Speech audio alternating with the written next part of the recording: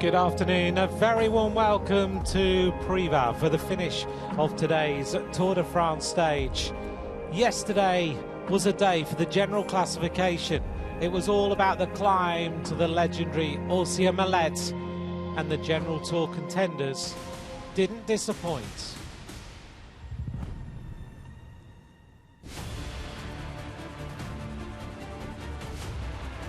Whoop, Lopez. And their team leader is paying the price. Alexander Kristoff is going to take stage number 1 of the Tour de France.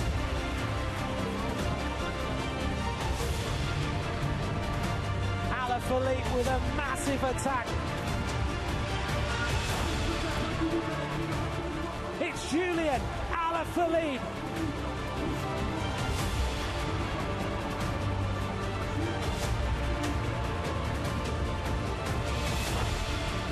Dan Bennett now on the front. Caleb Ewan attacks, and who's going to be on the line? Caleb Ewan.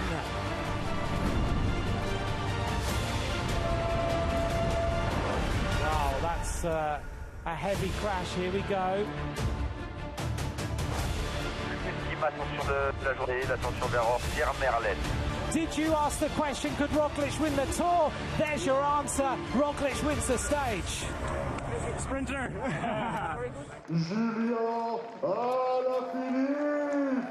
Primoz Roglic took a victory in Orsia Millet, but the yellow jersey remains on the shoulders of Julian Alaphilippe. His advantage now 4 seconds on Adam Yates. Primoz Roglic at 7 seconds.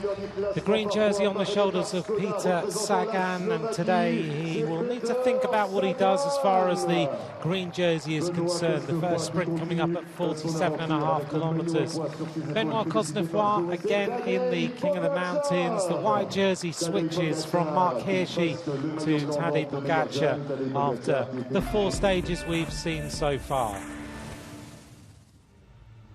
Let's take a look then at today's stage. The riders riding from Gap to Privas. An interesting day ahead as the riders make their way to the Ardèche, the intermediate sprint at Lépine, and then 2 fourth category climbs before a tricky run-in to the race finish in Privas. It's going to be an interesting one as far as finding out who takes today's stage victory. Beautiful weather conditions again in this region as we ride out of Gap that the Tour has visited many, many times before. On the front, at the race start, Julian Alaphilippe there nice and early. Says hello to Benoit Cosnefroid. Little exchange of views as to how things are going. I think he'll be enjoying another day in the yellow jersey. His 17th day in the Maillot Jaune in his career today. As we look down on Gap, we're going to ride out of the Haute-Alpes department and we're going to end up in the Ardèche at the end of today's stage. It's going to be a picturesque and a beautiful ride from Gap to Privas at a stage of 183 kilometres. Alongside me, yellow jersey in the Tour de France, Simon Gerrans, who's going to be with me, of course, through 21 days. We're looking forward to today's stage. That's a way to take your luggage to the team bus. Simon, yesterday we saw the showdown of the contenders. It was a very interesting day at Orsia Millet. Thanks, Anthony. Great to be here. Yes, what an interesting stage it was, and it was great to finally see the genuine contenders for this Tour de France at the front of the race and vying it out 100% for the stage win. And they certainly did fight yesterday, as we see all the riders getting ready and the fans trying to get a little glimpse of their favourite stars. It raised questions and answered questions yesterday. We've talked before the race about whether Roglic was injured or not injured, and yesterday he answered all the questions. He certainly did. He showed that he's on form to win this Tour de France. He easily distanced all the other contenders in the sprint in the final yesterday. He climbed with such comfort, and to be able to climb sort of a climb of probably 15 to 20 minutes at threshold and then put an explosive sprint like that for the finish and to take this stage was an impressive feat. We just flew past the Alp Arena ice rink, nicknamed the Ice Stadium. It replaced the older skating rink, the Brown Ferrand skating rink itself. There's a lot of ice hockey in this particular region in Gap. We're looking forward to a stage. It's quite windy at the finish line, but at the start doesn't look like the trees are moving too much today, so maybe the conditions are going to change along the route. This is the museum department of the Haute-Alpes, the particular region we are in right now. That building was built in 1903 and opened to the public in 1910, made from plans by the architect Chaudier. National Lottery draw managed to fund that in 1901. Julien Alaphilippe in the yellow jersey at the front at the moment, just waiting for everybody to arrive. The neutralised section today will be 3.5 kilometres, so another relatively short neutralised section before we get underway. And Peter Sagan in his mask, it's the same one as yesterday. Is it? It is. In fact, it might be a slightly different green colour, but it said proud in green yesterday. Oh, good. Well, he's proud in green many times over, Peter Sagan. Obviously vying for his record-breaking 8th green jersey in the Tour de France. He's won 7 of the last 8 editions of the Tour de France in the green jersey competition. So, yeah, you can see he's desperate to win an 8th title and really set that record. Does he have a conundrum today? He's got the first sprint at Le Pin, which is 47.5 kilometres into the stage.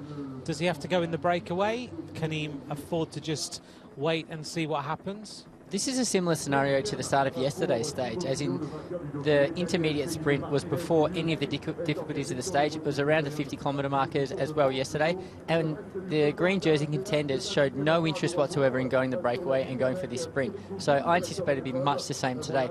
The riders actually climb out of Gap immediately after the kilometre zero for a kilometre or two, and it's quite a solid start to the stage. So I think the opportunists for the stage will attack literally right from the start, and they'll establish a breakaway of significance very quickly. Let's see what happens then out on the road. The peloton has just formed up behind the leaders' jerseys of Alaphilippe, Sagan, Cosnefroid and Pogacar. The rider yesterday, the most combative rider of the stage, Krits Nielands, riding for Israel Startup Nation. He had a great day yesterday. He certainly did. He looked very comfortable in the break all day long, and then put quite impressive attack in on the final 3rd category climb of the day to distance his breakaway companions, and managed to hold off the peloton until around 5 kilometres to go before the gradients really kicked up. So a very impressive ride. Looking down on the peloton as we wait for them to roll out of Gap for the start of today's stage. This is the sanctuary of Notre-Dame de Laus.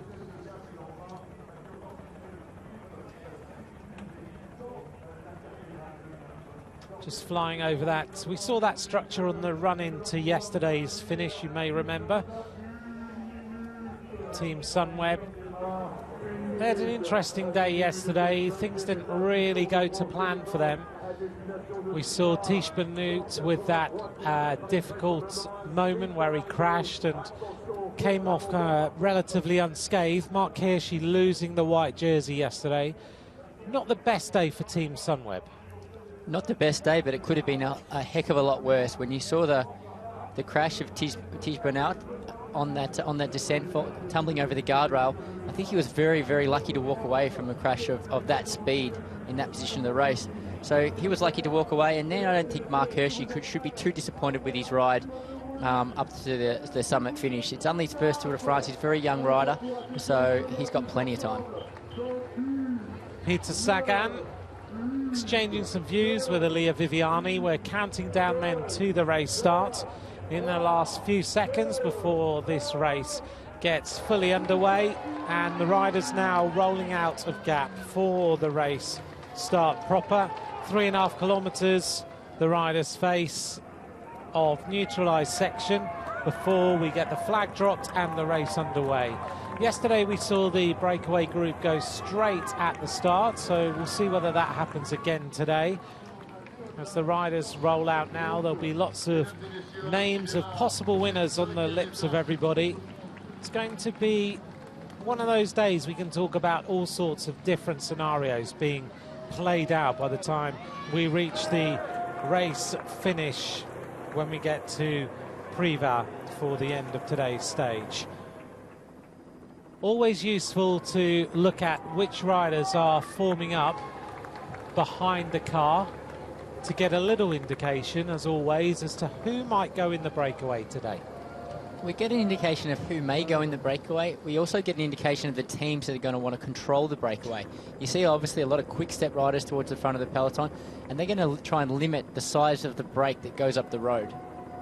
Here's our race leaders. Julien Alaphilippe is the yellow jersey. Cosnefroy is there, Sagan and Pogacar. That's the riders wearing the leaders' jerseys today as they roll out of the race start. Behind the red car, the race director's car, and in that car is Christian Prudhomme, who is the director of the Tour de France since 2007. And to make sure that the environment is thought about within the Tour de France, Christian Prudhomme in a Skoda Enyaq 4. It's a hybrid car, so we're adding a little bit more of environmentally friendly cars into the Tour de France. It is its first appearance in the Tour.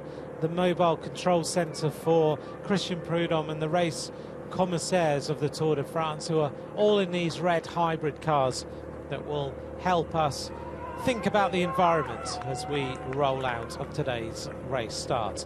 This is the Cathedral of Notre Dame and Saint-Arnoux, built in the late 19th century. Actually, it's a relatively new cathedral, built from 1866 to 1906, following the plans of the architect Charles Lane, who, for those of you who are fans of the Tour de France, last year also restored the Pont de Gare.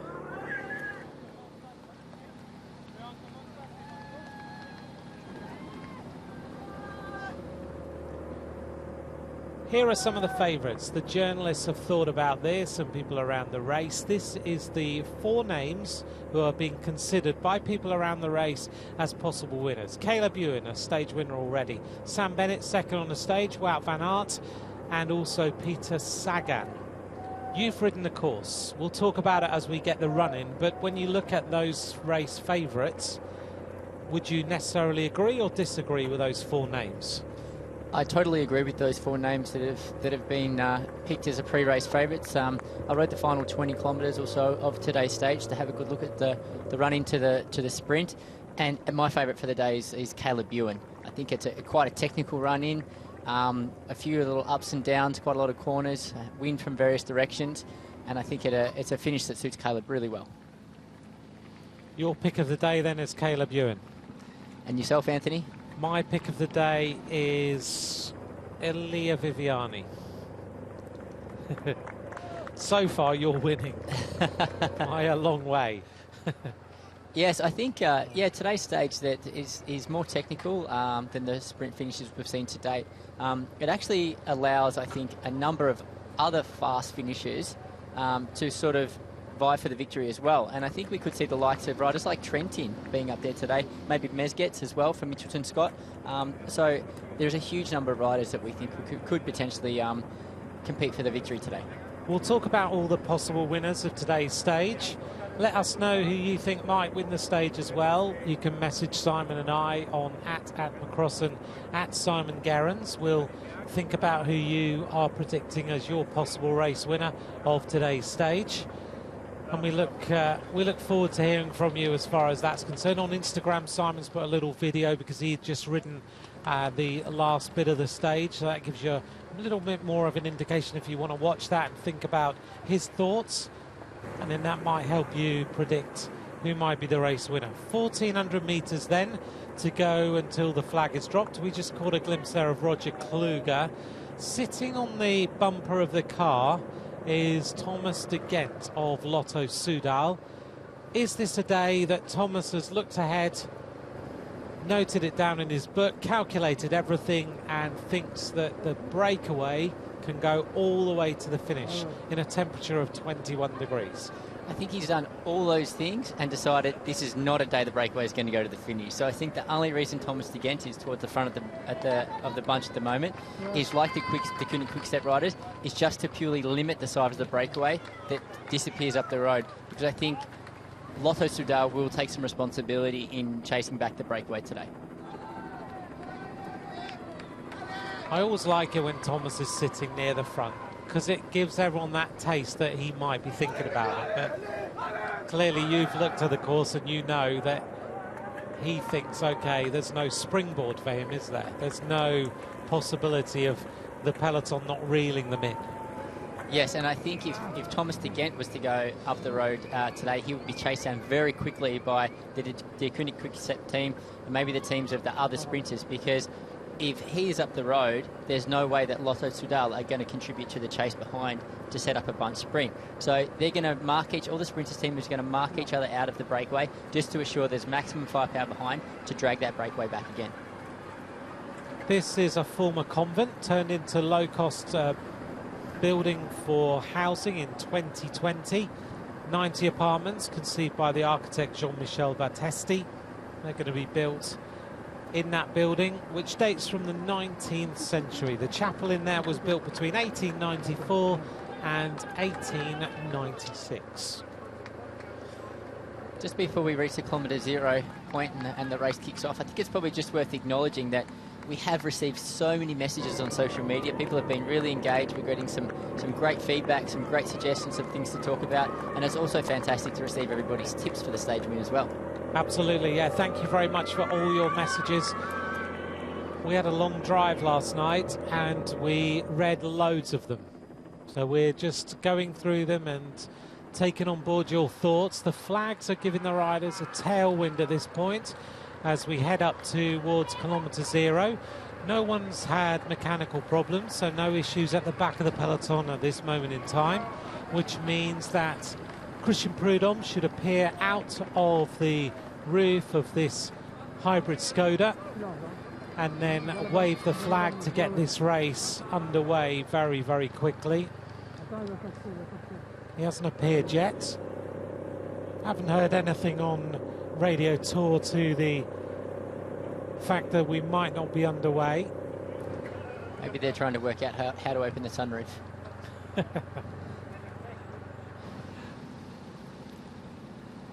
Just listening on Radio Tour to see whether anyone is out the back of the peloton, because Christian is waiting and he's holding the race at the moment.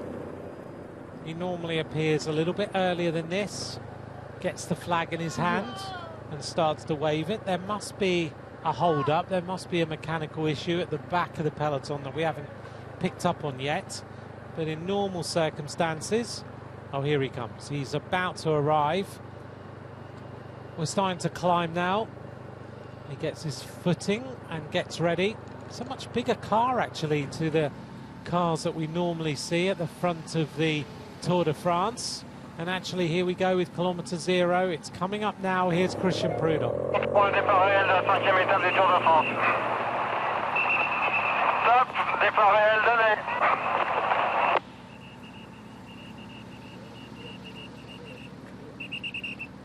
Allô, départ réel donné à 13h19. 13h19 de cette 5e étape de la 107e édition du Tour de France. Une étape entre Gap et Privas. 183 km à parcourir aujourd'hui. 183 km au programme et 172 coureurs au départ. 172 coureurs au départ. The official start of the day's stage at 1:19. Stage 5 of the Tour de France between Gap and Privas. 183 kilometers of racing today and 172 riders at the start. The voice of Sepp Piquet, the voice of Radio Tour. And normally we see immediate action at the front of the peloton, but we've had no action at all.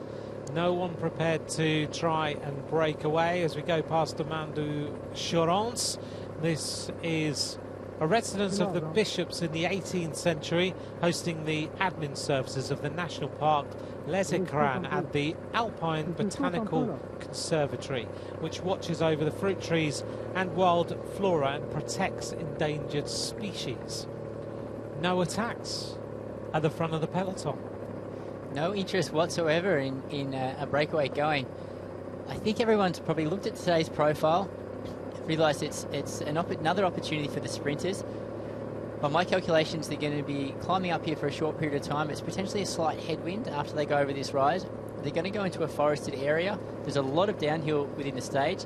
And then as they pop out of the forest with around 50 kilometres to go, it becomes quite windy. They're going to have a lot of crosswind and a lot of headwind heading to the finish line. So that will make it ever so more difficult for a breakaway to survive for the final. Also, so far, we've had 4 difficult days. We had day 1, which should have been okay, but then turned into that crash-ridden stage. And then we've had another couple of really tough days. The riders are maybe just feeling it a little bit. I had some messages last night. I was talking to Luke Rowe, and he said that the riders' legs, he feels that in the peloton there are already some very tired legs. And that's only 4 days into the Tour de France. Also, they've had pretty long days, massages around 8, 9 o'clock in the evening. Then you've got to then start to recover from that massage to get feeling good the next morning. So I guess the riders, normally by this time you're riding into the Tour. Here you've had to start absolutely full on. Maybe there's just a lot of tired bodies in there. There could be, and yeah, maybe they're going to take advantage of today's stage to try and recover a little bit before the days to come. But I agree with you, these riders are actually starting to feel the fatigue of the race already, and after only 5 stages of racing, they're tired, and probably more so than what they're used to at this point during the Tour de France with such a demanding start this year. No one prepared to break away. Also, when you come out of Gap, it's not an easy start, is it? It takes a long time going uphill out of Gap. It's a traditional way of exiting this town. And the riders all know it, don't they? They know that this is not an easy little ride. And if they were going to start to break away, they'd have to be on the turbo train or whatever just before the start. Sometimes that does happen. But maybe today they're like, OK, we're just going to ride as a peloton. And we'll see if we get to this intermediate sprint. Maybe things will hot up a little bit. Things will most definitely hot up for this intermediate sprint. But it's worth noting they climb out a Gap here up and down for around the first 10 kilometres, or maybe 5 or 6 kilometres. But then it's actually quite a long run downhill in the valley as they exit Gap. And I think we're going to see the pace hot up a little bit there. But yeah, as things stand, it's not that inducive for a breakaway. Heading out of Gap in Haute-Alpes, it's dubbed the sweet capital of the department.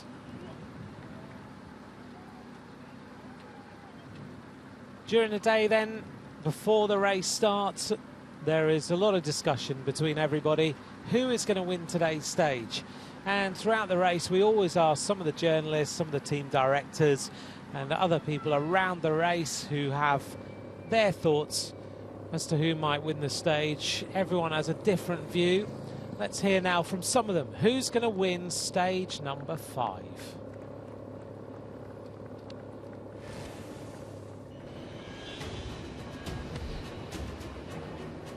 It will be a really fast day because it's pretty much all the way downhill, and then they're all getting fresh into the final. It's a tricky final, it's slightly uphill.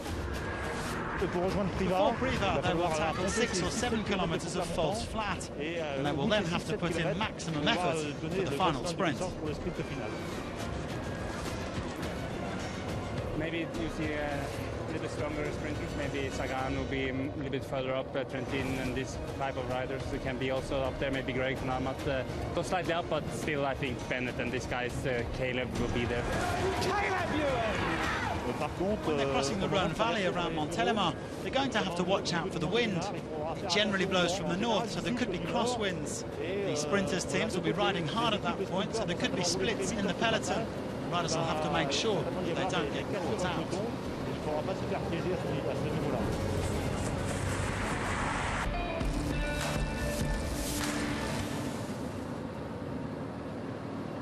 little indication then of how this race might unfold. Right at the start then, you might have noticed him through his mask, Bernie Eisel. I think he's dyed his hair a different colour. When he walked up to me the other day, I didn't quite recognise him with his mask and everything on, but Bernie Eisel giving his thoughts. Thierry Gouvenou is the race director of the Tour de France. He is the person who actually decides how this race unfolds. He is the one who designs the route with his team. As we see Niels Pollitt, who was in the breakaway yesterday, and really only Alexander Kristoff giving us a view on who might win the stage. Yeah, a lot of those other guys there were sort of talking about the stage itself and the parkour and the wind conditions, but no one was really prepared to name a favourite for the stage. But yeah, all in all, it's really shaping up to be another stage for the fast men. However, more of a diverse sprinter, maybe. Peut-être, it dropped into French. That's okay. We're looking here at the peloton. Kristoff then, he threw a few more names in, and an interesting attack. Kasper Asgreen talked into his race radio then, and now decides time to go. Well, as predicted, as soon as you have a rider from one of the sprinters teams go up the road, there's an immediate reaction by a rider from another sprinters team, and I think it's Thomas de Gendt chasing him down. Thomas de Gendt is trying to chase down the Danish champion, Kasper Asgreen, who settles into his rhythm. It was quite interesting to see Kasper Asgreen then. I noticed him talking into the radio. He's obviously thinking, am I allowed to give this a go? Because Julian Alaphilippe is in the yellow jersey. Yep, on top of this we see Asgreen, de Gendt, and then the person literally looked like they're towing the bunch across is a Bora Hansgrohe rider. All sprinters teams. All the sprinters teams are marking each other out of the breakaway. And suddenly this peloton is in one long line. They've recognised the danger, and you've got two superb riders at the front of the race. De Gendt, an absolute master at being in the breakaway, but de Gendt is not going to go through. He's just going to sit there and wait, and he is going to wait until they are caught by the peloton. The race is going to come all back together with 177.5 kilometres to go. The first breakaway of today's stage nullified very, very quickly. So Asgreen was attacking off the front here just to try and get an advantage on the peloton, get up the road. So his Deceuninck Quick-Step team is relieved of the responsibility of chasing the break back. Obviously they've done a lot of work the last couple of stages. Maybe they're getting a little bit tired. He's looking to give Tim de Klerk and Remy Cavagna a bit of a break from riding on the front. Yeah, I guess if he got up the road, then the pressure's off and another team is going to have to chase, and the last thing the other teams want to do is chase. Just going past the restaurant we had dinner in last night. The pirate restaurant. It was. Yeah, we had dinner in a pirate restaurant last night. It was very different, but it was good. That was good. Yeah. We had to find something rather quickly on the way. It is a little bit of a food-laden stage today as we go along the road. We've started off in the sweet capital in Gap, and we're going to head to the Ardèche, where there's loads of fruit growing and all sorts of food and delicacies along the way. And of course, there's a lot of wine in this region as well. So I think we're going to have a day where if you're feeling a little bit hungry, then sorry, because you're going to be more hungry by the end of today's stage. Andre Greipel, little issue.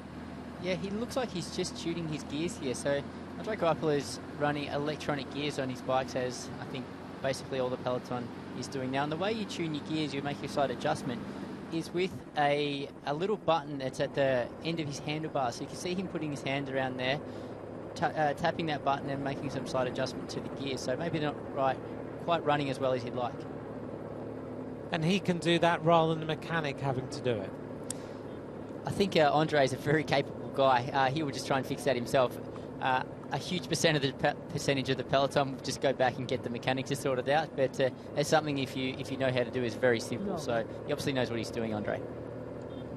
Looking across this incredible terrain, I've heard also, you might be able to confirm or say it doesn't happen, that now with Shimano gears in particular, the mechanic can open an app up in the car and tune the gears himself.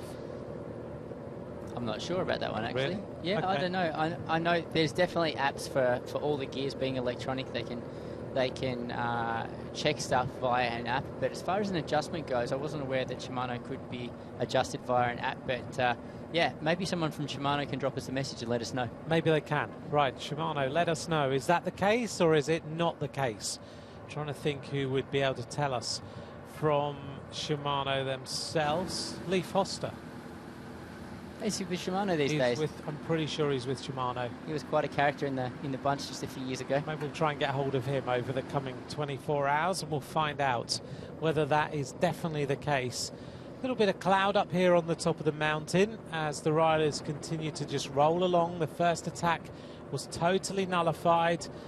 Kasper Asgreen unable to get away from the peloton. De Gent hunted him down, and Bora Hansgrohe were very quick to close that up as well. In terms of terrain and where we're heading, 47.5 kilometers is going to be the intermediate sprint, and that comes up with 135.5 kilometers to go. So we've still got around about 40 kilometers until we reach there. It's going to take a little bit of time. Thibaut Pinot a little bit more relaxed today, all smiles, sharing a little bit of a joke with Kenny Elissonde alongside him. Thibaut Pinot there in the near side to the camera in the white, red and blue. Today, when we were driving in and you rode in, Thibaut Pinot's fan club have been extremely busy overnight. They certainly have. There were a lot of Thibaut Pinot signs on the roadside in the final 20 kilometres of the stage. And I don't think he's from this area. However, they've all travelled here to support him in this year's Tour de France. A very popular rider with the French public. And it's probably worth noting as well that Thibaut Pinot and Kenny Elissonde were teammates just a few years ago. So they obviously get along quite well. We saw this observatory yesterday. For those of you who joined us for the stage, the Noemi observatory up at 2,500 metres. Yeah, every time you go through a roundabout or something on the way to today's finish, you'll notice Thibaut Pinot signs absolutely everywhere. There's also a bridge across the road, has Thibaut Pinot across it. I think they have been up pretty much the entire night, making sure the route is actually decorated with Thibaut Pinot fan art. Thomas de Gent relaxing, chatting away at the front of the peloton. Let's take a look at some favourites. So the journalists think today Caleb Ewan. Mark Renshaw says Caleb Ewan. The fancy game of the Tour de France is predicting Peter Sagan, and NTT's data is saying Caleb Ewan. Well, it looks like he's the man to beat, doesn't it? No. Seems to be. Looks like he is the out-and-out favourite. He's your choice, and he's a choice of 3 other areas of prediction. There's a lot of pressure now on his shoulders. I think there's a lot of pressure on Caleb's shoulders anyway. Well, he would put a lot of pressure on himself. He's a guy who demands a lot of himself. He's a hard worker. He's very focused, and you know, he's very impatient to get as many wins as possible in the Tour de France. Already 4 to his name, which is very impressive after, you know, just a few days into his second Tour de France. Greg Van Avermaet.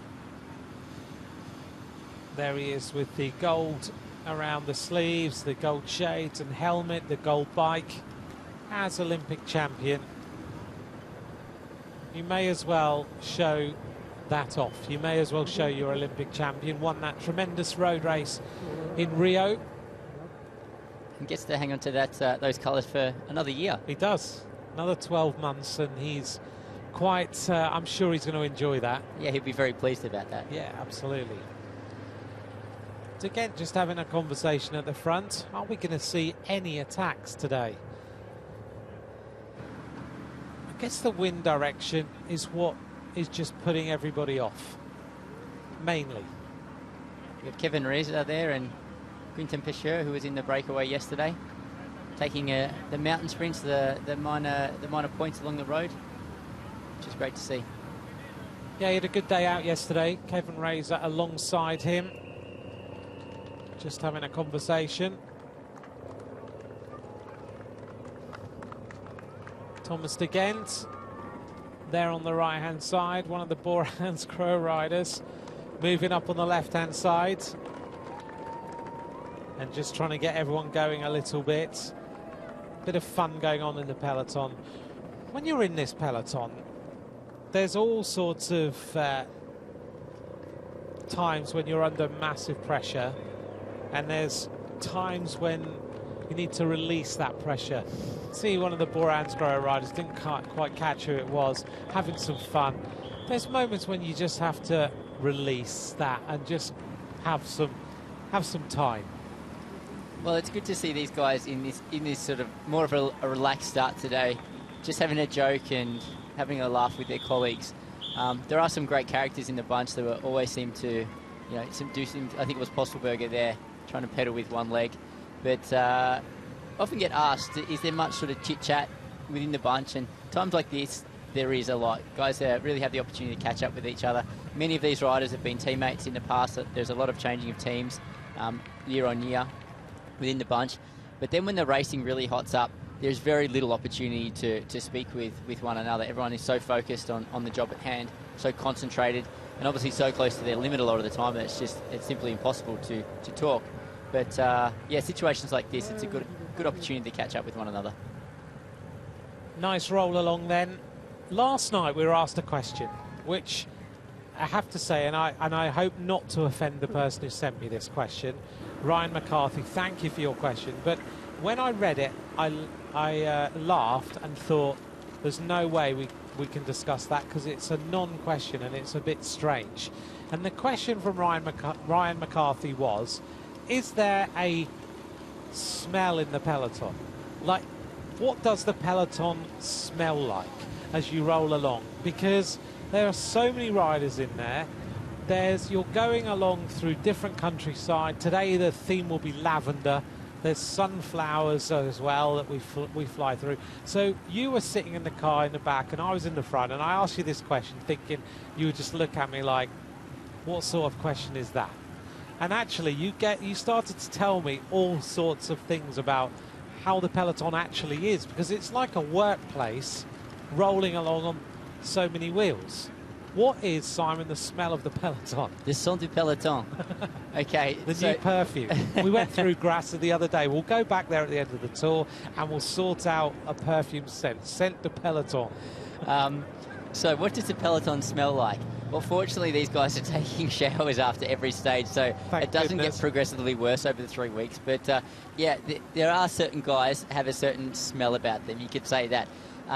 Some for the better, some for the worst. The ones that do have that the smell for the worst, you want to get away from them as quick as possible, because there's nothing worse than climbing up a hill, a long hill in particular, and all you're breathing in is BO from the guy in front of you. So that's terrible. There are also a number of riders over the years that like to use perfume or cologne or aftershave or something when they're racing. Whether that's to impress, the podium girls or maybe different ladies in the village or whatnot, I don't know. But there were a few guys that would always wear aftershave. Tomo Vokler, he was one, he would always wear cologne. So, and a lot of it as well. So you get behind Vokler and try and get off his wheel very quickly, because otherwise you'd have a taste of aftershave in your mouth. Right. A few of his teammates, I remember, also copied him. So it became a thing. It became a thing within his team. There was a lot of aftershave going on there. A couple of the German riders as well. I can't remember who exactly. Burkhard, I think, was another one. He used to wear aftershave. So, yeah, a whole different range of smells that go on in the bunch. And like I said, some good, some bad, but it's just like nice that when guys don't smell at all, in all honesty. Yeah. So thank you. Ryan McCarthy, the question of the week so far. I guess also you're going through all these different areas and you get the scent of flowers and trees and everything else. Like today we are going to go through the main lavender region as we see Mikael Landa. Do you pick that up as you're going along, or do you not really notice that? You don't tend to notice the nice smells as much, but when you're often racing through more rural areas and you'll go past something like a pig farm, that has a very distinct smell about it. It does. And yeah, you generally try and just hold your breath to get through those. But no, the flowers and the things like that, unfortunately, are less obvious. Do you ever get the situation where you go through one of the towns and there's an amazing barbecue on, or coming in, you're through there and thinking, yeah, I haven't had a musette yet. I'm feeling quite peckish. That burger smells really good. Just call forward to the Swan and asking them to drop a steak in your musette for you, something like that. Yeah. Not so much in racing, you don't really notice those smells. Definitely in training.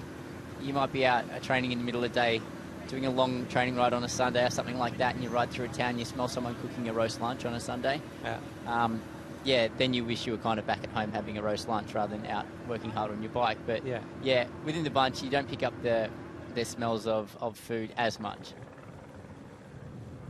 Ryan McCarthy, thank you very much. Great question, and thank you to all of you who've messaged us at Ant McCrossan, at Simon Gerrans on Instagram or Twitter. 168.2 kilometres to go. One attack so far today, nullified immediately.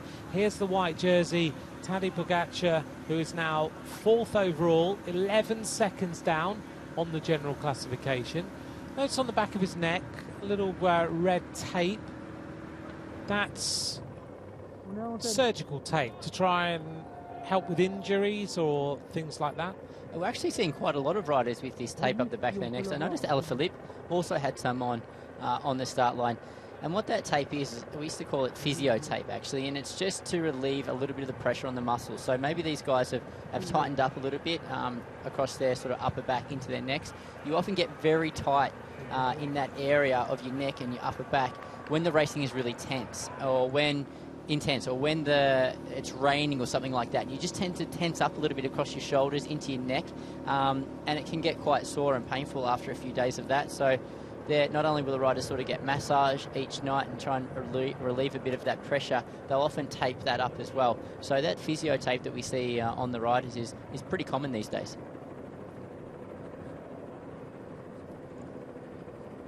Looking down then on the peloton, still rolling along at a relatively decent pace, but 42 kilometres an hour is the average speed, even although they are not attacking. Here's the sprint strength of the two squads based on the previous 6 years' results. The team of Lotto Soudal on the left, 7.1 out of 10, and De Koning Quick-Step, Bennett's team, with an 8.4 out of 10 based on their sprint scores. There's your stats. Shows the kind of comparison of all the different riders. Thoughts on that statistic, as De Koning being a little bit stronger when you look at their sprint capability compared to the team of Lotto Soudal? Well, it's an interesting statistic there. When you look at sort of the team of De Koning Quick-Step and Alaphilippe, they're sort of marking as the second best sprinter in that team, and we don't anticipate to see Alaphilippe at the front at all in these bunch sprints. He might be staying up there just to stay out of trouble and not lose any time, but I don't anticipate he'll be involved in Sam Bennett's lead-out train. Whereas the Lotto Soudal team, obviously they have a couple of riders down, losing Degenkolb and Philippe Joubert after the first stage of racing. But the remainder of that team will be very committed to Caleb Ewan and making sure they're assisting him. There are a number of riders that will just place them nicely for the sprint, and then he's got a very strong lead-out train with Roger Klug, and he's got one more guy. Roger Klug. Roger Klug, and help us out. Anyway, he's got a number of guys that will be there, and I anticipate will really drop him at the front, ready to open up his sprint in the final couple hundred metres. Yeah, I mean, he's got, in terms of his team, he'll have Frison will be there, and De Bust. De Bust, yeah. Will look after him. I think De Bust has probably been one of his most reliable lead-out guys. Caleb tends to take him whatever race he's targeting, De Bust is there. Looking down on the peloton then, as we roll out, we just went past the chateau that you just caught a glimpse of, that the riders were racing past, Chateau de Tereil, the Italian villa transformed in the 18th century by Jacques Toscan de Plantier.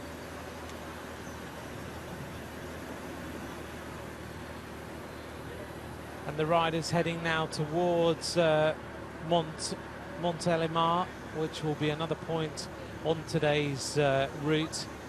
Still no major attacks. Nothing is going No one is prepared to go away. I'm trying to think back, Simon, to the last time there was a stage where we didn't see a breakaway go, where the peloton just rode like this. Well, I don't anticipate we'll see the peloton roll like this for the entire stage.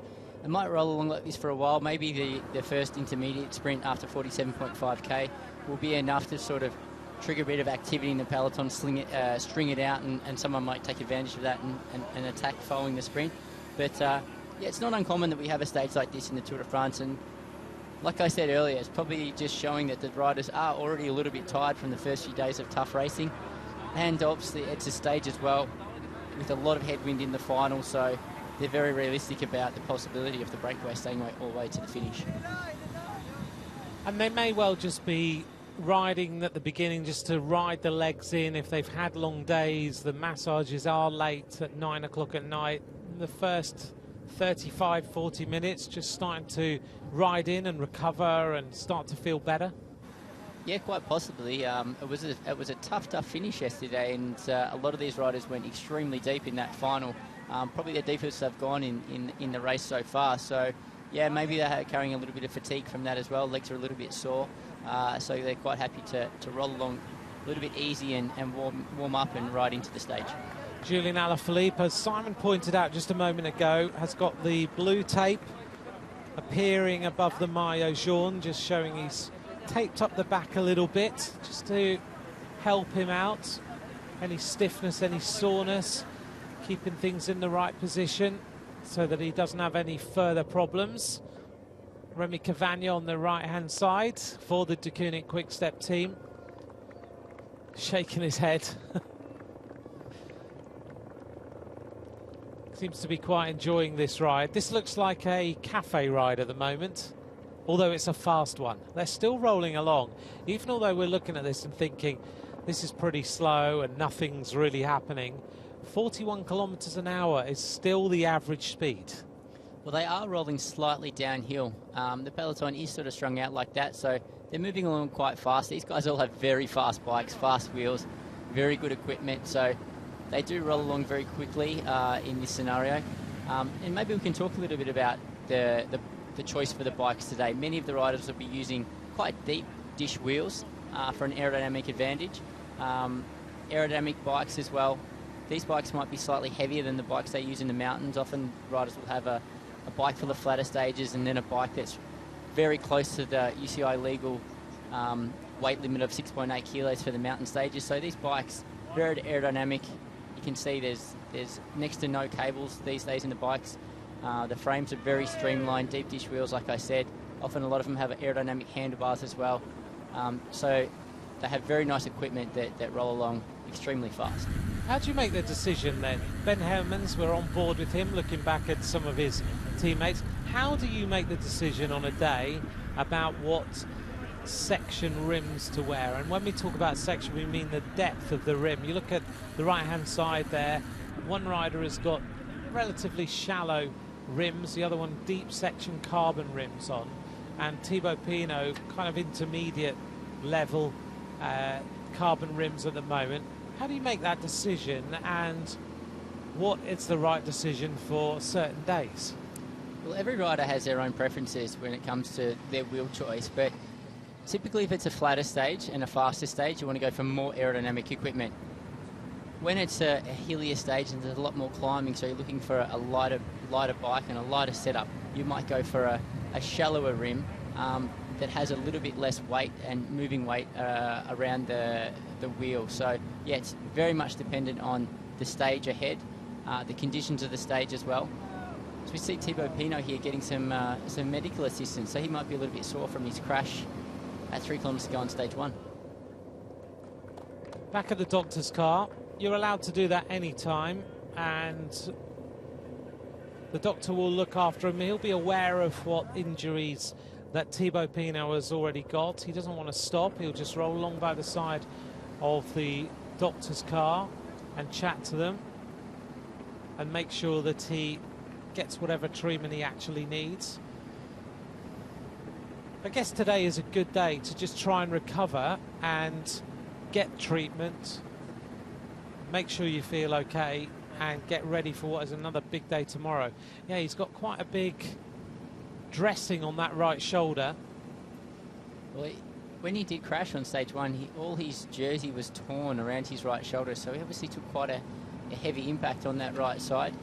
Didn't seem to affect him too much yesterday. He managed to finish right up the front with the major favourites on the stage, so he's still climbing very well, and I hope his crash on stage one doesn't cause too many issues later in the race. Tony Martin on the front, and pleased to report he's wearing shades today.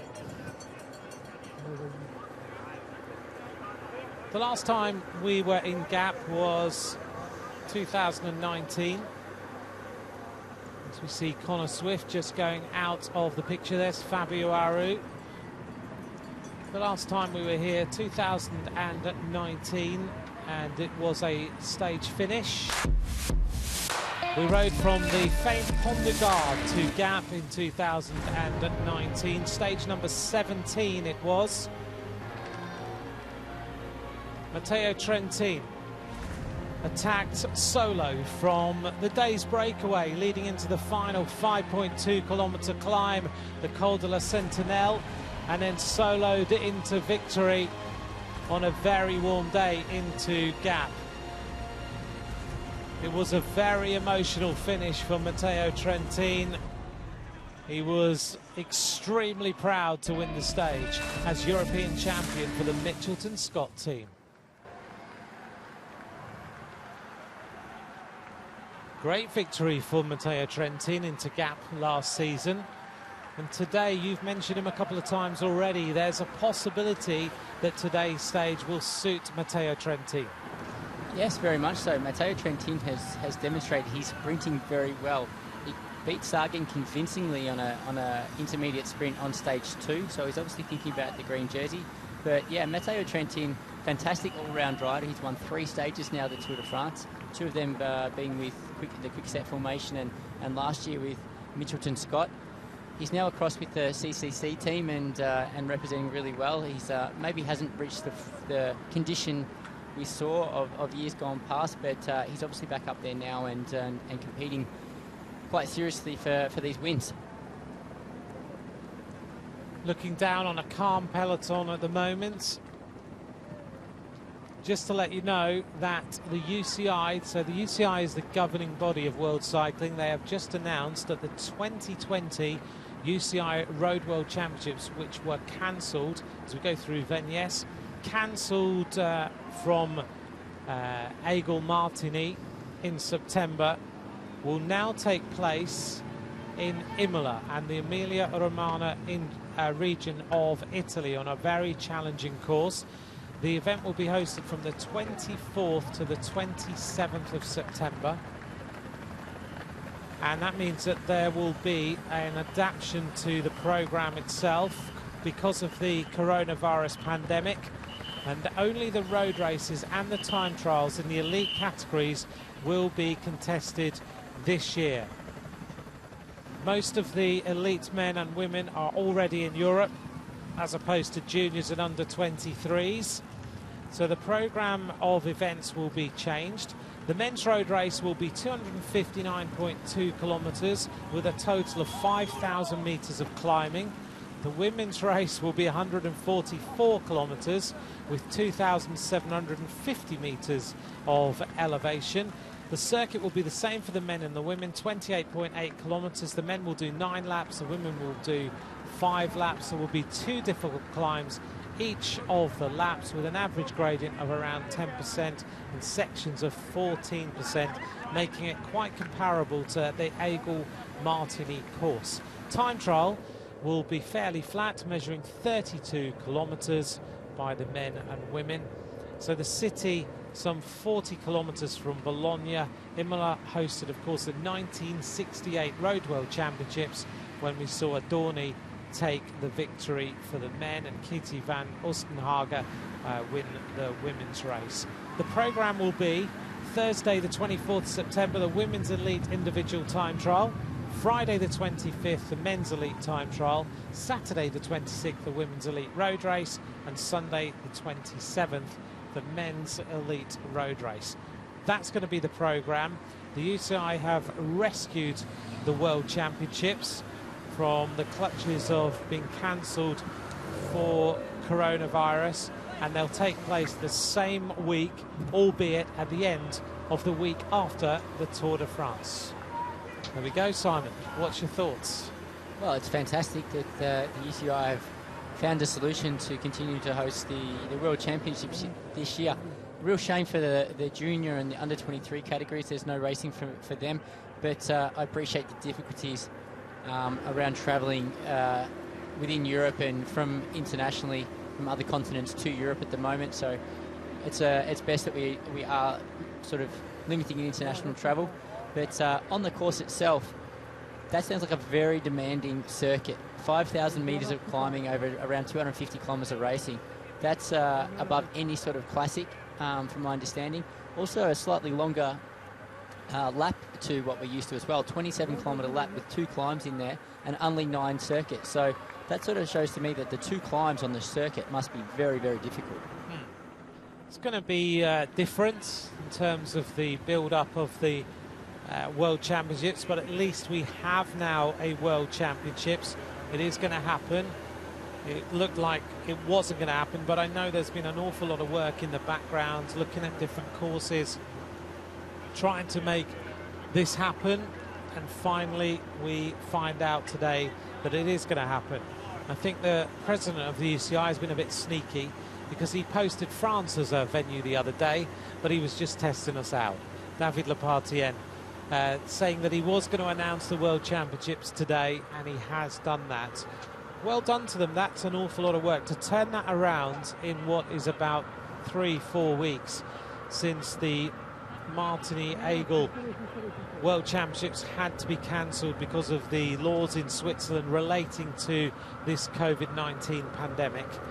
But it does mean we will see the elite road race. And in Italy, which had such a terrible time with the coronavirus pandemic, it will be wonderful to see racing in Italy and bringing some joy to that region. Yeah, it's fantastic. Another really positive point about the World Championships finding a new venue and some new dates is now all the riders in the Tour de France are going to be free and not occupied with the Tour de France for the dates of the individual time trial. Originally, the individual time trial clashed with the final stage of racing the Tour de France, so there were a number of riders that decided to sit out the Tour de France initially because they wanted to target the individual time trial at the World Championships. Obviously, that didn't eventuate, but now we have some fantastic time trials in the Tour, and they're going to be now available to target the Worlds as well. We'll get to see all the best riders there then, which is wonderful news. There's George Bennett having a good Tour de France so far with his Jumbo-Visma teammates. There they are, Roglic and Wout van Aert. Roglic seems to be in very good humour today after taking the stage victory yesterday. And what an incredible job done by Wout van Aert yesterday on that climb. He looked on imperious form. It was stunning. Yeah, for me yesterday, the ride of the day was Wout van Aert. The turn that he did on the front of the bunch, up until around 1.6 kilometres to go yesterday, was nothing short of phenomenal. He is such an all-round, fantastic, complete bike rider. This is a guy who showed us that he can win bunch sprints in the Tour de France. We've seen him, he's the current Belgian national time trial champion. We've seen him win classics. Now we've seen him as well climb with the very best guys in the Tour de France. So there doesn't come any better than Wout van Aert at the moment. That turn he did was breathtaking. It was just to watch an athlete ride like that on a mountain. For mere mortals who like to ride bikes, it was just one of those jaw-dropping moments. It certainly was. He took over the front of the bunch, rode past Mikel Nebe, who's an acclaimed climber of the Mitchell & Scott team. He just upped the pace ever so slightly. You could see a number of riders got immediately dropped from the group as soon as he hit the front. As the gradient flattened out ever so slightly with 2 kilometres to go, he got out of the seat, he held his handlebars on the drops and literally started sprinting to up the pace that high before the final ramps of the climb, where Sepp Kuss took over and maintained an extremely high tempo to set up Primoz Roglic. Roglic, there's a story in L'Equipe today about Primoz Roglic, and it's all about Primoz Roglic's 5-year plan to win the Tour de France. There's a quote from Bogdan Fink, who was Roglic's manager at the small team in Slovenia, Adria Mobil. There he is on the far left-hand side. He agreed to take on the 22-year-old ski jumper with absolutely no cycling experience in 2013. As we go past the solar farm here, which was inaugurated in 2016, we saw another one of these the other day. It's a producer of 100 PVs of renewable electricity in France, and it's second in the PACA region after that of Vitrolles. Covers 10 hectares and produces enough electricity for the consumption of 3,700 people. Coming back to Primoz Roglic, but Bogdan Fink took him on in 2013 as a 22-year-old ski jumper. He had no cycling experience. At the end of 2015, he went to Jumbo-Visma. They just signed him on the minimum wage of 40,000 euros, which is the minimum wage in the World Tour. And he had his first training camp with Jumbo-Visma, and he had a staff meeting during which he said, they asked him what he'd like to do, and he said, I'd like to win the Tour de France within 5 years, by 2020. And Franz Masson, who's one of the sports directors on the Tour de France, confirms that story and says to him, okay, calm down a minute, this is the World Tour, you haven't even won a single race. But Primoz said in a perfectly serious and a measured way, I want to win the Tour de France in 5 years. There wasn't even a sign of arrogance, Franz Masson says. He was actually showing in an intelligent way he had formed a plan in his mind. 5 years I could win the Tour de France. And Bogdan Fink, who was the manager of Adria Mobil, says Primoz has always got a plan for his preparation, for his studies, for his race tactics. He knows what he wants. No one ever decides it on his behalf. He doesn't like to talk, which we know from some of his interviews. He just likes to do, even if nobody believes in him. Incredible. Yeah, it certainly is. And I think the fact that he was an elite athlete, it sounds like he's basically been an elite athlete his entire life, but the fact that he was quite, from my understanding, a competitive ski jumper, he knew already what it takes to get to the top in a particular sport. And he obviously had the confidence that if he applied himself to cycling the way he applied himself to the other sports that he participated in the past, that he could get to the top. And that confidence just shone through, obviously, from his very initial meetings with the Jumbo-Visma team, with their directors. But you can imagine the directors bring on this young kid from a different background, Slovenian descent, and him saying that I want to win the Tour de France. I'm sure they would have been a little bit taken back by that. His ski jumping coach, Zvon Pogač, said that they must have thought at that time he was totally and utterly crazy when he went to Jumbo-Visma and said, I'm going to win the Tour de France in 5 years. But he sat them down, he told them what he was planning, and he wanted to win the Tour by 2020. And apparently from that moment he got every single book written in English that existed about the Tour de France. Technical books, biographies, everything he could read. He read all of them. He formulated a plan, and then he basically wanted to win the Tour, and he knows that it's possible for him to do it because he had been good at ski jumping. He'd been doing that since the age of 10, but it didn't work out right to the level he wanted to do. He was a World Cup ski jumper, but he wasn't winning World Cups all the time. He just doesn't do anything by halves, apparently. He said, I'm not the best at ski jumping, but I've done my best, that's fine, but I want to win the Tour de France. Well, the Jumbo-Visma team management obviously saw something in him from very early on, because they have basically developed him as an amateur, as someone very new to cycling, to the level we're seeing today, which is a genuine contender of the Tour de France and already a Grand Tour winner. So they've obviously got some pretty good talent identification people in the Jumbo-Visma team. He obviously does some incredible numbers in training or in testing, and it was only going to be a matter of time before he learnt enough about cycling to apply that to road cycling as well. He comes across like a very studious person as well. Like you said, reading as much as he can and finding out as much as he can about the sport and obviously how to prepare and approach racing. So that calculated approach is really shining through now. We were asked a question about the switchover from sports, in particular from triathlon. People who've switched from triathlon into cycling. 152 kilometres to go. Posselberger and De Gent on the front of the peloton. The peloton is not full flight, not attacking. Everyone is just riding together right now. But we've been asked a few times by some of you out there about the switchover of riders from different sports to cycling. I think it's right in saying in the men's sport it doesn't happen quite so much, but we'll touch on a few cases. But in women's cycling it's happened loads, where we've seen women switch from different sports into cycling and have already progressed to a high level. I think of another skier, Anna Henderson, who's a young British rider who was a downhill skier who switched into now Team Sunweb in the World Tour. Megan Garnier, who was the winner of the Women's World Cup, she was a downhill skier.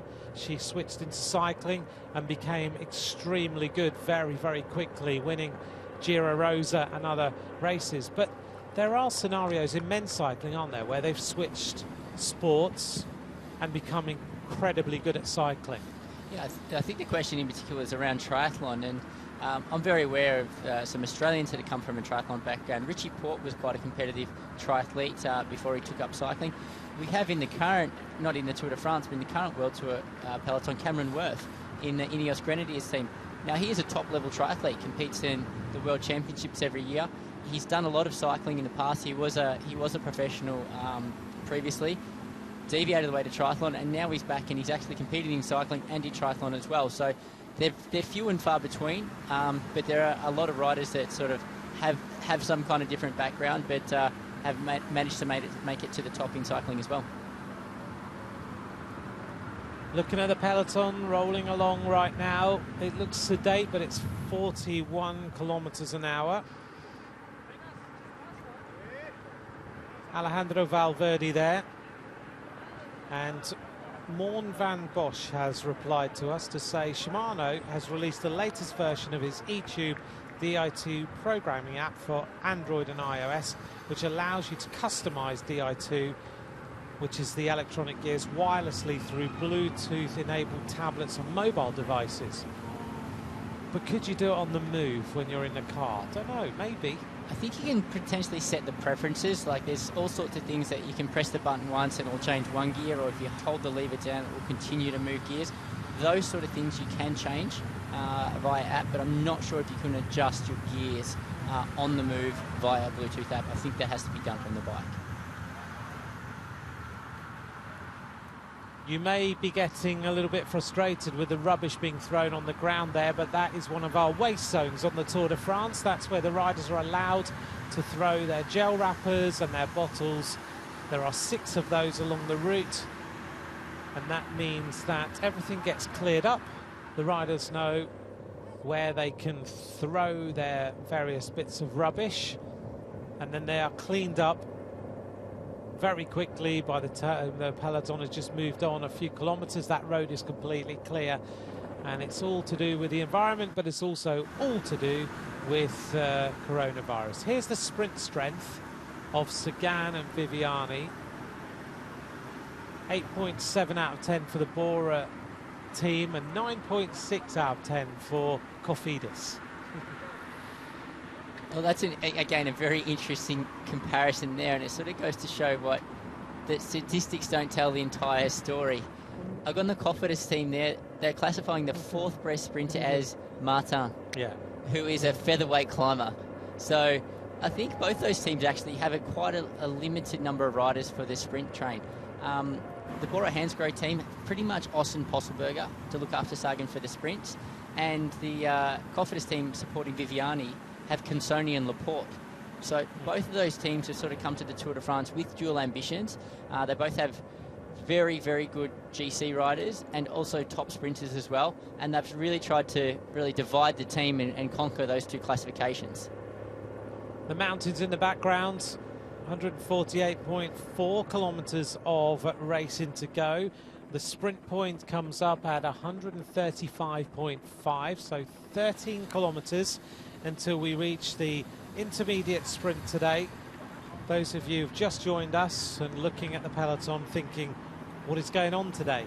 The answer is the peloton is having a day of catching up with mates, having a conversation in the peloton, covering the kilometres. No major attacks so far. There's some tired legs in here after some difficult days, and they are thinking also about tomorrow, to the Monte Gual. Tim de Klerk must be the happiest rider in the peloton. Finally, Tim de Klerk gets some time down the back of the bunch rather than sitting on the front, setting the tempo. But yeah, I think the riders are obviously very aware of what's to come, what's the hard stages to come in this year's Tour de France, and today's stage is going to be no different. Often you see a slow start means a very hectic final. A lot of these riders riding along, just saving their energy, means they're going to have a lot of energy for the final, and I expect to see a very hectic final few kilometres here to the finish in Privas. Another change of direction. The flags seem to have been dropping a little bit. The wind may be in a sheltered area. Just a few mentions. Thanks for all your messages. At Simon Gerrans, at Ant McCrossan. Velomath 2017. Thank you very much for watching. I just wanted to mention you. You're now retired and therefore you're able to watch the entire Tour de France show. So I'm sure that you are settled down, enjoying the racing today. And thank you very much for taking the time to get us and message us. Native 2 PNW. Thanks very much for watching as well. You messaged Simon and I last night, and a hello to Laura Allen and Nathan Skeen for watching today's show as well. We are heading towards the sprint. Shirley asked me last night on Instagram, I think it was, what is the language of the peloton? You switched into French a little while ago. Quickly. I'm just confused, that's what I am. No, the language of the peloton has probably changed a little bit over the years. When I joined the professional ranks in sort of the mid-2000s, it was very much Latin orientated. There was a lot of French spoken, a lot of Italian, a lot of Spanish, because that's what most of the professional teams were of that nationality. These days we seem to see more English-speaking teams, obviously with the inception of formerly Team Sky, now Ineos Grenadiers. There was a Garmin Slipstream team, which is now EF Education. These days we obviously have the Mitchelton Scott team as well. A number of the Belgian teams and Dutch teams all speak English. So there's a real mix of nationalities in those teams, but the first language in many of those teams is English. So the English-speaking teams tend to really outnumber the French, Spanish or Italian teams now. And I'm going to say the language of the peloton has probably really shifted within the bunch itself from French or Italian or Spanish to predominantly English. But when you turned pro, and when we talk to a lot of the pro riders, you all speak at least one other language to a level. And is that because you just are around so many different nationalities, or is it because you took a focus on learning another language to make sure you spoke something else? When I first turned professional, I was competing with French teams, so I very quickly learned to speak French just so I could communicate with my teammates. Many of the international, or let's say the English-speaking riders now, they will live in Spain or France or Italy or Switzerland or somewhere like that, and they'll learn a second language just for their day-to-day lives, so they can sort of order some food or order at a restaurant or go to the shops and things like that and be able to communicate with the locals. But I think it's pretty safe to say that most of these riders, they do have a few words in a second language, and the first few words you tend to learn in a second language are the curse words. Yeah. Because they're very, very largely communicated in the bunch, particularly coming into a hectic final. They might be used today quite a lot. There's a very good chance there will be a few curse words used today in the final, but there may be a few curse words thrown around, but I have said in the past few stages, these guys do have the utmost respect for each other. They are putting their lives on the line, taking plenty of risks, so you do need to respect your colleagues within the bunch. Absolutely. Just a quick message just to remind us, actually, a very good point. Tracy Kelly and Linda Walker saying, remember that Michael Woods was a very high level at running, sub 4 minute mile, extremely good runner. Was he an Olympian as a runner? He wasn't an Olympian. However, I think he might have had the quickest mile, been the quickest mile runner at one point in Canada. Yeah. And he was right up there in the world rankings for that. So good mate of mine, Woodsy. I think he's doing some work with flow bikes during this year's Tour de France coverage. Unfortunately, yeah, not racing in this year's edition. It would have been great to be supporting Michael in this year's race. But yeah, a very, very high level runner and still quite involved in the sport of running. Alejandro Valverde having a good joke in the team as well as we make our way through Ceres. Not far from the intermediate sprint now. We are only 10 kilometers until we reach the all-important sprint at Lepine. It's a little village stretching across a small main street. There used to be a castle on the top of the hill. There's now only a 19th century windmill that is in the town that we're going to race through for the sprint. We drove some of this route last night and we've covered a little bit of it on the run into the finish of today's stage. One thing I wanted to cover before we get to the intermediate sprint is Sam Bennett and him now drawing equal on points with Peter Sagan for the green jersey. Is Sam Bennett trying to emulate Sean Kelly and go for the green jersey in this year's race? Sam Bennett would love to win the green jersey in this year's Tour de France, and as all the sprinters would. Interestingly enough, we had an interview with Alexander Kristoff just a couple of days ago, who was very quick to acknowledge that he thinks Peter Sagan is unbeatable in the green jersey competition. However, if Peter Sagan has a mishap, then it's completely up for grabs. I think these guys all feel that they are very evenly matched in the green jersey competition, with the exception of Sagan. So they're all going to be picking up points wherever possible. In the scenario that Sagan has a mishap and he doesn't make it to Paris, then the green jersey is very much up for grabs. And this is an important sprint now, so things have been quite sedate until this moment in time, but we're about to get to the point of the intermediate sprint. And because there's no breakaway at all, this is becoming even more significant. A reminder to all of you on how the green jersey works. There's Peter Sagan in the green jersey, just in front of Julien Alaphilippe in the maillot jaune, the yellow jersey. Each day there is one intermediate sprint. There are points to the first 15 riders across the line, so 20 points for the winner, 17 to second place, then 15, 13, 11, and so on. The rider who's accumulated the most points at the end of each stage is the wearer of the green jersey. Today then, this sprint is now taking on more significance because Sagan and Bennett have 83 points each, and Alexander Kristoff, that Simon was just talking about, the winner of stage one, our first yellow jersey, has got 80 points, so he's only 3 points behind, and with the gaps of 3 minutes between 3 points between first and second, then it is a significant intermediate sprint. There's also points on the finish line today, which is how the green jersey ultimately will probably be decided. But this sprint now, which is coming up in around about 7.9 kilometers time, if Sam Bennett gets the better of Peter Sagan here, or Kristoff gets the better of both of them, there is now a real tussle for this green jersey. There are plenty of green jersey points on offer today. With this intermediate sprint coming up, like you said, has 20 points for the first rider across the line. And then today's stage is classified as one of the flatter stages in the Tour de France, so it's a coefficient 1, meaning there is 50 points available for the winner of the stage as well. So if there was a rider to take maximum points today, both the intermediate sprint and the stage win, they're gonna win 70 points in this classification. So that would be a huge advantage for whoever that may be.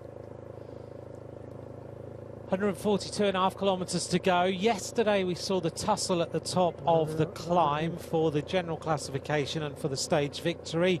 We saw the young Slovenian rider Tadej Pogačar follow his countryman Primož Roglič towards the line, and ultimately he secured the white jersey off the shoulders of Mark Hirschi.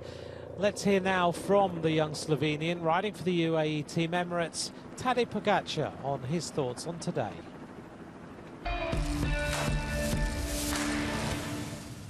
It's really nice to be in tour with the best. The team rode really well today, keeping me safe. So really big thanks to them. And yeah, I was a bit too short in the end for the victory, but yeah, it was a good performance, and yeah, we can be satisfied with the white jersey.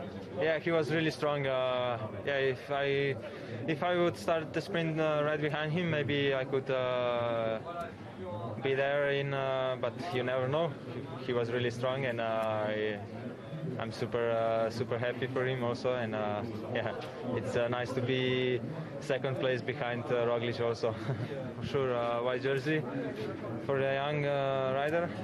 It's one thing I want to achieve, but yeah, the tour is still long, so we will wait and see.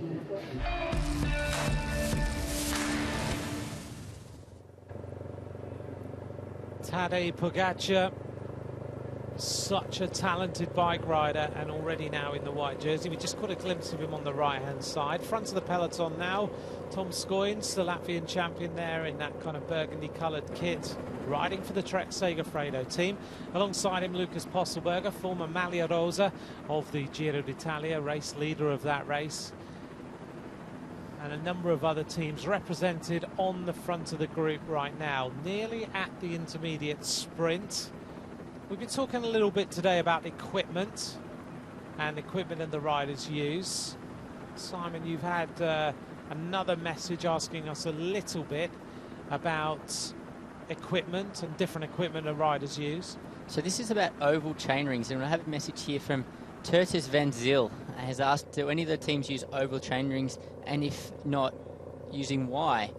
So the oval chainrings, I'm not sure if you saw the description I presented on Caleb Ewan's bike. The front chainring being the larger of the two of the chainrings that goes around the front, and often this chainring has around sort of 53, 54 teeth on there. And over the years, a number of riders have used different shaped front chainrings. Traditionally, it's round.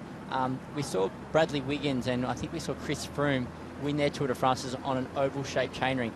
And the idea of the oval-shaped chainring is actually to give the rider a little bit more leverage at different points of the pedal stroke when they're pushing down, and make it easier to get the pedal across the top and the bottom of the pedal stroke where it's more difficult to put out more power. So that's kind of a personal preference for the riders. Some riders like to use that chainring, and some riders like to stick with the traditional round chain rings. I always like the round chain rings, but there's sort of arguments back and forth on both, but I think it comes down to personal preference from the riders. Did you ever try the oval chain rings, Anthony? I tried them once, actually. Thinking back, I used them once at a Cervelo test team training camp. I think your first training camp ever. I was invited there because I'd been involved in helping with the team, and I used them on a cafe ride. It's where I first met you, and I first met Phil Diagnan and other riders, and I really liked them. I think they were rotor chain rings they were using. They were rotor chain rings with the Cervelo test team in 2009, but they weren't completely oval. They were kind of a bit of an obscure shape, and a real benefit of oval chain rings is again, you have plenty of leverage on the down point of the pedal stroke, so you're able to get down there, and then it facilitates makes it easier for you on the more difficult points of the pedal stroke. I really found that it was advantageous when you're riding in big gear or maybe riding up a really steep climb, but I felt it was quite difficult to pedal with a higher cadence, a higher leg speed with the odd-shaped chainring.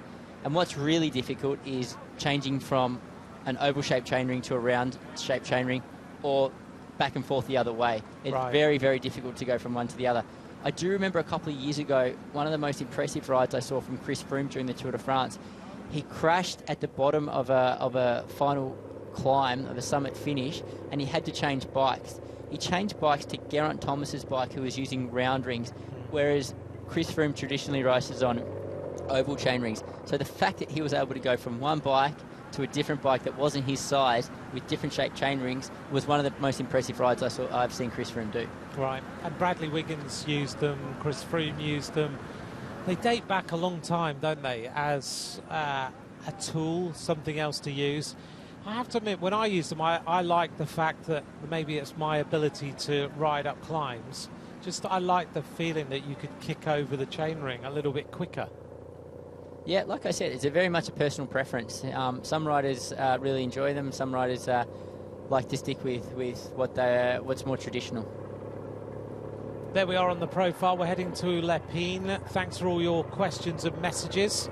On a sedate day like today, we've got loads of time to talk about all sorts of different subjects as we head towards this intermediate sprint. It's taken on some real significance now that there is no breakaway riders up the road securing the sprint points. 5 kilometres until we actually reach there.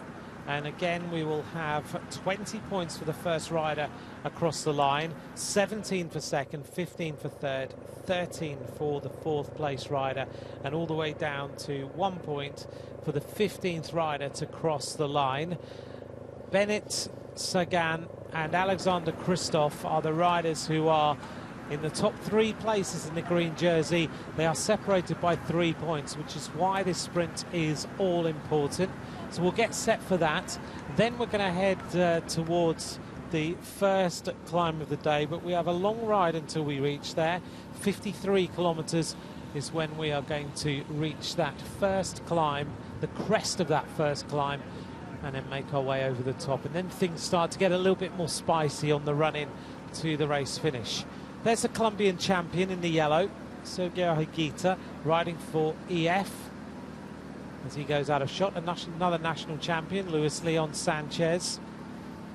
And working our way up through the peloton. The average speed now, although things look relatively easy, 38.82 kilometres an hour. It looks simple, doesn't it? But 38.8 kilometres an hour, if you go out and just try and ride your bike at that speed for the first hour of your ride, it's still a significant speed to reach. It is, and the riders have enjoyed quite a lot of descending to this point in today's stage. So that's why they've managed to sit at such a high average speed. Now the peloton is starting to bunch up a little at the front. There is less than 4 kilometres to go to this intermediate sprint in today's stage, and we start to see the teams take shape at the front, and we see the colours of the jerseys really start to line up one after the other.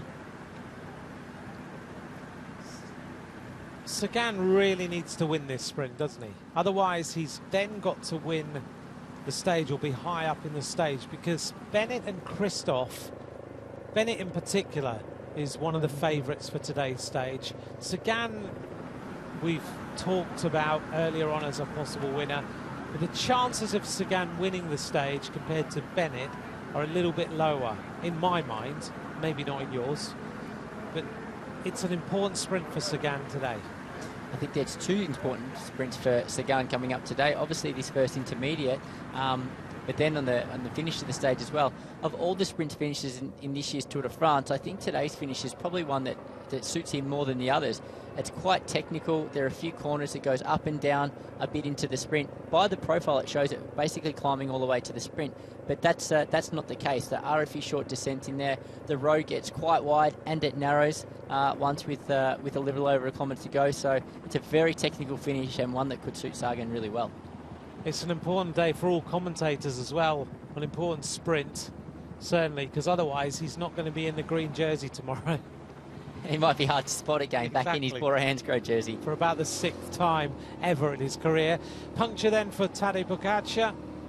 Doesn't look like he's worried at all. It's got to be the easiest peloton to get back into for many days. You'll notice that he's got a jersey with a lot of breathability on the side. That jersey, very good in terms of the ability to let out heat out of that jersey. The riders get the choice of a range of different jerseys and materials to choose from now. You can see there are many jerseys that are practically mesh in material, which is great because they're very breathable. It's quite a bright sunny day. I don't think the temperatures are overly high where the riders are right now, but it is going to get hot towards the finish of today's stage, so they're doing their best to stay cool on this pretty relaxed start. When we get a glimpse of Bahrain McLaren riders today, I noticed earlier on, and it might just be the way it's printed, but to me there's something about the sides of the Bahrain McLaren jersey that look different to any other jersey I've seen. I don't know if it's just colour or something, but you might spot it because you know a fair amount about clothing and you look at aerodynamics and things like that. To me, there's something going on with the side of their jerseys, but it might just be print. I'll take note of it next time we see Bahrain McLaren ride. I don't expect to see too much of those guys up the front in today's stage. I think they're going to be sort of sitting back and trying to get through as conservative as possible, looking after their team leader in Mikel Landa. But yeah, like I said, a number of different ranges of materials used in the equipment these days. A few years ago in Team Sky, we received a jersey that was just about a mesh material, which was super light, but the unfortunate side of that jersey was you got sunburnt through it. I remember that happening, and all of you got pretty sunburnt, didn't you? Yeah, you had to put sun cream on under your jersey, which is not something that we're overly used to. No, exactly. I think I was asked yesterday by one of our viewers, how do you stop getting sunburnt on this? Is it because you are in intense situations in the mountains at altitude as well? Yeah, the only thing you can really do is sure to put some sun cream on once or twice before the stage start. Give it time to soak into your skin, because if you put it on just before the start, you tend to sweat it all out again. But yeah, the only thing you can really do is make sure you lather up in sun cream. You obviously sort of can't really wear thick clothes or even long sleeves, anything like that, because you simply get too hot. Peloton is now very close to this sprint. Things should start to hot up soon as we look for this intermediate sprint points for the green jersey. Not too far away, 135.5 kilometres to go. So only 1.4 kilometres to the intermediate sprint, and still looking very, very subdued in the bunch. It does. Things are starting to hot up a little bit. Over on the left-hand side, Giacomo Nizzolo, with Kreuziger and Waldscheid in front of him. Bora Hansgrohe alongside. Then there's Cofidis with Elia Viviani. Then Total, I don't see at the moment. No, De Kooning Quick-Step have arrived with Sam Bennett on the far left-hand side in the white and green as the Irish champion. They're not far away now. Thomas de Gent is going to lead out Sam Bennett. On the wheel of Sam Bennett is Caleb Ewan. And Caleb doesn't normally go for these sprints. Yeah, that's really interesting to see Caleb up the front towards his intermediate sprint. So maybe he's thinking about the green jersey too now. Before the Tour de France, he said to me that he was just going to focus on stages in the first part of the race and then assess the green jersey a little bit later. But they're rolling into this sprint quite easily, so maybe he thinks this is a possibility to snag a few points without making too big an effort. Caleb Ewan lies 6th overall in the green jersey with 50 points. 1 kilometre now to go to the intermediate sprint. The top three, Sagan, Bennett and Christoph. Then it's Trentin, then Giacomo Nizzolo, then Caleb Ewan. Those are the riders who are looking interested. Now the pace starts to go up as they start to accelerate towards this intermediate sprint point. And the pace is getting quicker now. Now we start to see the move at the front as riders start to find position. Kevin Razor starts to ratchet up the pace for Brian Cockard. Behind him, Total Direct Energy going for this. Now the pace starts to really increase. 135.6 kilometres to go. 500 metres to go to the intermediate sprint. Who's going to move up? Bennett is looking for this one. And now Viviani is in the picture as well. NTT with Giacomo Nizzolo. It is a big sprint as they make their way to the line. There is Sam Bennett. Haven't seen Sagan. Sagan is now on the wheel of Bennett. Bennett now accelerates. He's looking for maximum points. Sagan is there. Christoph is there. As they hit the line then, it's going to be Bennett first, and Sagan is quite a long way down. It looked as though Morco was trying to sweep up a few points as well to put a bit of distance between Sam Bennett and his rivals. Caleb Ewan followed the wheels all the way to the line. He may have finished in second place, but Peter Sagan, he just couldn't match it. He looked like he was trying to open up his sprint there at one point, but really couldn't go with the acceleration of Bennett. That was a good move by Sam Bennett. That means that as things stand right now, Sam Bennett is going to be the virtual leader of the green jersey. There he goes, sprinting out. Caleb Ewan was also there. So 20 points to Bennett, and Sagan, or was it Ewan on the line? No, it was Bennett on the line. Sagan was in 4th place, which means that he's going to get only 13 points. So a 7-point difference between Bennett and Peter Sagan. I take back what I said just a few minutes ago. It looked like Sagan didn't even really try and open up that much. He seemed quite content to do most of that sprint on the wheels and try and snag what points he could in that intermediate sprint. So maybe he's really saving all his energy for the final in today's stage. Let's see what happens then. 13 points to Sagan, which means that he will now be on 96. Bennett will be on 103. A 7-point difference between Bennett and Sagan. And if Bennett pulls on the green jersey at the Tour de France, Ireland will start to think about him and Sean Kelly. Well, the Irishman in green. Perfect. A good moment then in the stage. 134.2 kilometres to go. Alessandro De Marchi goes through the picture. We'll get confirmation of the result very soon. We'll be able to see how things are looking.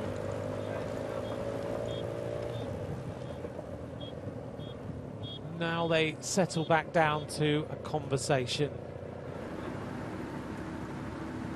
Nick Booth has said, I noticed one of the EF riders wearing one of these wearable fitness things on their wrist. What is it? I don't know what it is. We'll try and find out as to what they are wearing on their wrists. One rider who is wearing something on his wrist that's pretty expensive is Julian Alaphilippe. He's wearing a watch, and the watch is worth €100,516.68. Well, I hope he doesn't fall off and scratch it. Exactly. It's a very, very expensive watch. Riders don't tend to... There it is, right on cue, going through the picture. The riders don't... They don't wear too much on their wrist, do they, during a race? But they like watches. Most riders I know of like to wear a nice watch in a casual environment. You don't see too many wearing them within the peloton. There's so much emphasis on weight and aerodynamics in racing now. It's rare that a rider is going to carry anything around of little importance to their performance. I remember years gone by, we used to see climbers with big swinging chains around their neck and things like that. But even that, I think, seems like a thing of the past these days. But yeah, these riders are actually carrying as little around as possible. You don't see a lot of them wearing much in the way of jewellery or anything like that. They're all sort of purely focused on their performance. I hope that watch is pretty lightweight that he's carrying at the moment. Thomas again, off the front again. It looked like Thomas was just going to the front of the bunch to collect as many bid-ins as he could from the personnel on the side of the road. Here we have the results from the green jersey sprint. Confirmation then that Sam Bennett takes the sprint into that 135.5 kilometres to go. He took the sprint, took 20 points. There's us running through the other points that have been awarded. Sam Bennett now the virtual green jersey of this Tour de France. Viviani in 10th place, Nazzolo down in 12th place at that point, and Roger Kluge picking up the final point in the top 15 riders. Some great tactical riding there from the Kunik Quick-Step team. So it's not only important that Sam Bennett picks up as many of these sprints as possible, but it's also important that his teammates can try and take some points as well, just to take the points away from Sam's rivals. So you see Mikel Morkau crossing the finish line there in second, or crossing the sprint line there in second place. So he took the second most points available on offer in that sprint. So that was just prohibiting Caleb Ewan and Peter Sagan from taking those points. As we watch the peloton now with 132 kilometres to go, again just waiting for them to catch up. You think we're going to see any possibility of a breakaway until the fourth category climbs? Or do you think this is going to be the pattern for today's stage? This is shaping up to be very much the pattern for a long stage. But I was kind of hoping that the intermediate sprint might sort of spark a little bit of interest in a breakaway. It's so often that we see breakaways established off the back of an intermediate sprint or a climb, where you see a number of riders actually going for the sprint, and often a rider will kind of wait back for the sprint. As soon as the sprint is complete, they'll attack over the top and use that as a springboard to establish a breakaway. I was really hoping that might be the case with that intermediate sprint, so we'd have a breakaway to talk about, but unfortunately it didn't happen. Still very calm as we see Bob Jungels at the front of the peloton in the aero tuck. Behind him is Thomas de Gent, then Alessandro De Marquis is on the wheel as well. These are the sort of riders who are good for a breakaway, but they're not really getting into one today. Just a fast pace downhill. Lotto Soudal lining up behind Thomas de Gent, not too far from him. Lotto Soudal, the only World Tour team whose bunch sprint wins of the past two seasons have been all the handiwork of a single rider, Caleb Ewan. He's picked up 12 wins since the start of 2019, including 4 in the World Championships. So he's certainly bringing them huge value. Yeah, he certainly is. There's a bit of a shift in direction from the Lotto Soudal team a couple of years ago, where they didn't renew the contract of Andre Greipel, much to his disappointment, or they didn't offer him a contract that he was happy with, and they invested in a more up-and-coming sprinter in Caleb Ewan, and you know, he's proving to be a good investment for the team. As we look at the peloton rolling along, let's hear from a rider who crashed yesterday, Tish Benoot of the team Sunweb. Let's hear what he had to say about today's stage.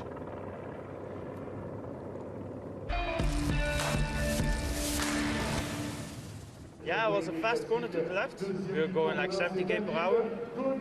I was closing a gap on Niels Pollitt, and I think I touched something with my front wheel, and I lost like the control of the bike. And then, yeah, at that speed you can only go out, and I tried to minimize the impact, which actually was fine for my body. My bike is broken, but I'm really happy I'm still at the tour. Yeah. Actually, I had a pretty good night. Only my hand, my fingers are a bit hurting, but nothing broken normally. That's what the radiography showed. So yeah, I think I hope it will be an easy day, and then I'm recovered for the next part of the tour. Yeah.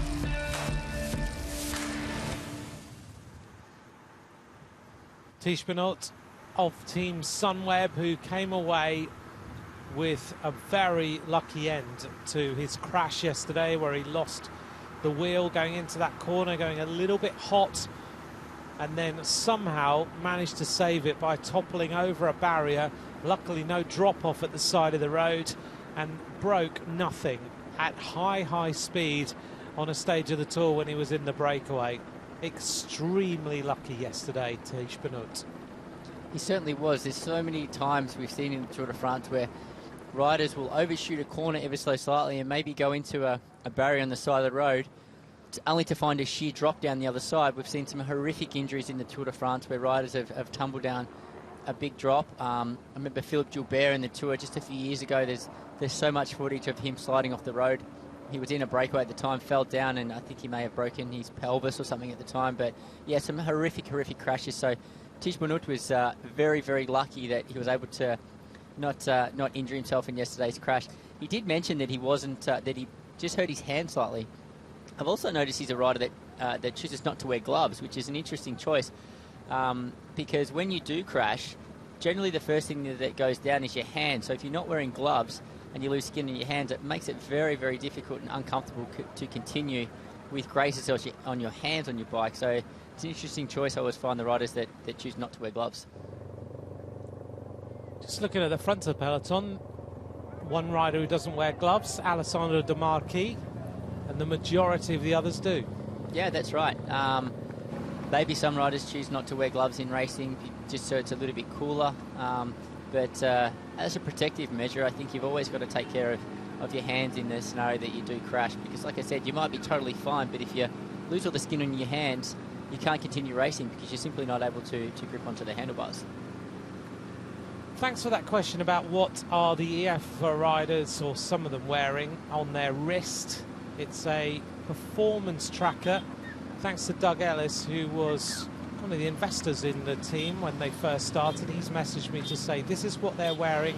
It's a Whoop, W-H-O-O-P, that they're wearing. One of the most powerful fitness trackers that you can use. It gives you performance insights. So if you're interested and you want to have a look at it, that is what EF are wearing on their wrist. It's great to see all the different sort of pieces of technology that get introduced via cycling, and the riders, you know, are very fortunate to be able to test much of this technology, and to be able to track the riders. It's not so much their performance, but probably more so their recovery and how hard they're working via an app, and some tracking technology like that can become very, very useful. Just had a look there at Romain Bardet. I didn't realise, actually, I noticed this the other day on an Instagram story of a rider, that you've just touched on it there, as we see Romain Bardet just chatting away, King of the Mountains last year in the Tour de France, that some of the performance things that you use as a rider, be it a computer on the front of your bike or whatever, actually give you a rating and tell you how long it's going to take you to properly recover. I think there's a number of metrics that they use, and they'll give you an estimation of how long it's going to take to recover off a certain training session, and that's based on previous training sessions or previous performances, and it obviously gauges how hard you've worked in that session comparable to previous sessions, and they'll do an estimation of how long it'll take to recover. But I think that's just a very broad indication. I'm not sure how much accuracy goes into that. Can it tell you how long it takes you to recover from eating chocolate cake? It probably tells you how long it takes to burn it back off again. As we chow down on a piece of chocolate cake in the commentary booth. It is a steady day on the Tour de France. You've got to keep fueled up for a long day. Eat and drink whatever possible. Exactly. You've been saying that to me the entire time. I'm referring to the riders, not to you. I'm taking it seriously. 127 kilometres to go. Beautiful countryside. Here's some stats. Sam Bennett, average speed in that sprint, 66.2 kilometres an hour, and his maximum speed as he was racing towards the line, 67.4. A fast sprint by Sam Bennett to take those all-important points. It's a very fast sprint, and sort of that's comparable to how the riders were sprinting in stage one on the Promenade des Anglais in Nice. So it goes to show the conditions are favourable. Maybe it was a slightly downhill sprint. A lot of the sprinters there, they didn't even get out of the seat, so they sat down to try and get a higher leg speed and keep that big gear moving. But yeah, a very fast intermediate sprint for one that was sort of looked like it wasn't taken too seriously. Pace still being set by de Kooning Quick-Step. Melissa Cheney's saying Cameron Worth also rode for Australia at a really high level. He certainly did. I think he may have been Olympian. Olympian, yeah. Yeah. Yeah, great guy, Cam. I trained with him quite a bit over the years when he was a sort of professional road cyclist before he deviated away to triathlon and then came back again. But yeah, very complete athlete, very big engine, and I think that's why he's been signed to the Ineos Grenadiers team. Super nice guy. He rode for Liquigas and then disappeared completely from cycling, went to triathlon, and then came all the way back again into cycling because he started training with Chris Froome a little bit because his trainer was Tim Kerrison, I believe. That's right. I think the link to Team Sky, formerly now Team Ineos Grenadiers, came via his coach of Tim Kerrison. Tim Kerrison is the trainer at Ineos Grenadiers and looks after many of their big riders, and he's also Cameron's triathlon coach. So you could obviously see how much potential he had, and offered him, so they decided to offer him a contract on the road as well. He sort of was signed to replace Kirienka. I think Kirienka had some health issues and maybe retired prematurely, which left an opening in the team that they needed to fill of filled with someone of similar capabilities, and Cameron was the guy. Great opportunity for Cameron to come back. We just went past the observatory of the Provençals Baronnies, open to the public in 2013. It's placed between Gap, Sisteron and Nyon in an area preserved from light pollution. So it's a great place for it to be. The telescope is the only telescope in Europe of the diameter itself, 82 centimeters in diameter, weighs 3 tons. Observatory in a perfect position as we head towards now the next point in horizon. We're going to make our way into the drone department from the area that we've been in, the Alps. So we're going to cross into there very soon. Once we cross into there, we get into the area that's renowned for lavender, cultivated at the time of the Romans to perfume their baths and linen. It was first brought to the Provence in the Middle Ages, but in the 19th century it was really grown as a flower with the rise of perfumery that we've touched on a few times in this Tour de France so far. We're heading into the Drôme. We are going to be in the Ardèche region for the finish of today's stage. A wonderful place for riding your bike. Known for many races, of course, in this particular region. The women race used to ride the Tour of the Ardèche here as well. It's renowned for tough bike racing and great scenery and wonderful cuisine. 123.8 kilometres to go as Bob Jungels enjoys just going downhill. We've got a little bit of time going downhill before we reach the next few climbs. And this will help the kilometres tick over quite quickly, despite the riders not on the attack at all today.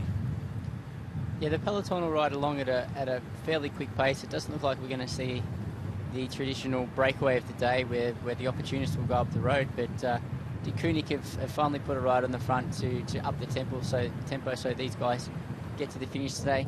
Quite often what we see in this scenario is there'll be a little bit of discussion amongst the teams who have a sprinter and say, well, how about we all put one rider on the front to commit to setting the tempo on the bunch, and in order for the bunch actually to get to the finish, because if no one's going to commit to riding along, the bunch will roll along very slowly and will take up the riders all day long. So we can see Bob Jungels from the Koenig Quick-Step team, Alessandro De Marchi from Team CCC in second wheel, and we see one of the Bahrain McLaren riders in third position. Ben Herman's bike camera looking back at the camera of Peter Sagan. Sagan just taking his shades off, putting them back on again, just rolling along very, very easily. Looks comfortable today, despite not winning that intermediate sprint. Will it start to play on the mind of Peter Sagan that he's not winning these sprints? I think Peter Sagan knows exactly what he needs to do to win this green jersey by the time we get to Paris. And he'll just consistently stake up there and try and get points wherever he can. But in the past few years, where he's really dominated the green jersey competition is by going on breakaways kind of in the middle mountain stages, where he'll not only pick up maximum points in the intermediate sprint, but then he'll score some points in the finish as well. And there are very few sprinters that are able to do that. So that's been his real point of difference over the past few years. Not that he's the fastest sprinter in the bunch, but he's sort of the most diverse.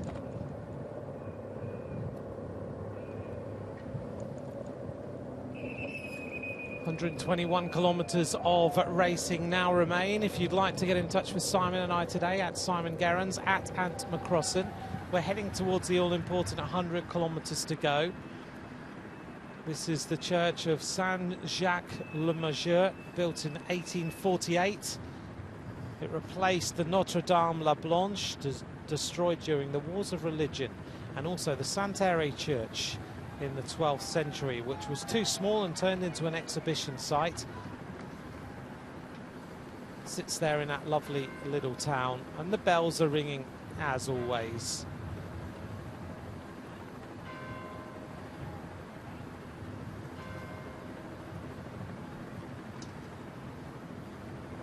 We're going to race past that little town.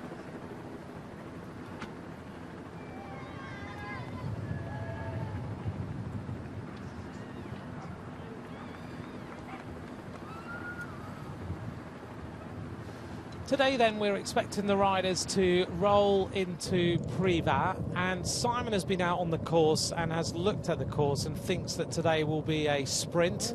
So we thought it would be useful for us to hear about the mind of a sprinter.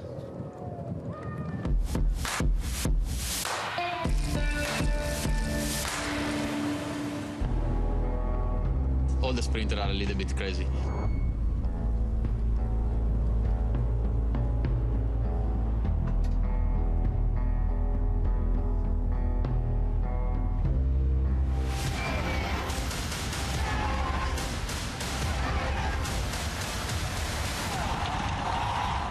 When you see that last kilometer, you just focus on everything.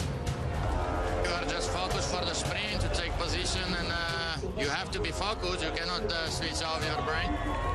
Position, wind, if the road go up, go down, if it's a corner, all these small things go in your head, and you need to make the decision in a second. And then it's pure adrenaline.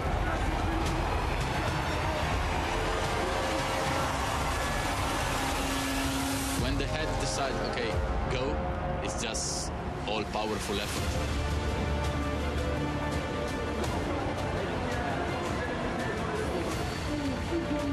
Danger is everywhere. It's just an ability that we can do maybe different things than others. So towards dry ball, Cavendish goes into the barriers. You put the line of the danger really, really high.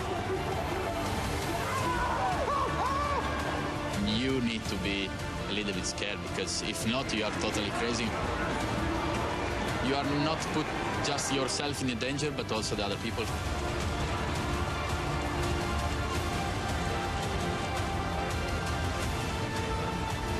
You don't have to think about to be scared. You have to think about winning.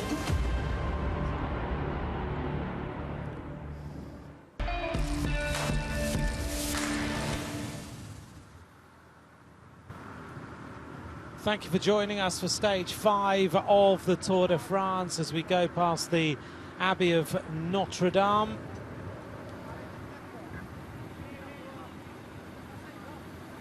The riders are taking things steady today. To update you on what's happened so far, the peloton is all together, and so far the only action that we've seen is Sam Bennett, now the virtual green jersey of the Tour de France after his sprint at Lépine.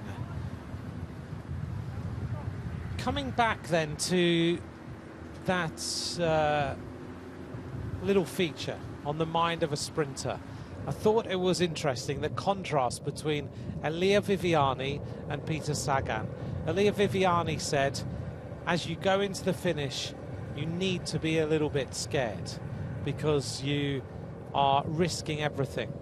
And Peter Sagan said, you don't think about being scared, you just have to win. I think there's one common trait in all of these sprinters and the guys that are prepared to put their lives on the line for results in these sprint stages is they all have a screw loose. They're all a little bit nuts, and you have to be. Literally, you see these guys leaning on each other and taking all kinds of risks as they battle it out for a sprint win. They are phenomenal bike handlers. Obviously, have an amazing turn of speed to finish it off, but they all have to be just a little bit nuts. When you were in your career, you didn't really take part in those sprints unless they were slightly uphill. Yeah, I preferred the sprints that were a little bit more selective and that were sort of a little bit harder to get to than the pure fast ones. I was never a pure sprinter by any stretch. I could sort of had a relatively good kick that I could win from a small group. But yeah, it wasn't often that I really participated in a full bunch sprint. Because those bunch sprints are absolutely crazy. Yeah, they are. And in all honesty, these guys that vie for the bunch sprints in the Tour de France, they are absolute specialists. You see quite a lot of banter or bickering back and forth between the GC teams and the sprint teams, because these days you see the GC teams really close to the front, trying to protect their team leaders to make sure they're in front of any splits on the sprint stages. And the sprinters teams just want them out the way because they just want to focus on winning the stage, and they don't want to have to sort of fight for position with GC teams as well.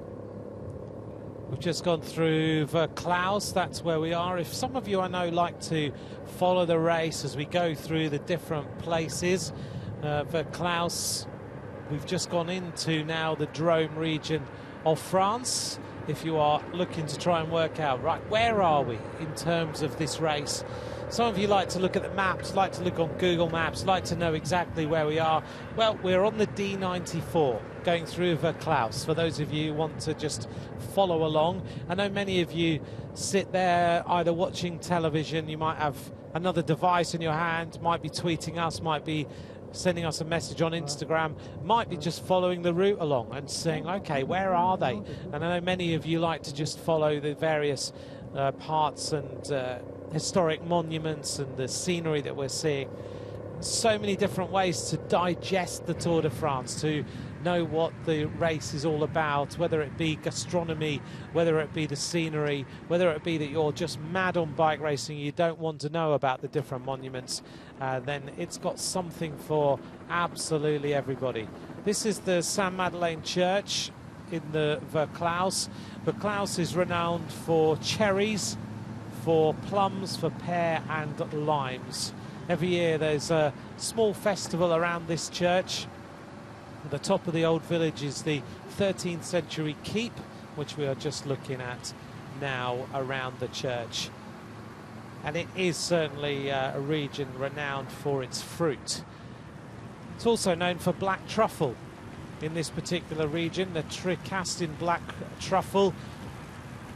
In the particular area of the Drôme, it was the first truffle region, and it has 60% of the national production.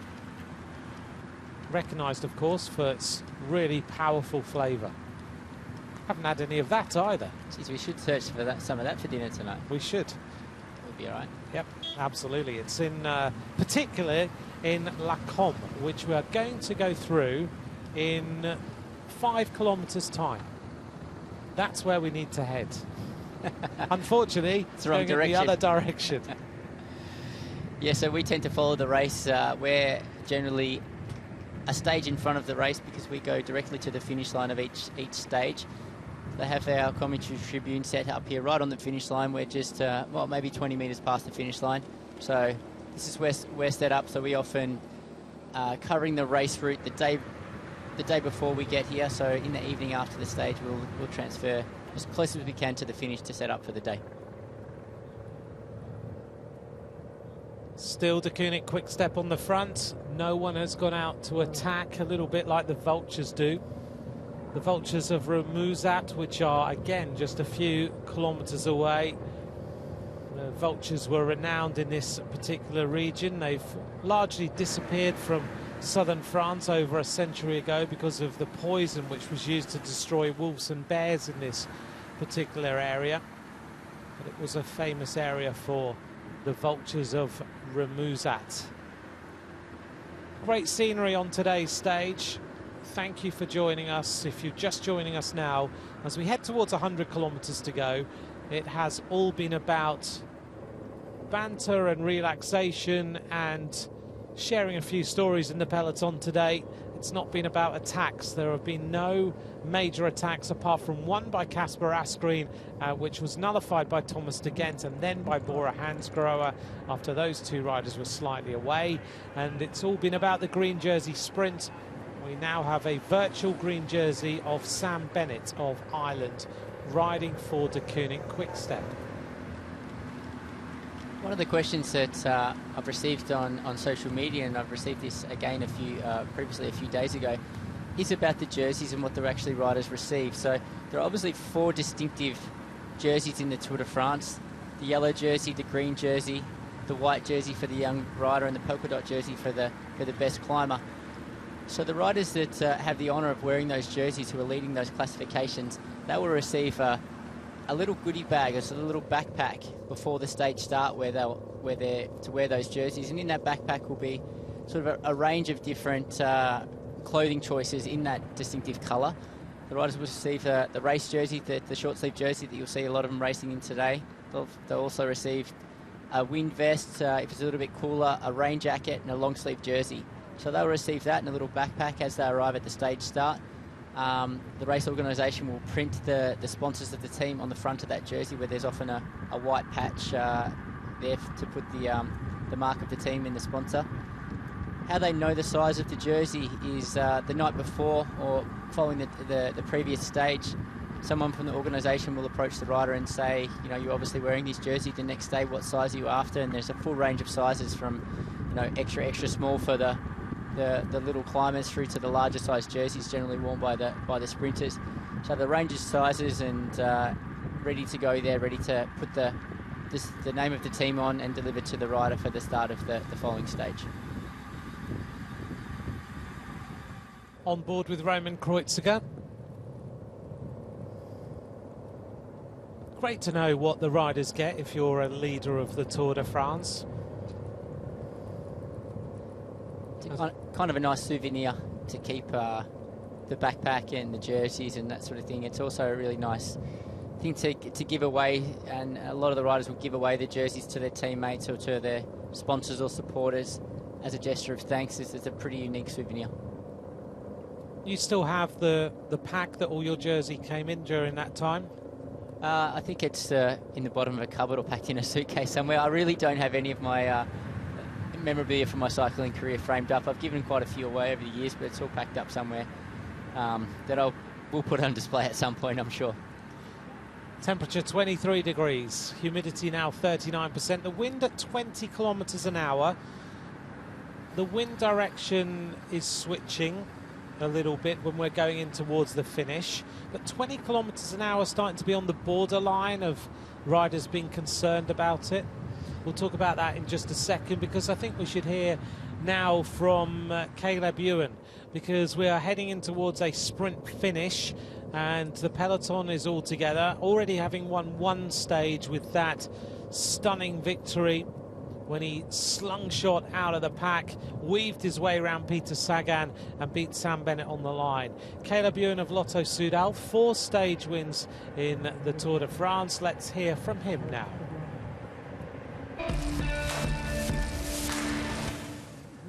It's going to be quite a... there's a few climbs during the day which could be quite tough, and then yeah, the last 20 Ks is quite technical and quite hilly as well, so yeah, it's not going to be a straightforward bunch sprint, but I'm hoping that yeah, we get to the finish with the bunch and we can go for a sprint.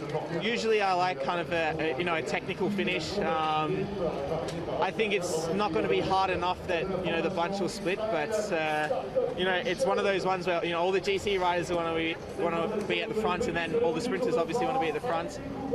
So it makes it super dangerous and yeah, a tricky one to kind of judge.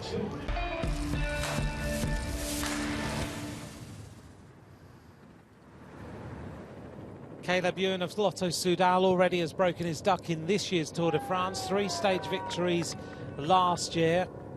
You've been in touch with Caleb a little bit as we head towards today's stage.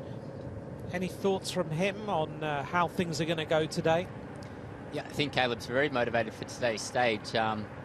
His sprint win on stage 3 is a great indicator of his form. So I have fairly regular contact with Caleb. He's a good friend of mine, and yeah, he's shaping up really well. Obviously, he sort of set the benchmark very high in his first Tour de France by winning 3 stages, and he's off to a great start this year.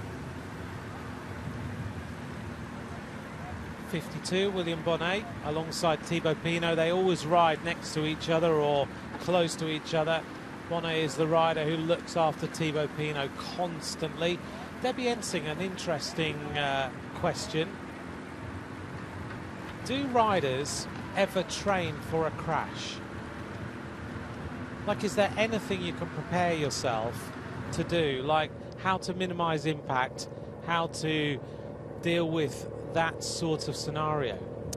No, I don't think you train for a crash. Yeah, it's just an unfortunate thing that you have to deal with in cycling.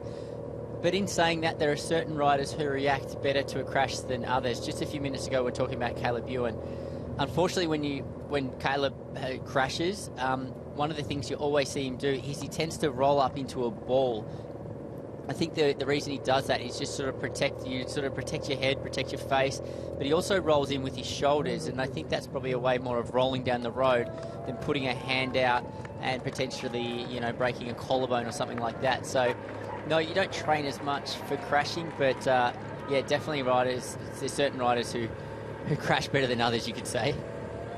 Yesterday was a masterclass in how to crash and not break anything, and actually how not to end up with any road rash either. Except for your bike. Yeah, the bike was pretty wrecked. Wasn't much left of it, was there? Well, I guess we're referring to the crash of Tish Benut yesterday. The bike is quite easily to replace for these guys, maybe not so much for everyone at home, but yeah, a rider is not so easy to replace in the Tour de France. If he'd really crashed and injured himself yesterday, that would have been the end of his Tour de France, so he was very lucky to walk away with minor injuries.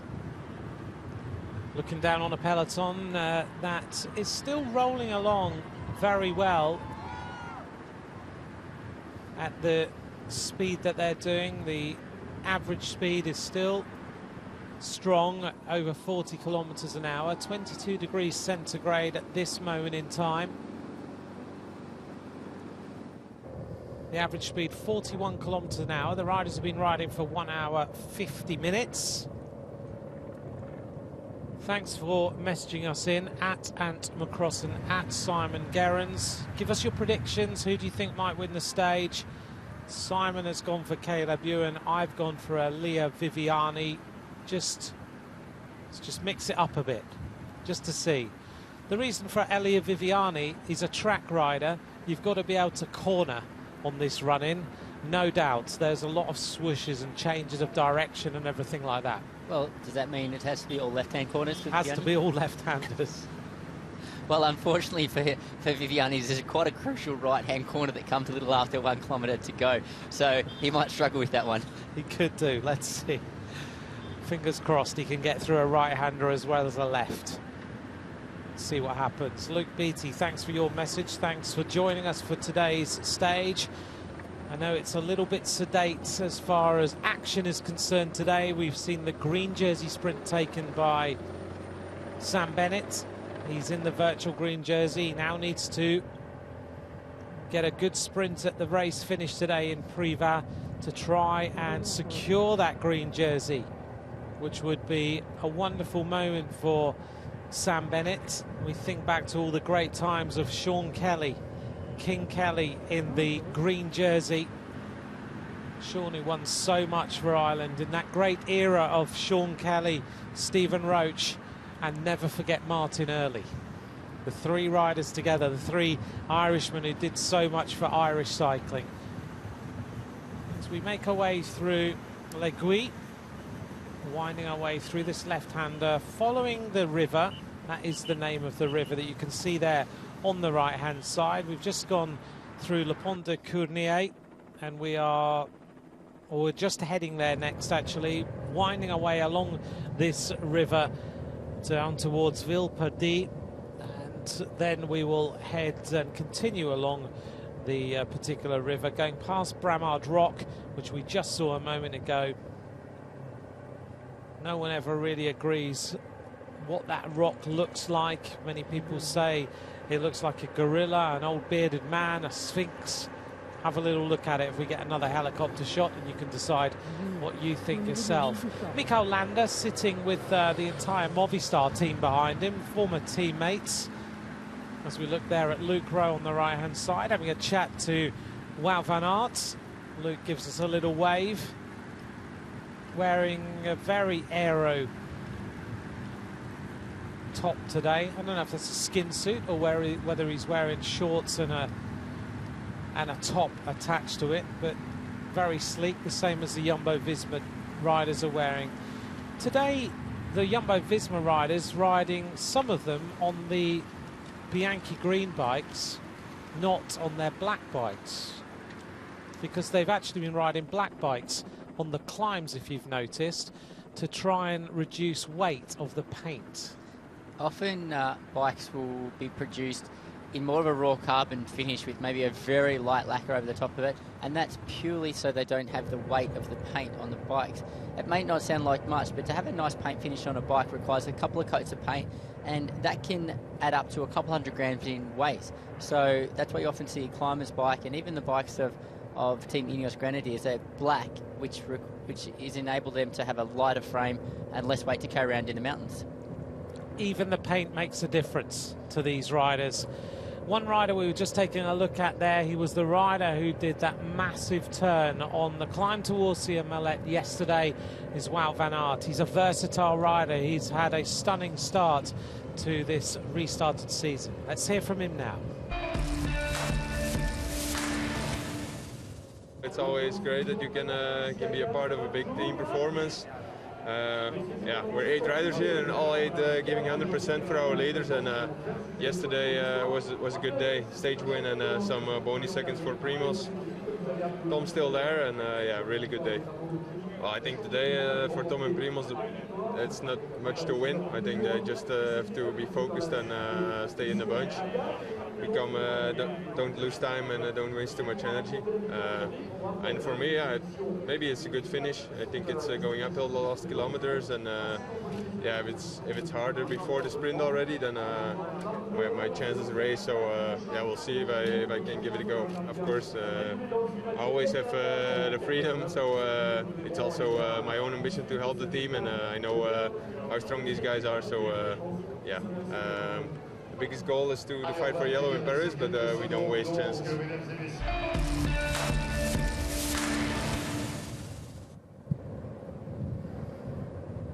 Wout van Aert doing a wonderful job as a super domestique. He seems to have become a rider who is so versatile, and he can win monuments, he can win tough bike races, he can win stages in the Tour de France. He's won cyclocross world championships, but a star in his own right. In Belgium, he is a superstar, but he's still happy to be humble enough to ride as a super domestique. It takes a certain type of rider and mentality to be like that. Yeah, Wout van Aert is obviously full of confidence in his ability. He has no qualms in helping his teammates win. He sees what a fantastic opportunity they have in this year's Tour de France with Primoz Roglic, who is a genuine contender and my big favourite to win the Tour de France. So to be part of a Tour de France winning team is pretty special, and I think yeah, he's really embracing that. But Anthony, do you see Van Aert as a favourite for today's stage? You've seen the finish in the final few kilometres. I think he could be there if they give him free rein. The problem is whether he's allowed to do it. If they said to him, wow, don't worry about Roglic today, we've got enough riders to look after him, go and do your own thing, try and win the stage, then I absolutely think he could win the stage, because we drove the run-in, you rode the run-in. There's the Bahrain McLaren riders coming past. Just was looking at the side on their jerseys, and I think he's got a chance, because he's so good at bike handling. I watch him a lot in the winter when I commentate on the World Cup cyclocross. His bike handling is incredible. So he's got the bike handling ability, he's got the speed. We know how good he looked yesterday. Whether those legs are sore from yesterday, I don't know, but today is going to help him because it's just not been a tough day. I think he could win the stage. He definitely has the capabilities of winning the stage. We saw him winning bunch sprints in the Tour de France last year. However, I think the big risk of him going for the stage victory in a stage like this is purely the chance of getting caught up in a crash. If he was to take a heavy crash in the final, doing his own race, trying to get a stage win, and he wasn't able to then perform at his best to support Primoz Roglic, the team would be very frustrated in that scenario, because obviously he's in great form and he can be such an influential teammate for Roglic. To lose him in a crash would be really the worst case scenario. They may not risk it then. I'd be surprised if they risk it. They see, Roglic has shown that at this stage he's the strongest of the GC contenders in this year's race, so they really need to take advantage of these stages to recover and save some energy for the difficult stages still to come. Give us your predictions. This is Wielperdrix, which we are now heading past on our rundown towards the race finish today. We're getting close to that all-important moment where we get to 100 kilometers to go. Population of that little town, 120. The inhabitants are known as Perdriciens, coming from Perdicius, a Gallo-Roman who founded a villa on this spot In the Middle Ages, it became a fortified village close to the Saint-Pierre Priory, founded by Bourdon. I think the side of these jerseys actually is just mesh. That's purely what it is, compared to anything that's more aerodynamic. Maybe it's just breathable fabric. Yeah, the jerseys of the riders often have a mesh panel, and being down the side there means it doesn't have such a negative impact on the aerodynamics, but it's a point that the jersey can be a little bit more breathable, allow a little bit of air in, so the riders don't heat up too much in the hotter conditions. Inside 100 kilometres to go, 99 kilometres remain. This is stage 5 of the Tour de France, from Gap to Privas. One of the stages for many years that's had no breakaway. No one is prepared to go away on today's stage. Could be tired legs, could be the wind direction, could purely be that everything tomorrow is about another general classification day to Mont-Aiguille. It's a tough finish tomorrow, relatively flat running, and then a big mountain climb at the end of tomorrow's stage. I've had a question here on Twitter from Brad Kennedy, and he's asking, who are the funniest guys in the peloton? Posberger seems like a character, Sagan, of course, but who else? One of the funnier teammates that I've had over the years was Chris Juhl Jensen. Yeah, he is quite a character, a guy that you've had quite a bit to do with. He's a constant. Actually, they nicknamed him the Joker in the team because he was always just he couldn't take anything seriously. Right. Yeah. He seems like a lot of fun, and he doesn't take stuff too seriously. He likes to relax after a race, and he doesn't mind having a beer, but he's seriously in terms of work rate. We're going to see a little bit about one of the riders in the peloton. We'll come back to that subject in a moment. We'll talk about a few other riders. One rider who came into this race as the dual leader of the Tour de France in the Azur Desert Le Mondial team was Pierre Latour. Yesterday, though, he lost some time, 1:22 down now. Let's see a bit more about him.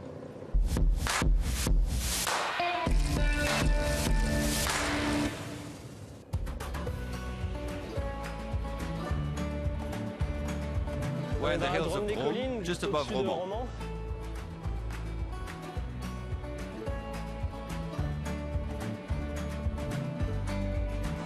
I often come here. It's full of little hills like this one.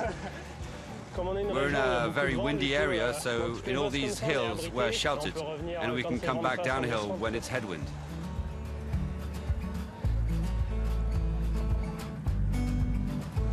To manage good things in cycling, or in any other sport, you mustn't forget that it's first a leisure.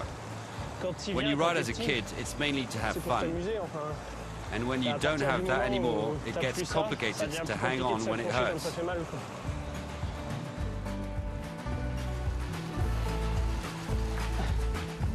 My motivation when I wake up in the morning comes from the will to win races, to improve even more. That's what pushes me, not to go training because I like that, but to go beyond myself. I've already done the Tour twice. Let's say it's not my favorite race, but it's a race like no other. The race with the most spectators on the side of the road.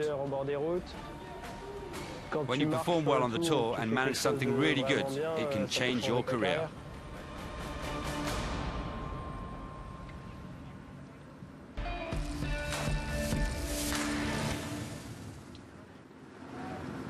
Looking here at Caleb Ewan, Pierre Latour, he came in as a joint leader of the Azur Desert Le Mondial team, but yesterday he lost some time. He's now 1:22 down on the general classification, lying 27th overall.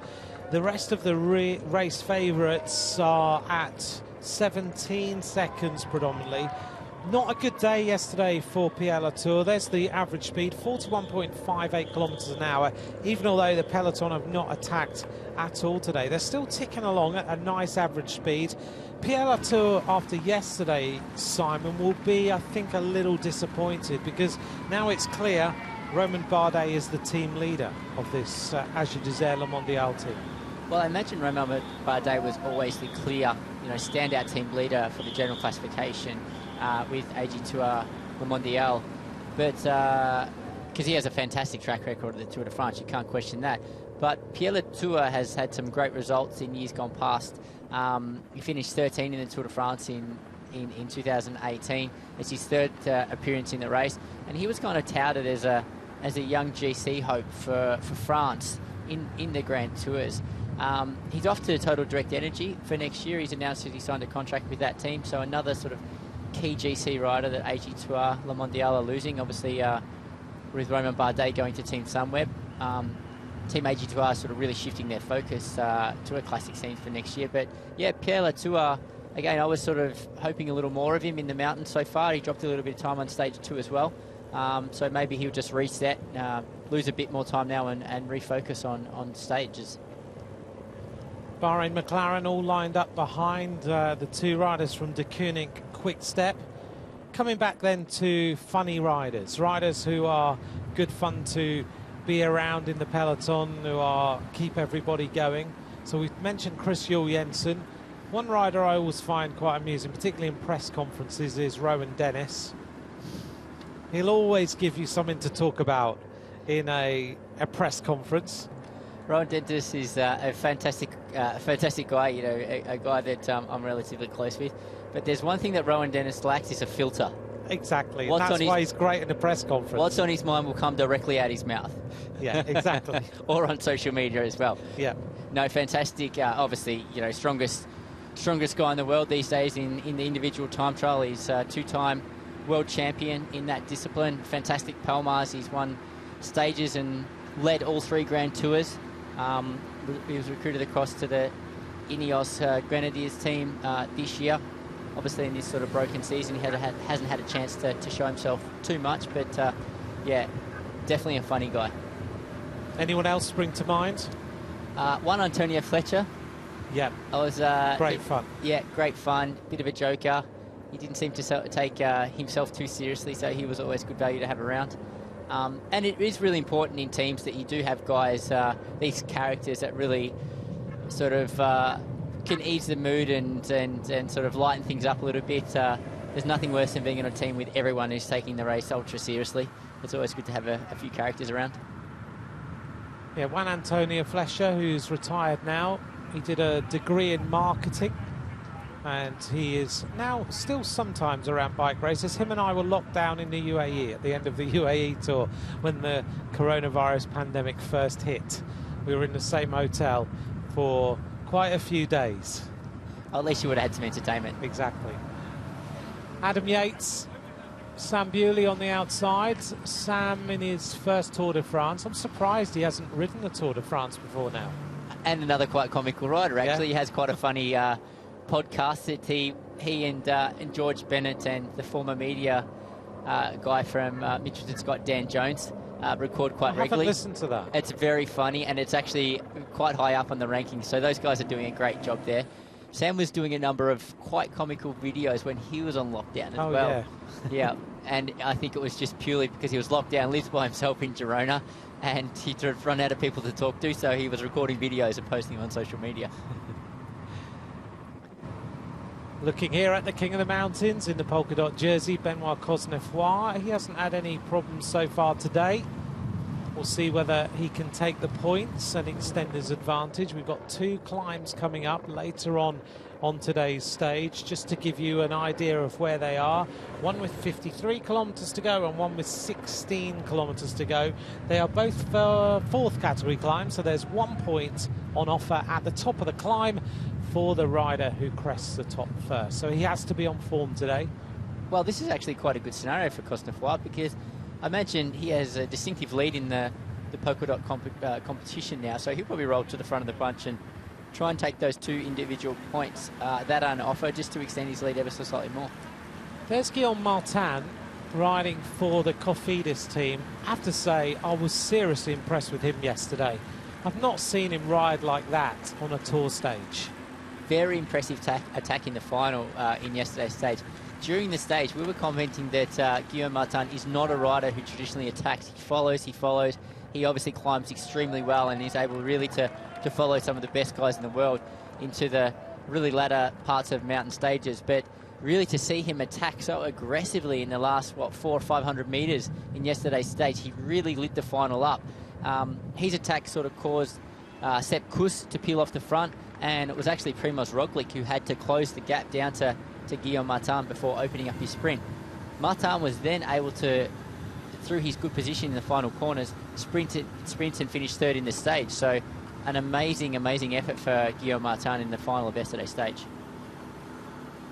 Fourth Tour de France appearance for Guillaume Martin, now 27 years of age. He was third recently in the Criterium de Dauphiné, third in the Mont Ventoux as well. He's having his best season, 12th in the Tour de France last year and third yesterday on the stage. It'll be interesting to see how he does. This rider's having a good day. He's the virtual green jersey of the Tour de France. He needs to now translate that at the finish into securing the green jersey, but he has now opened up an advantage on Peter Sagan. He has 103 points.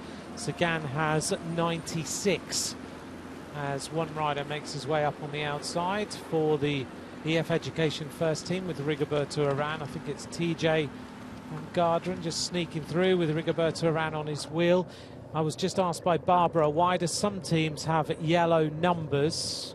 And the answer is they are the leading team of the race overall. Yeah, so the team who are leading the team's classification get the honour of wearing yellow numbers and yellow helmets in the stage the following day.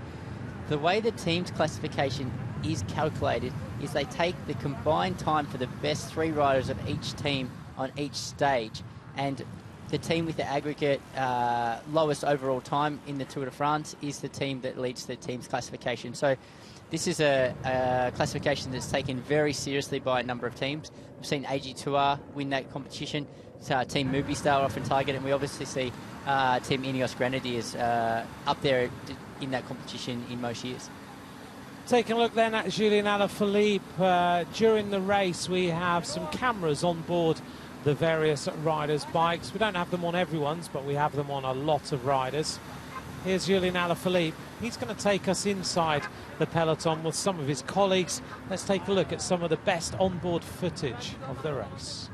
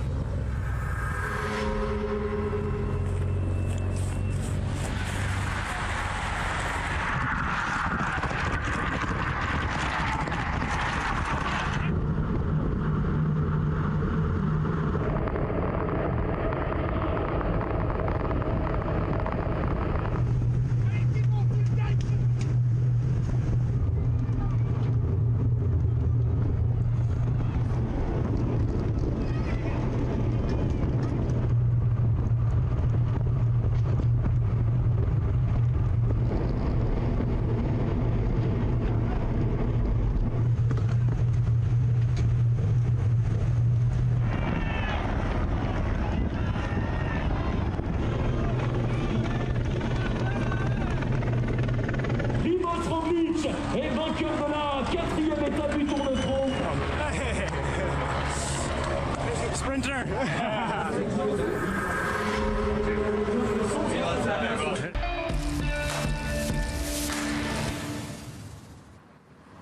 A little insight then as to what goes on within the peloton from our onboard cameras. We have about 7 or 8 a day on different riders. which take us inside the peloton and give you a little bit of a view of how the Tour de France is from down there on the road. Thanks for all your messages. At Simon Gerrans, at Ant McCrossan is where you can get hold of us, either on Instagram or on Twitter. And we thank you very much for being part of this Tour de France. It's as much your race as it is ours. We're hopefully bringing it to life so that you can get to know this race and start to love it if you're brand new, or continue to love it if you've been watching it for years. I have a great message here, someone who's messaged me on Twitter, Alan Brown. And his question is, do lighter, smaller riders have an absolute advantage over bigger, taller, heavier riders when climbing?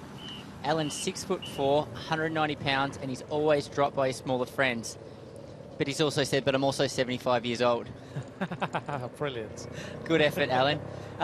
Do smaller riders have an advantage? So climbing is, to answer your question seriously, climbing is all about power to weight. And obviously, the lighter riders, being lighter in weight, they have to produce simply less power than the bigger riders in the mountains. So that will enable them to sort of be at the front a little bit more. Obviously, the bigger riders have to produce a lot more power to be able to match the lighter ones on the climb. So that's why we see so often these guys are either very small in stature or extremely lean and have fine muscles that are in the front vying for the stages in the GC in the big mountains.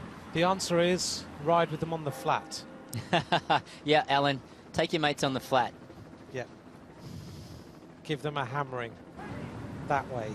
We just went past the San Marcelin Church, built in the 19th century, built in 1859. The stained glass windows were donated by the population of Les Piles, which we just went through, which is a little small town with a population of 250, named after the pyramid-shaped rocks, or pilons, which surround La Cluse. 87 kilometres to go. The climb will come up the top of it with 53 kilometres to go. We reached that at 57.1 kilometres from the finish. Not too far then until we reach that particular area and we get into the climbs, and then it's all about the run-in towards the finish of today's stage. Stephen Mays has said, you've noticed that some riders are using ceramic bearings on their rear derailleur. You're eagle-eyed more than I am, but is this noticeably effective, or is it just a fad? The ceramic bearings are noticeably effective. I have ceramic bearings on my bike, not that I ride it very fast these days, but it's actually rolls along a little bit easier, so I don't have to pedal quite so hard. But yeah, there are a number of different sort of ceramic bearing sponsors.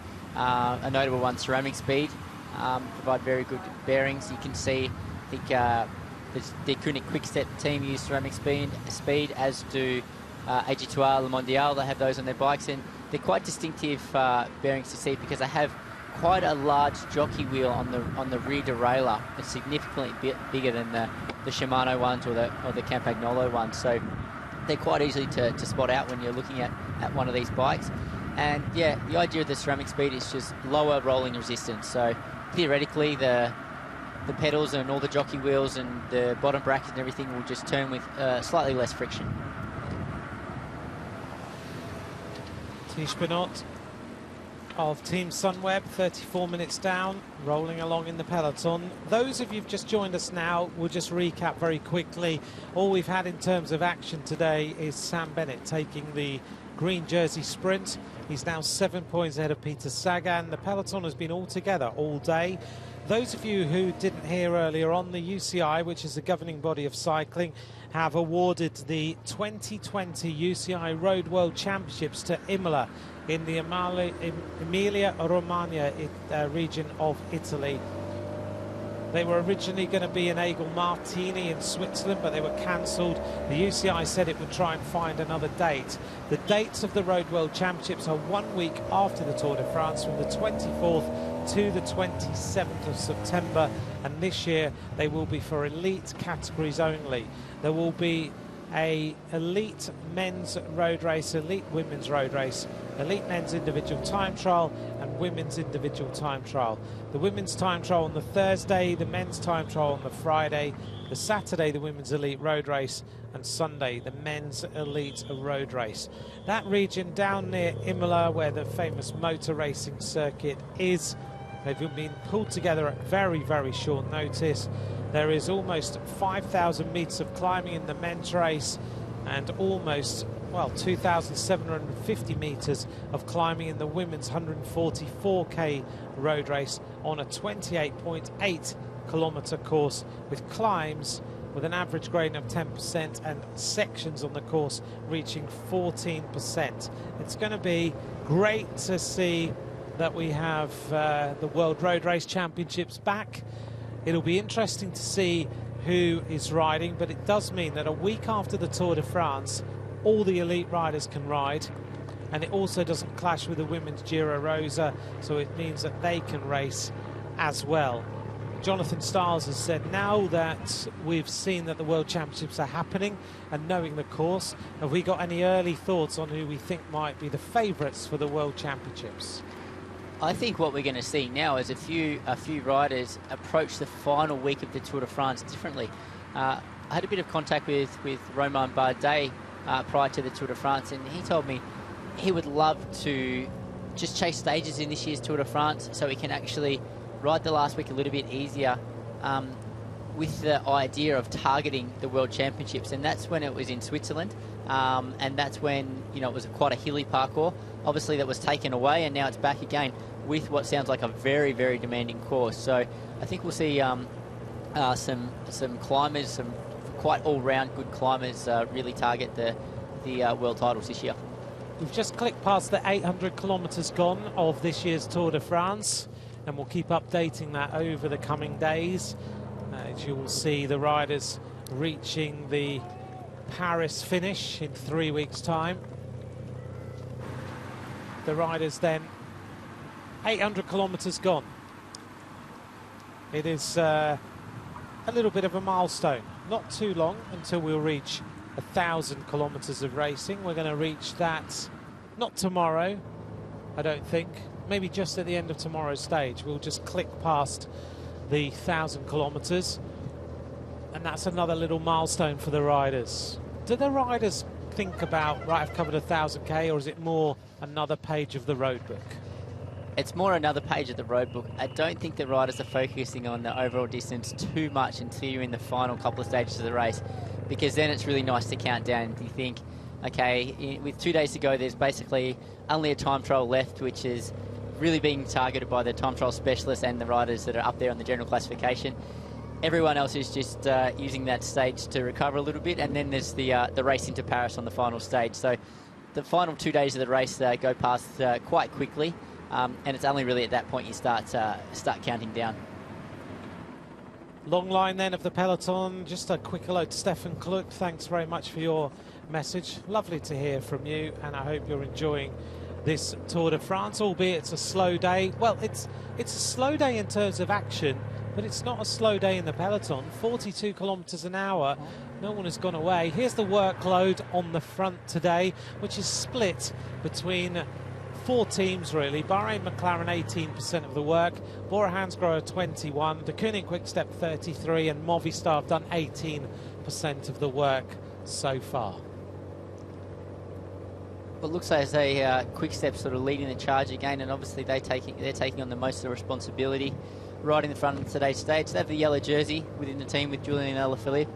They have a big favourite, and the rider who's going to who is the current green jersey on the road in Sam Bennett. He has the most points in the green jersey sprint competition. A big favourite for the stage as well. So they're the team with the most to gain from riding on the front, and also really the most to lose if there was a break to stay away. That's the Roman Bridge in Nyon, built between 1341 and 1409. It's a Romanesque style bridge, 43 metres long, and the arch is 18 metres above the Egi River. This region in particular is famous for black olives. Black olives of Nyon, I said today, was going to be all about food and drink. And we're going to find out a little bit more about that in a moment. The olive trees in this region were imported by the Romans more than 2,000 years ago. The olive trees can live for several centuries. They produce olives from the age of 6 and they reach their full maturity at the age of 20.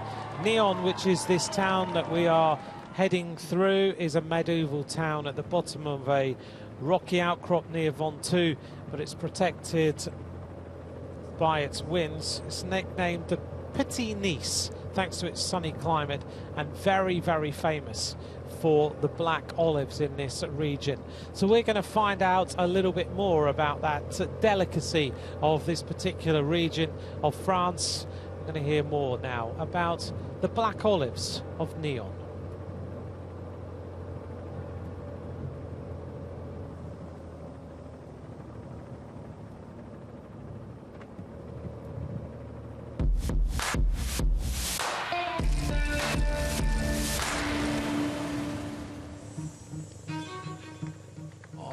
People often say the Nyon's black olive is the black pearl of French gastronomy.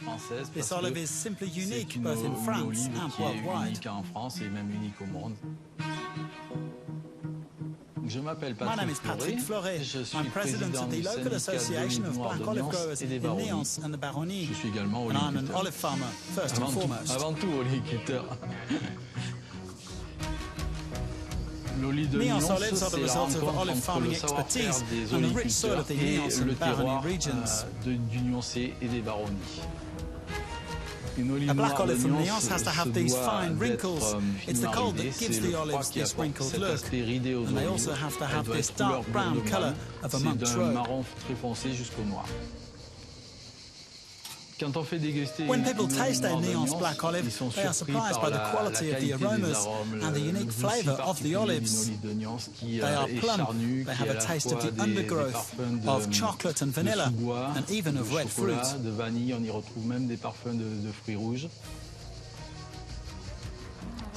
The olives are prepared in water and salt. It's completely natural. This is ancestral knowledge that dates back to the Greeks and the Romans, who preserved their olives in salt water.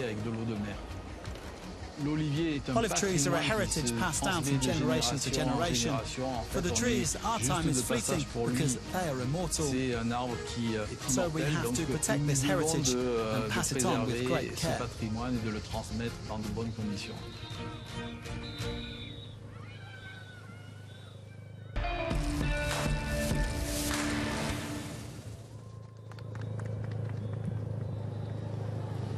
The olives of Nyon.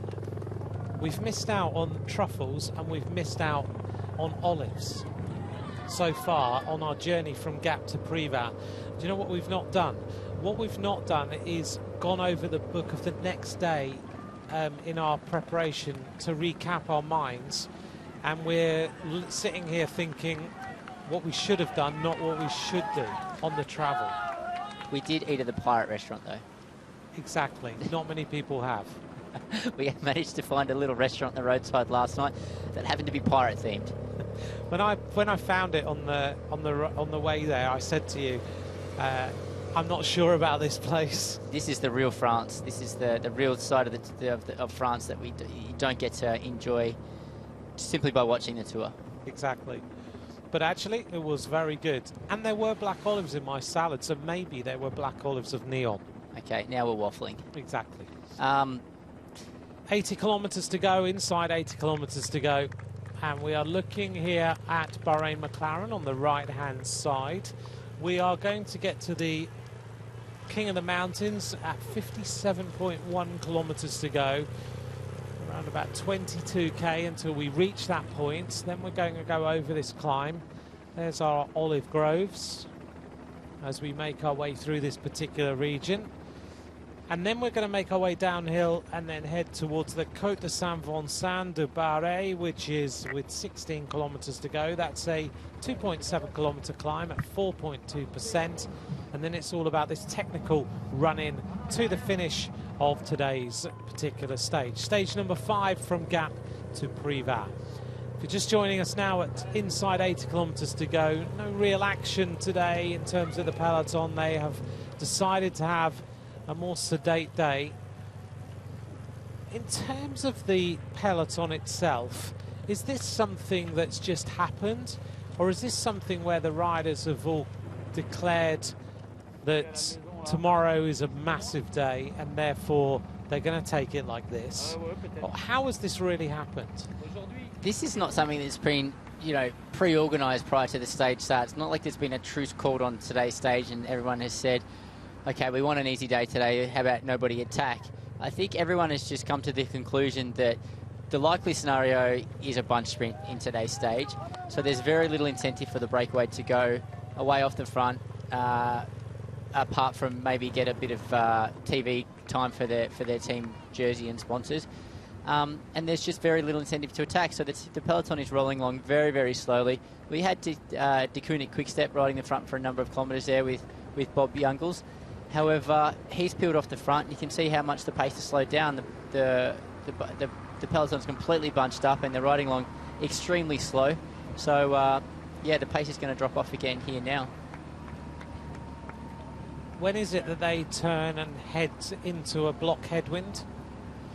So they'll turn into more of a crosswind following the next categorised climb, Col de la Serra, Colon. They'll have a slight sort of crosswind as they exit this sort of more protected area, and then they'll have a crosswind just about until they get to Mont-Lamar, which is at a kilometre 144, so around 40 kilometres left to race. At that point, they'll turn into a block headwind, and there's actually fear at that point the peloton will slow down tremendously, and they'll stay mostly in a block headwind until they go over the next categorised climb and turn more to the left with 9 kilometres to go for the run into the final, where it will turn into a bit more of a cross tail. Long straight roads, little curves here or there. EF are in the team lead. It's the first time they've led the team classification since the Tour de France in 2011. It's quite a long time since they've had the honour of wearing those yellow numbers on the back of the jerseys. So in 2011 they would have been targeting the Tour de France with Bradley Wiggins, and Christian Van der Velde would have been their main GC riders at that point. Absolutely. The team held the yellow jersey. They would have been Garmin Cervelo at the time. I think they just switched to be Garmin Cervelo, or was that the year after? No, 2011 they were Garmin Cervelo. They would have been targeting with Bradley Wiggins. I think they probably went into that Tour de France targeting with Christian Van der Velde. It was only a couple of years before that he, I think, was a top 5 in the general classification, and in that 2011 tour was the first time. 2009 tour was when Bradley Wiggins really targeted the Tour de France overall for the first time. Yeah, and finished 4th overall in the Tour. Yeah, so 2011 was significantly after that. Yeah. But they, as Garmin Cervelo, they would have had Thor Hushoff in the team. And he would have been looking for potentially going for jerseys. Well, he was the world champion in that year's Tour de France. So he had a phenomenal tour. I remember him attacking off the front in the mountains, winning stages, vying for the green jersey. But yeah, porting the world championship colours in that year's tour. One rider who's making his debut this year in the Tour de France is Connor Swift. He's a young British rider. It's actually only his 5th World Tour race. This morning we decided to find out how things are going. Let's hear now from Connor Swift of Arkea Samsic.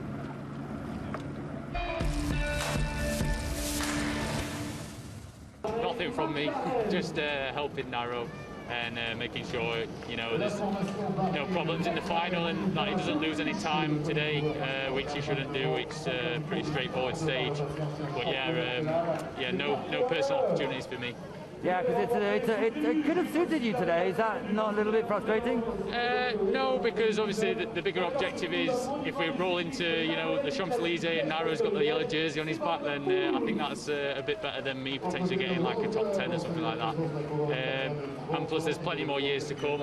It's my first Tour de France, and yeah, just in a pure domestique role for Nairo.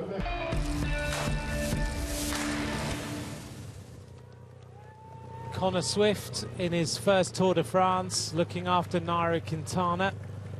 That's what his job is. In particular, he did a great job for him in Paris-Nice earlier in the season, where he was protecting him from the wind, making sure that he was sheltered. And that's why Nairo has got Connor Swift into this Tour de France, because he is a tall rider, powerful rider. He's able to protect Nairo from the wind, but he can also climb very well too. Great to see Connor Swift here, been given the opportunity so quick in his career to ride the Tour de France. Everyone's having a little bit of lunch now. Yeah, the riders are passing through they call the feed zone, or zone de ravitaillement in the Tour de France, where there's a selected small portion of the race where the soigneurs will stand on the side of the road and hand out these bags. They call them musettes, with some food in them for the riders. And one inquiry we always get is, what are the riders eating? What's in the musettes in these races? So in each of these musettes will be 2 bidons or 2 bottles of drink. One will likely be water, the other one will be an electrolyte or a carbohydrate mixed drink. You can see some riders will often have a small sort of can of soft drink in there as well, often a can of Coca-Cola or something like that in the musettes. There'll also be maybe a couple of energy bars and a couple of pieces of cake, and then often they'll have a couple of energy gels as well. So they try to put a real mix of foods in that musette, and that's not, the riders won't take all of that food on board, but they just try to have a bit of variety so you can choose what you take and put in your pockets. One thing the soigneurs also really like to do is, when they think the morale is getting a little bit down for their riders, they might sneak a small chocolate bar or something like that in, so the riders will get a little bit of a treat as well, which is always a nice surprise for the guys as they open up the musettes and find maybe a little Mars bar or something like that in there. That must give a proper boost. It most definitely does. Gives a proper boost, particularly if it's cold. If it's been sitting in there for a little while and it gets a bit hot and melted, it can get a bit messy, but it's always a good boost for the morale. Excellent. Are you allowed as a rider to say, I'd really like this in my musette today, or not? You are, but obviously it's not like you can ask the team personnel to put something in there that is completely obscure. If you want something really strange to eat in the race, you've got to put it in your pockets and start with that at the start of the day, or maybe put it some in the team car and go back and get it, or send someone, or someone will go back and get it for you for the back of the team car. But what they'll try and do is just have a nice mix, so everybody has something in there that they enjoy eating or they're happy to eat in the race. It's often a lot of sort of sweeter foods, rice cakes, and maybe sort of some more heavier, dense food as well, because sometimes you feel like you need to have something a little bit solid in your stomach. A lot of riders eat bananas. We've talked about bananas a bit in this Tour de France. Funnily enough, the Colombian guys all like to eat bananas. So being in a team with Colombians, you also always end up with having bananas in your musettes, which they enjoy to eat. But yeah, quite a variety of foods. The riders making their way through the vineyard area now, which produces Côte de Rhône. It's all part of this particular region, which produces the black olives of Neon, the olive oil of Neon, and the Côte de Rhône, the famous wine. As you can see, all around this particular region. Then we're going to move into a region that produces blueberries, apples, and other fruits. But the vineyards and the olive groves stretch for a long, long way. 75 kilometres to go. Movistar now setting the tempo. Alejandro Valverde even doing a turn on the front today. I think he's probably just got a little bit bored being back in the bunch. They're riding along so slowly there. They've just sort of moved to the front of the bunch. I see Joaquim Rojas beside him as the team captain for the Movistar team, all bandaged up. It looks like as though he sort of was misfortunate enough to be caught up in a couple of crashes on stage one. But a mix of a very experienced squad in Team Movistar and some upcoming talent with the young sort of Spanish GC hopes in Enrique Mas and Marc Soler as well. Great team alongside Alejandro Valverde with the rainbow bands around his sleeves. He's on the front, massive gear as always that he just rolls along in. Left hand side David Formulo and David de la Cruz. Right hand side the team of Jumbo Visma with Robert Hessing sitting just behind. Earlier today we caught up with the green jersey, that's Peter Sagan. And we're going to hear now from Peter Sagan about his thoughts on the race.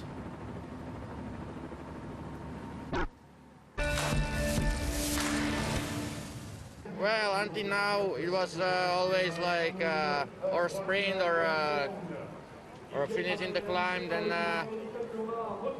well, day by day I looking forward and I see the stages, if it's good for a sprint or if it's good for a breakaway, or if somebody going to go in breakaway who I have to control. Then day by day.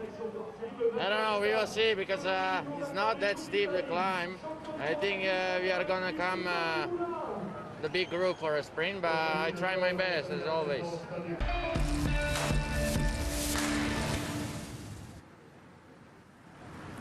Peter Sagan, who has now at the moment, unless he can pick it up at the finish, lost the green jersey against Sam Bennett.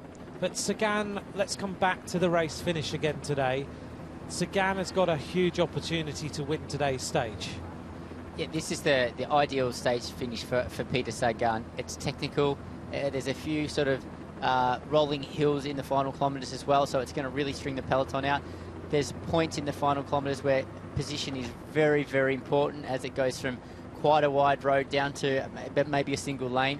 So on paper, this is probably one of the better sprint finishes for Peter Sagan. So if he is going to recuperate that points deficit to Sam Bennett, it should happen today.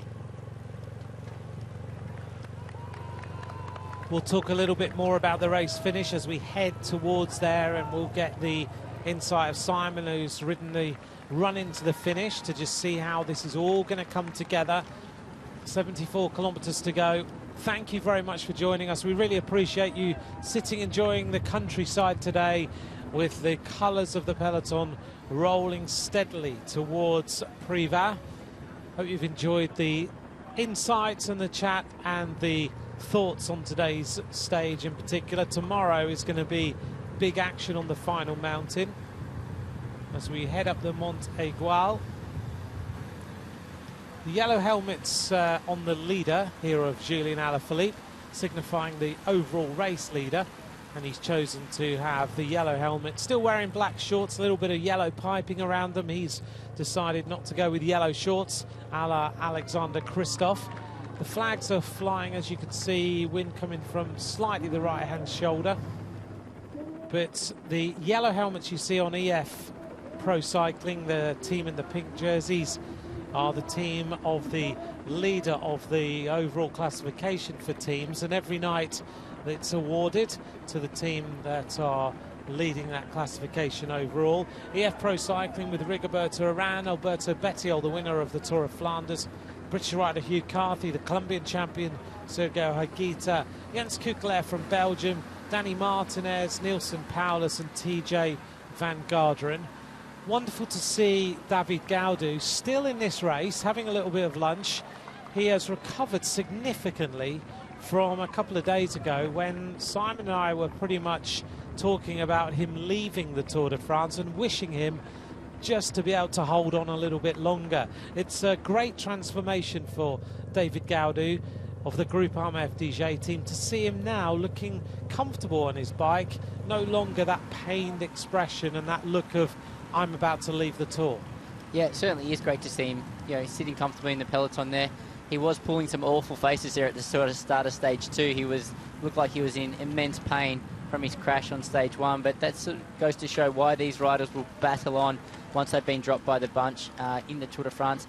All they want to do is get through the stage within the time limit to survive another day, because you can recover a lot overnight. You can sort of recuperate and go again the next stage. And he's sort of been able to enjoy a couple of easier stages since then, and he's a guy that will be very, very happy for the easier stage today. We left Gap this morning. Gap is one of the 6 oldest Tour de France towns on this year's route in terms of when it first welcomed a stage. The first, the towns that are the oldest: Paris and Lyon in 1903, Grenoble in 1905, Nice, which we left as the Grand Départ, in 1906, Poe in 1930 and Gap in 1931. It's the 26th time that Gap has hosted a stage. Back in 1931, the stage into Gap was won by the Belgian Jeff de Mousquier, and Matteo Trentin, we saw earlier on today in the Legend, he took the stage from the Pont de Gare to Gap. We're looking forward to seeing who wins the stage into Privas. Tomorrow, L'Étoile will host a stage of the Tour de France for the very first time, situated in the Ardèche.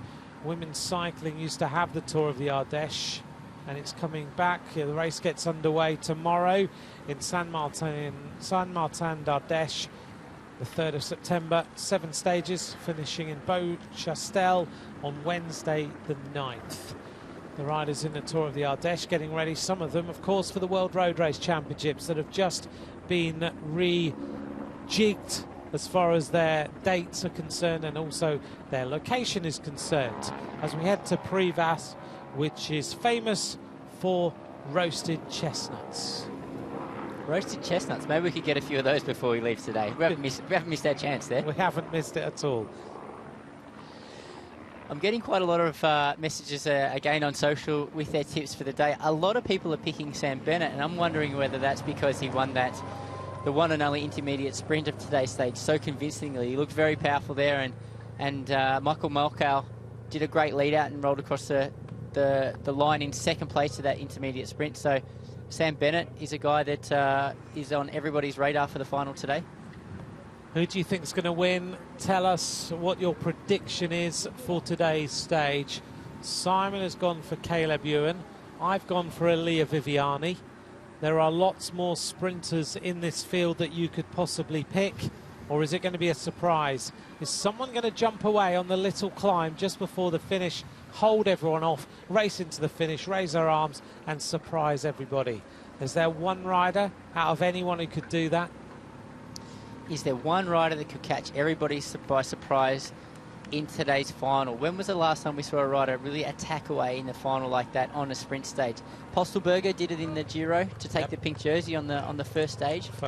That was a fantastic effort. I think he was there to do a lead out, and they just got a little bit disorganised behind, so he took advantage of that and accelerated away to take the stage win. I'll give you one name. Edvald Boasson-Hagen. How good would it be to see Edvald Boasson-Hagen of the NTT team attack in the final and right away? Edvald Boasson-Hagen, I think, in the sprint finishes, he's playing more of a lead-out role for Giacomo Nizzolo, but he's a guy with a big engine. He's won 3 Tour de France stages in the past. He's a fantastic rider, has years and years of experience now, and a guy that, you know, is very capable to continue to win Tour de France stages. I think we'll see him attacking in the 2nd and 3rd week of the race. Let's see how it plays out. At the moment, he's got a job to do for the sprinter in the team, Giacomo Nizzolo, who could win today's stage. That's another name we haven't talked too much about as we head through Rousset-Levan, a population of 300. It's got a splendid view of the Mont Ventoux. Well, it looks as though there may be just a fraction more urgency in the pace of the peloton. Now we see a number of teams come up for the first time today. I spotted the Jumbo-Visma team of Primoz Roglic at the front of the bunch on the left-hand side of the road, and we haven't seen them at all today. So the riders are actually going through these villages. They're not far away from approaching the first categorised climb of the day, but maybe they're a little bit more concerned about the countryside opening up a little bit and some potential crosswind. Things are starting to look a little bit more focused in terms of the race overall. Earlier on we had everyone just sharing stories, a few jokes going on, but now everyone seems to start to turn their attention towards the race finish. What will the team directors have told the riders today about how this running is going to be? Will they have warned them about how tricky it is, about how potentially they could lose time on the run into today's finish? The team directors will be giving the riders as much information as possible on today's final. What they often use is things like Google Maps and where you can drop a pin and actually do a street view to get an understanding about the condition of the roads, where the buildings are, where they will potentially be able to get some shelter from the wind. All those little points of information become very valuable.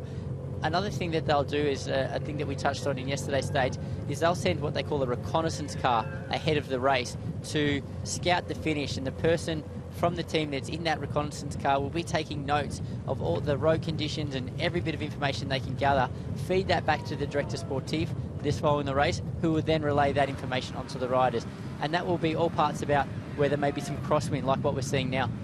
Now we're starting to see a little bit of action. The peloton is in one long line. Riders who've been enjoying a little bit of an easy day in the background of the peloton.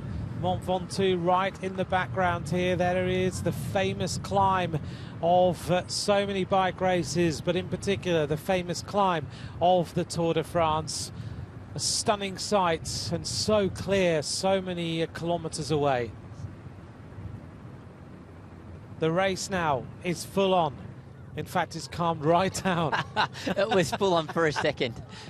Yeah, we thought there was a bit of urgency on the descent leading into that stretch. There must have been a small section of crosswind there. One of the teams must have taken advantage of that just to put the pressure down for a little while, because we saw the peloton strung out in single file behind with plenty of riders chasing to close gaps again, but it's quite quickly propped again. But what that will do, that will make everybody nervous. From here on, everyone will want to ride close to the front just so they don't get caught out for it by any potential crosswind sections. 9 kilometers to go to the sprint, the climb, sorry, which is the start of the climb. Then we're going to go up the Col de Serre-Colonne over the 4th category climb. 1 point on offer at the top. Down the other side towards the climb of the Côte de Saint-Vincent-de-Bar, where we will crest the top of the climb with 16 kilometers to go. I get the sense now that everybody is starting to feel like they need to be near the front.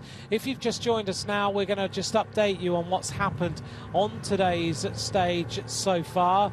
We are heading from Gap to Privas. It is stage number 5 of this year's race. 67.6 kilometers to go. We're getting to the point in the race where things are starting to look a little bit more businesslike at the head of this peloton. Today has been a relatively easy day for the riders. Let's take a look back at what's happened so far. The riders left the Tour de France race start in Gap.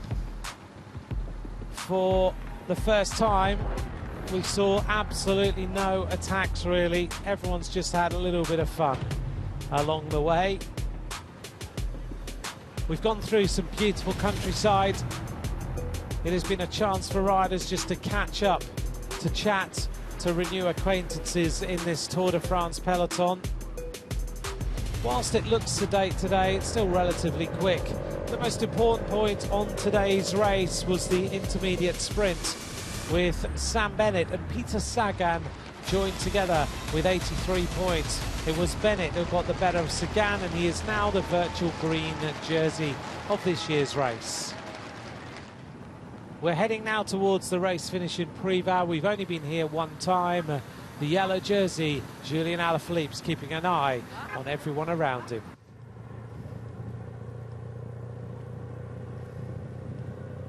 No more action at the front of the peloton. It's blocked across the road. Everyone just riding in lines.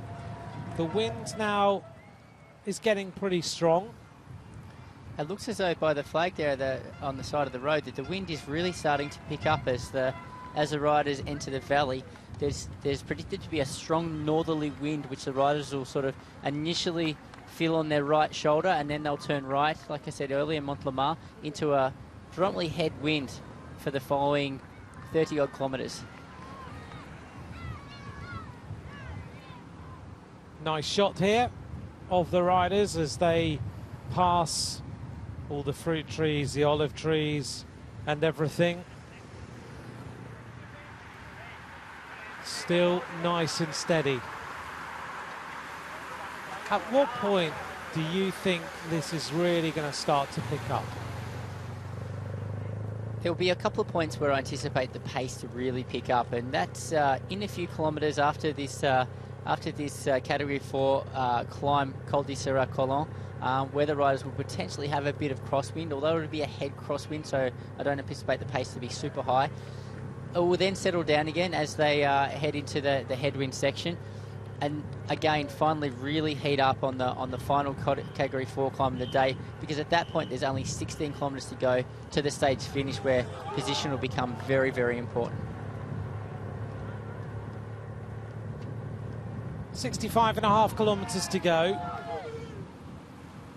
I had a nice question last night from Chris Johnson, who said, we sit here and we look at all these teams and we enjoy watching the Tour de France as it rolls through the various different bits of countryside. We talk about the churches, we talk about the scenery and everything else that we roll past as we go past the chapel of Notre Dame de Pereux.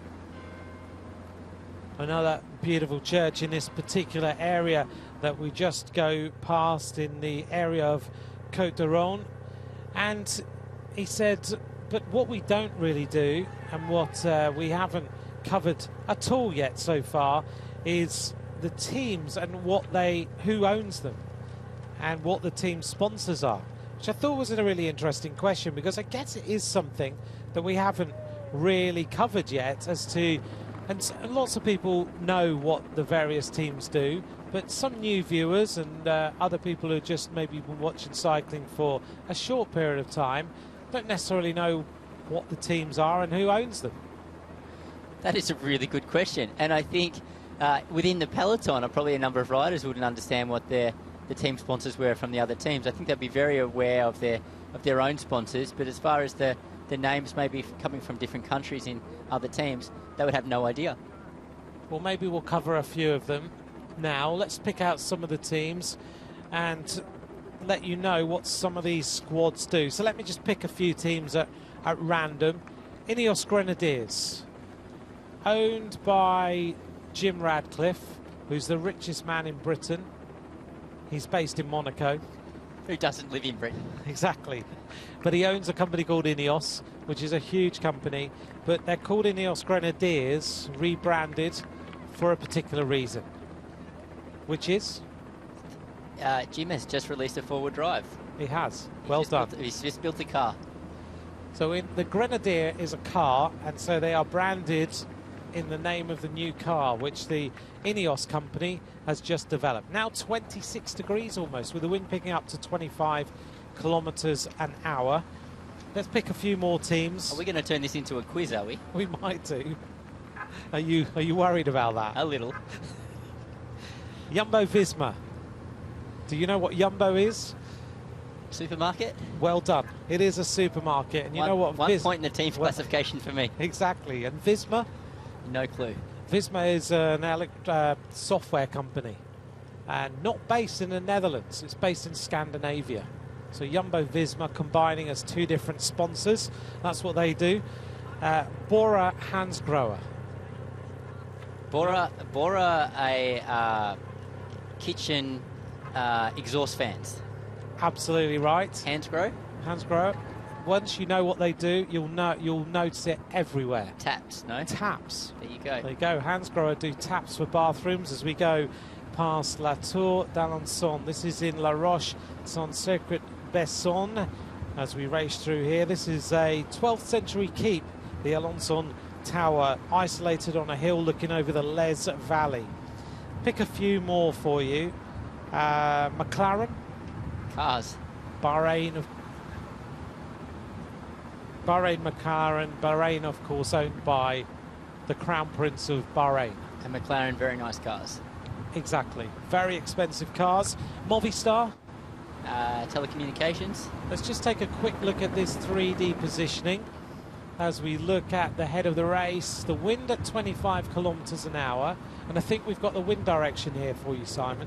Yeah, as I anticipated, the riders have the wind coming from over there against the sort of their right shoulder, but slightly in front at this stage. So we'll call this a cross headwind, being predominantly coming from in front of them, but also from slightly from the side. So that is creating a little bit of unease in the bunch here. Riders want to be close to the front, because as soon as it turns into more of a crosswind, as the peloton sort of lines out, it is very easily broken up, because it's much harder to draft from the riders in front of you if the wind is coming from the side. through and past L'Église Saint-Vincent here in Tolignan. This little town has got a population of 360 people. It comes from a name of a person called Taulinius, who owned a villa on the site, a little 14th century medieval city. As we make our way round there, built in that round formation as the riders circle it. A couple more then before we move on. Let me quiz you on one. Okay, the team of Nairo Quintana. Team Arkea of Samsic. Arkea Samsic.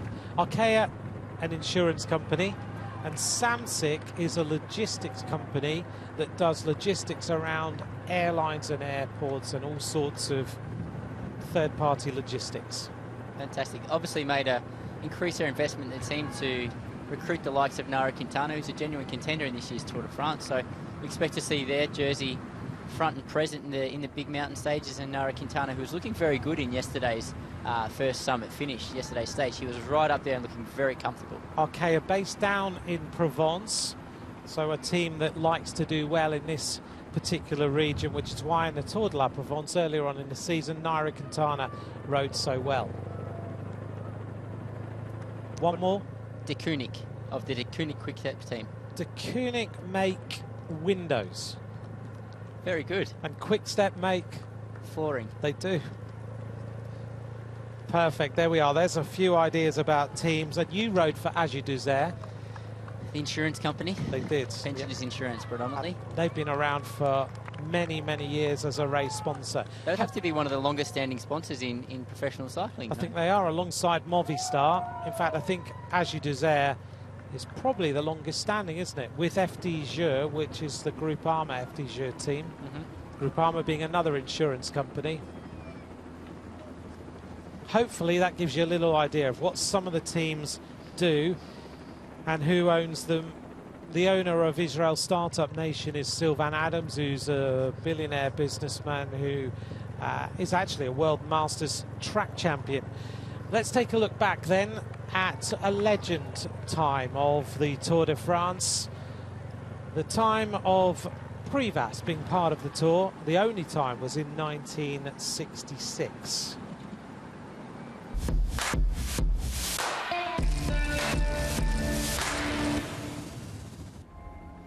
The first time in the Tour de France's history, the city of Privas welcomed a stage of the event in 1966. The stage would take the riders from Privas to Berg d'Oisans in the French Alps, over 203.5 kilometres.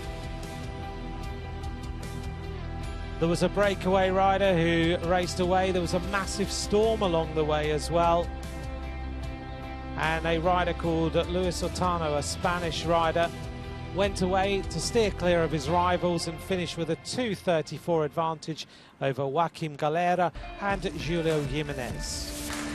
That Tour de France was won by Lucien Aymar of France. 60 kilometres to go. We reached the base of this climb with 57 kilometres to go. Even today, not even a race into the base of this climb yet.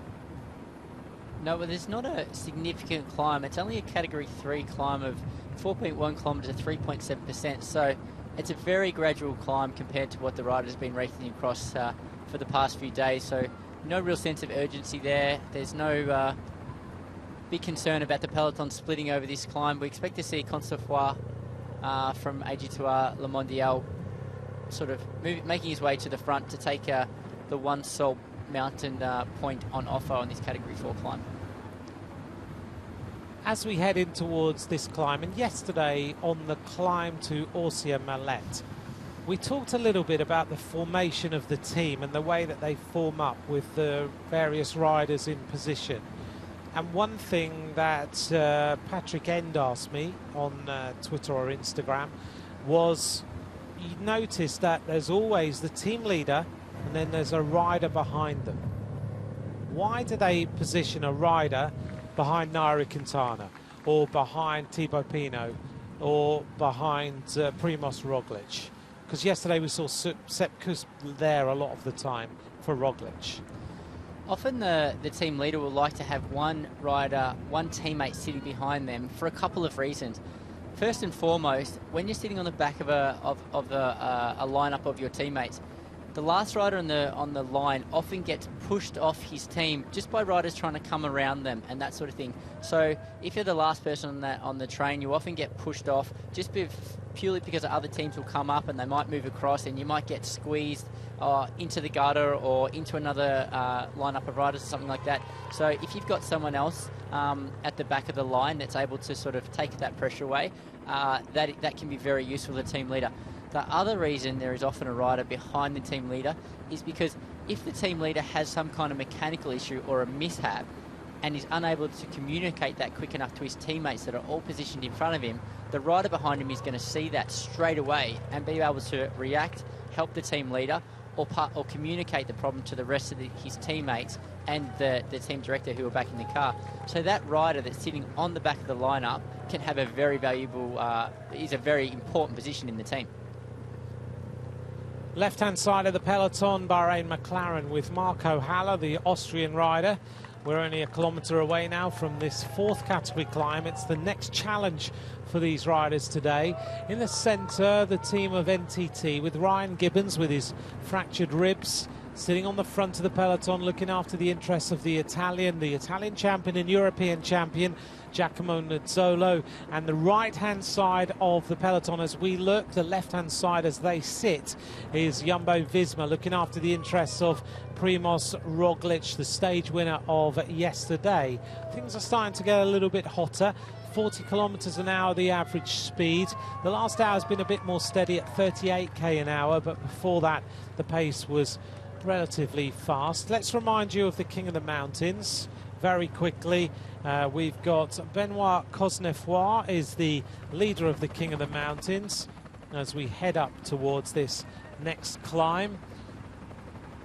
Up there on the hillside, Chateau de Grenon. It's a 12th century building, very impressive, built on a rocky area overlooking the village. Replaced a fortified castle mentioned in the 11th century. It's the largest Renaissance castle in southeastern France. Now, there's one team that we haven't spoken about in the name of their sponsor or the name of their sprinter in today's stage, is Team Sunweb and Keith Boll. Oh, yes. He was very good on stage one. He was very close, a fantastic young sprinter. And no one has really named him for as a favourite today's stage, but I don't think he'll be too far away from the win. That's a good choice, actually. He did a great sprint, and he said he learnt a lot from that sprint. We'll see whether he can bring home the victory today. The King of the Mountains we are just heading to now.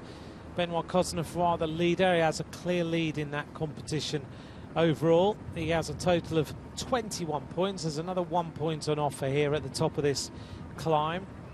We haven't talked too much about Andre Greipel, the Israel Startup Nation rider, but he didn't sprint the other day. They used Hofstetter instead. Yeah, I was quite surprised to see Hofstetter right up there in the sprint and Greipel not feature on stage 3, which was a nice straight running fast sprint, but maybe Andre was still suffering suffering from his crash on stage 1. I think he had some stitches. He was definitely bandaged up, so he must have taken quite a heavy fall there. I'm not quite sure it's the right finish for Andre Greipel on today's stage. There are a couple of small climbs in there, which I think may string the peloton out a little bit. Andre is one of the sort of bigger, heavier sprinters, very powerful sprinter, and he's really won a lot in the past when it's a nice straight run in, and he's able to sort of produce his top-end power and his pure speed. 4.1 kilometres this climb, 3.7% the average gradient, not a steep climb at all. They look like they are riding it at a nice tempo. We need to pick out the King of the Mountains, really, in the polka dot jersey. The sprinters seem to be very close to the front here for some reason. I don't know why. We've still got a long way to go to the race finish with 56.5 kilometres to go, but the likes of Nizzolo sitting very near the front. Nizzolo's not a guy that we've really spoken about much in today's finish as well.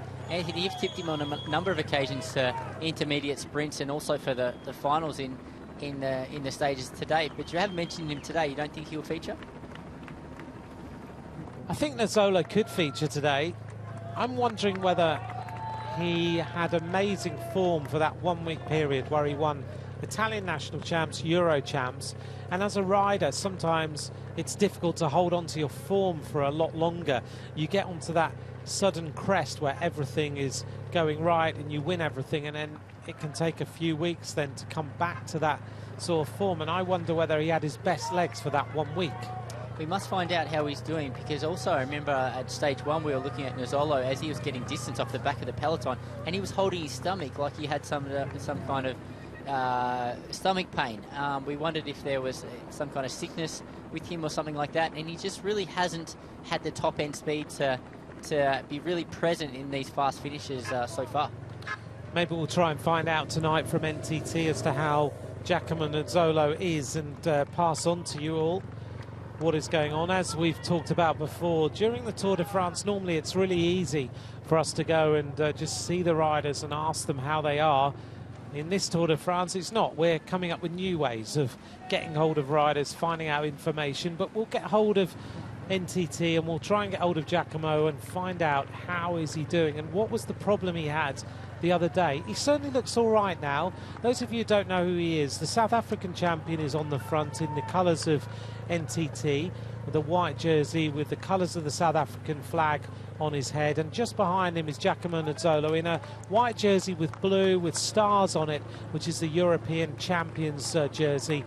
I think the Italians will be a little disappointed in some ways that he won the European Championships, because they don't get to see the Italian flag on Giacomo Nizzolo. The King of the Mountains now moving up towards the front of the peloton in the polka dot jersey.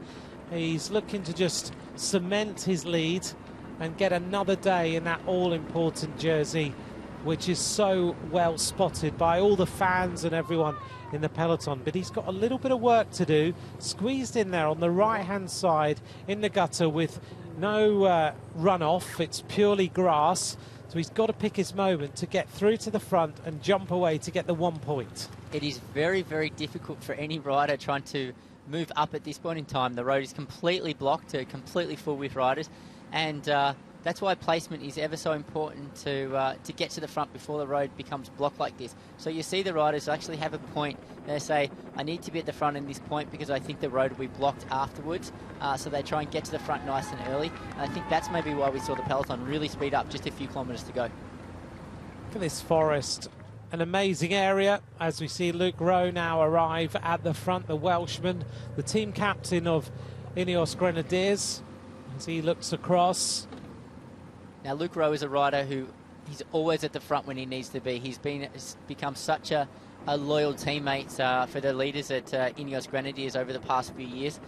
Very reliable. He's an incredible workhorse on the flats and on the sort of the lower slopes of the big mountains before he peels off and finds his way to the finish, letting the pure climbers do their thing. A long drag all the way up to the top of this climb. There's no corners. It's just a long straight road with a little curve around to the right. The rider from Movistar with the bandage on his left arm is Jose Rocas, stage winner in Tour of Catalonia. Behind him is Sonny Colbrelli of the Bahrain McLaren team. He's a rider we haven't talked about very much today as a possible winner. He likes a finish that has a little bit more bumping, barging, corners, little tricky. Could be a day for him. I think Colbrelli is probably more focused on looking after Mikel Landa. We've seen him take a lot of wind already in this year's Tour de France, even on the flat stages where if he had his own opportunity, he'd be sprinting and a real contender. So I don't see Colbrelli really going for the win today. He's going to be more focused on where Landa is and making sure he's up the front and not getting caught behind any splits. Anthony, I'm just looking down at the map of today's stage, and you can see it's quite a forested area at the moment. But basically, by the map I'm looking at, this forest is due to finish in conjunction with the top of the climb. So once the riders crest the top of this climb, it's going to be very open and very exposed, and they'll be potentially really feel the force of this strong crosswind that's blowing down the valley. So I think that's why the road is completely blocked and everyone is starting to look rather nervous. We could see a little bit of action kick off then as Simon has analysed up here at the top of the climb. This morning he rode the route and then came in here and went through all the wind directions, trying to work out whether this race could split up. As we take a look at the 3D map in a moment, just to give you an idea of the wind direction and what is happening. 1,100 metres now to go to the top of the climb. Cosnefroy is still struggling to get to the front. He is still tucked in on the right-hand side of the road. He's about 5 rows back from the front, and he's got no gap to get through. He's almost there. He's on the wheel of the Ineos Grenadiers. Here's the rider's position, and we've got the wind direction for you as well. Well, you can see the head of the race there. They're getting ever so close to the top of the climb.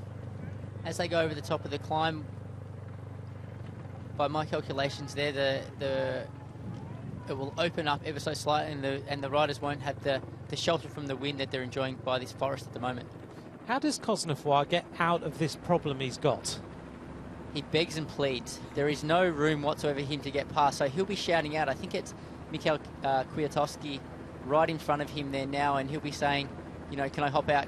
Please let me out, please let me out, basically. He'll be calling favours to try and get to the front. Whether he's done that now, fortunately the Ineos Grenadier riders have gone to the front to take a musette, which has opened some space up, which will enable Cosnefroy to get out and hopefully take these points in a little under 400 metres time. Perfectly placed soigneurs for Ineos Grenadiers then. We are seeing another rider go for a musette, and Cosnefroy, the king of the mountains, is being helped there by one of his teammates. He now jumps away. 256 metres to go to the top. He's just checking to see whether anyone is going to endanger this point that he seeks at the top of the King of the Mountains. Doesn't look like anyone is going to trouble him, so he's going to have a relatively easy ride now to the top of this climb, the Col de Cerf-Colon. Over the top of the climb, and the King of the Mountains secures the 1 point on offer. Benoit Cosnefroy safely in that jersey for Agi Désert Le Mondial. And now he says thank you, and he'll pop back into the peloton, and he'll wait until the next climb of the day, which is at 16 kilometres to go from the finish. There we are, nice little shot of Cosnefroy as he races away to get himself the 1 point. In the end, it was relatively easy. Yeah, he'll be very relieved that he didn't have to contest against anybody for that 1 point on offer. He has a clear advantage in the polka dot jersey now, so he will hold that into tomorrow's stage. And you know what, maybe he'll look to sneak up the road again tomorrow and take a few extra points to extend on that lead. We're going to come out of the forest in a little while. The road will start to get a little bit more exposed. The wind, though, the windmill's not even moving, the turbines. Well, the wind turbines are not moving at all at that point in time. So, again, the riders will look up at that and breathe a sigh of relief that they don't have to worry about any extreme winds. But whether those wind turbines just simply aren't on, I don't know.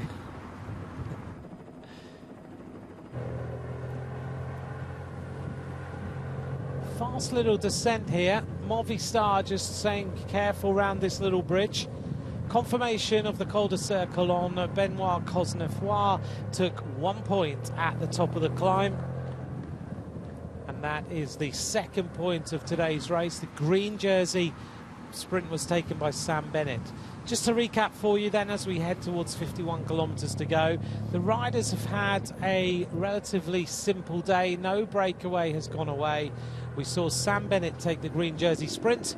Benoit Cosnefroy has taken the King of the Mountains climb. We've got one more of those, and then we race into Privas for the finish of today's stage of the Tour de France. Tomorrow, another general classification day. It's kind of alternate days throughout the first days of this Tour de France. We see Gibbons leading the peloton down this descent now on the front of the bunch in his South African champion jersey. Obviously, he's recovered pretty well from a heavy crash in the earlier stages. We We were informed that maybe he'd broken a rib or something like that, but maybe that's not the case. Maybe it was just bruising, because he seems to be riding really well. He seems to be having no problems whatsoever now. Either that, he's just one tough bike rider. However, Wout Power's a bit of a different story. We really saw him suffering in the climbs yesterday. He's a guy that was recruited across to the Bahrain McLaren team to help Mikel Landa in the Tour de France, and you know, he was on the receiving end of a very heavy crash in the earlier stage, and seems to be really paying the price for that. Yeah, he's got problems with his ribs as well, and he is really suffering. Peloton now a lot quicker as they go downhill towards the next point on today's race. Thanks for all your questions. Thanks for your predictions. At Simon Gerrans or at Ant McCrossan on Twitter or on Instagram is where you can get hold of us. Lots of you predicting who is going to win today's stage. Michelle Boat, thanks very much for watching, and I hope you're enjoying today's race. Just inside the last 50 kilometres, the riders, whilst they are looking like they are not putting in massive effort today, they're still rolling along right now downhill at 65 kilometres an hour, and the average speed after 3 hours 19 minutes is 40k an hour. And if you just go out on your bike and you try and ride at these sort of tempos, you'll find out just how difficult it is to be riding at this sort of speed. Sometimes when the pace is not high, if it was a more sedate pace, less than 40 kilometres an hour, the peloton get tired because of the sunshine and the wind and everything else. And sometimes you see some crashes purely caused by riders where they've switched off. You do see quite a lot of crashes where riders have just lost concentration. Often it happens in the feed zones, where a rider will just be riding to the feed zone, really not taking enough notice of what's happening around him, and they'll either get caught by a rider taking a musette or something from the side of the road, or sometimes you see a rider, they'll just quite simply hit the wheel in front of them and have a silly crash because they're not paying attention. A very common crash is like what we saw on stage 2 with Tom Dumoulin. A rider may look over their shoulder and just drift ever so wide, touching the wheel of maybe a rider beside them or a rider coming past. So it takes an immense amount of concentration to stay switched on in such long stages, particularly when there's not a lot happening in the stage. If the racing is intense or you're getting close to the finish, you're concentrating very much on the things around. When that's not the case, it's very difficult to remain focused for such extended periods of time. On the front of the peloton, the South African champion doing a great job for Team NTT today, showing the jersey for fans of the South African squad. Wout Poels having to really work hard just to stay in on the wheels. Not an easy day for him, even if it is more sedate. Ryan Gibbons, a great sprinter in his own right. Ryan does an awful lot of weight training, an awful lot of core work as well, and he's found to him that it's of great benefit. He did an awful lot during the winter. He came out at the beginning of this season looking good, and he believes that that is attributed to how much core work and how much weight training he'd done throughout the winter. Well, the rider who won the Tour de France last year was the Colombian Egan Bernal. He rides for Ineos Grenadiers. Let's hear his thoughts on the race so far.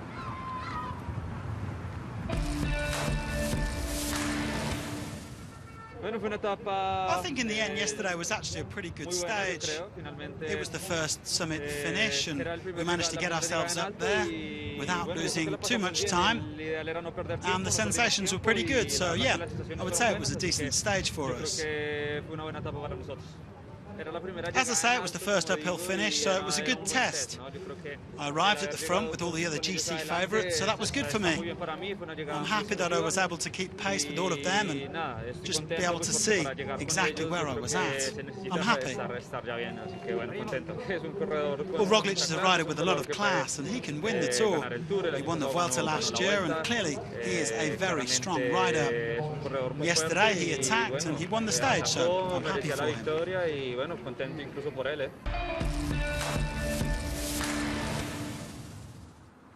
46 kilometres to go. The peloton now making their way towards the next climb of the day. Egan Bernal yesterday, first test at the top of a pretty major climb at Orsia Millet, and Primoz Roglic got the better of him as we take a look here at Sagan and at Viviani. Yesterday, for me, Egan Bernal didn't look at his best. What did you think? I think the summit finish on yesterday's climb wasn't ideal for Bernal. Where we've seen him really excel in previous stages and in last year's Tour de France was the longer climbs, the longer, more endurance climbs, particularly that finish at high altitude. Because I think as a Colombian rider, that's where he really comes into his own. Yesterday's climb was quite short in length. It was only around 7 kilometres long, which is not an overly long climb for the Tour de France, and it was very explosive. There are a number of very steep ramps in there. The pace was on and off. It wasn't ridden at a very long, high, consistent pace, but quite explosive out of a lot of those switchback corners. So Bernal put in a good ride on a climb that I didn't think really suited his characteristics. I wonder whether there was a sign that maybe he was on the same as the Dauphiné for me, but you're right. It's the high climbs when he excels. Can he defend the title? Who knows? Is Roglic now on the mission to win the Tour de France? Definitely. But are there other riders who can just sneak the position and take the win overall? Right now, there's still lots of riders can be concerned about. All the top names are in the top 16 riders at 17 seconds. There's one rider in that group of riders that I think is a dark horse and looks way better than he has for years. And you've mentioned him a few times, Esteban Chaves. Esteban Chaves looked very comfortable on yesterday's summit finish. He had a number of, let's start again. He was performing very consistently in Grand Tours just a few years ago. Following that, he had a number of issues. He had Epstein-Barr virus for a little while there.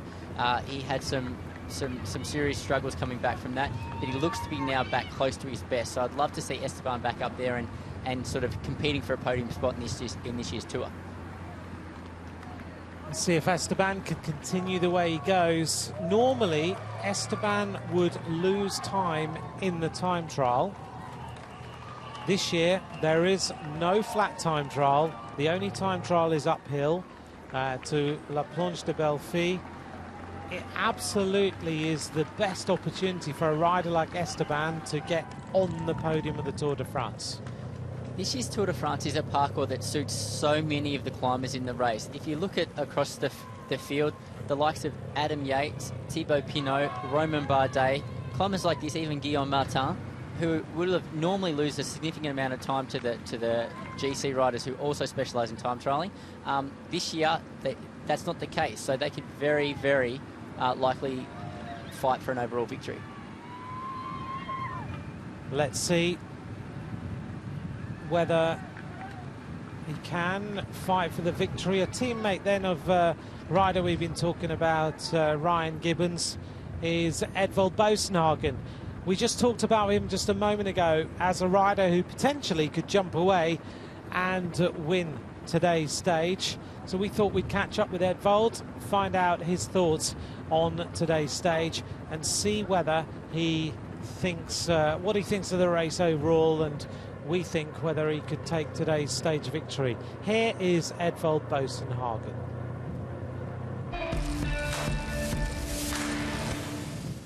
It's most likely a sprint today, and we are going for Nizzolo today, so I will be one of the lead-out men. I'm one of the lead-out men, so I will be trying to guide Giacomo as close as possible to the finish, and hopefully can manage to get a good result. We have to see that on the road, but the main goal is to go for him, and then we see how we are in the final. But if he's not there, then maybe it's me, but I hope he will be there.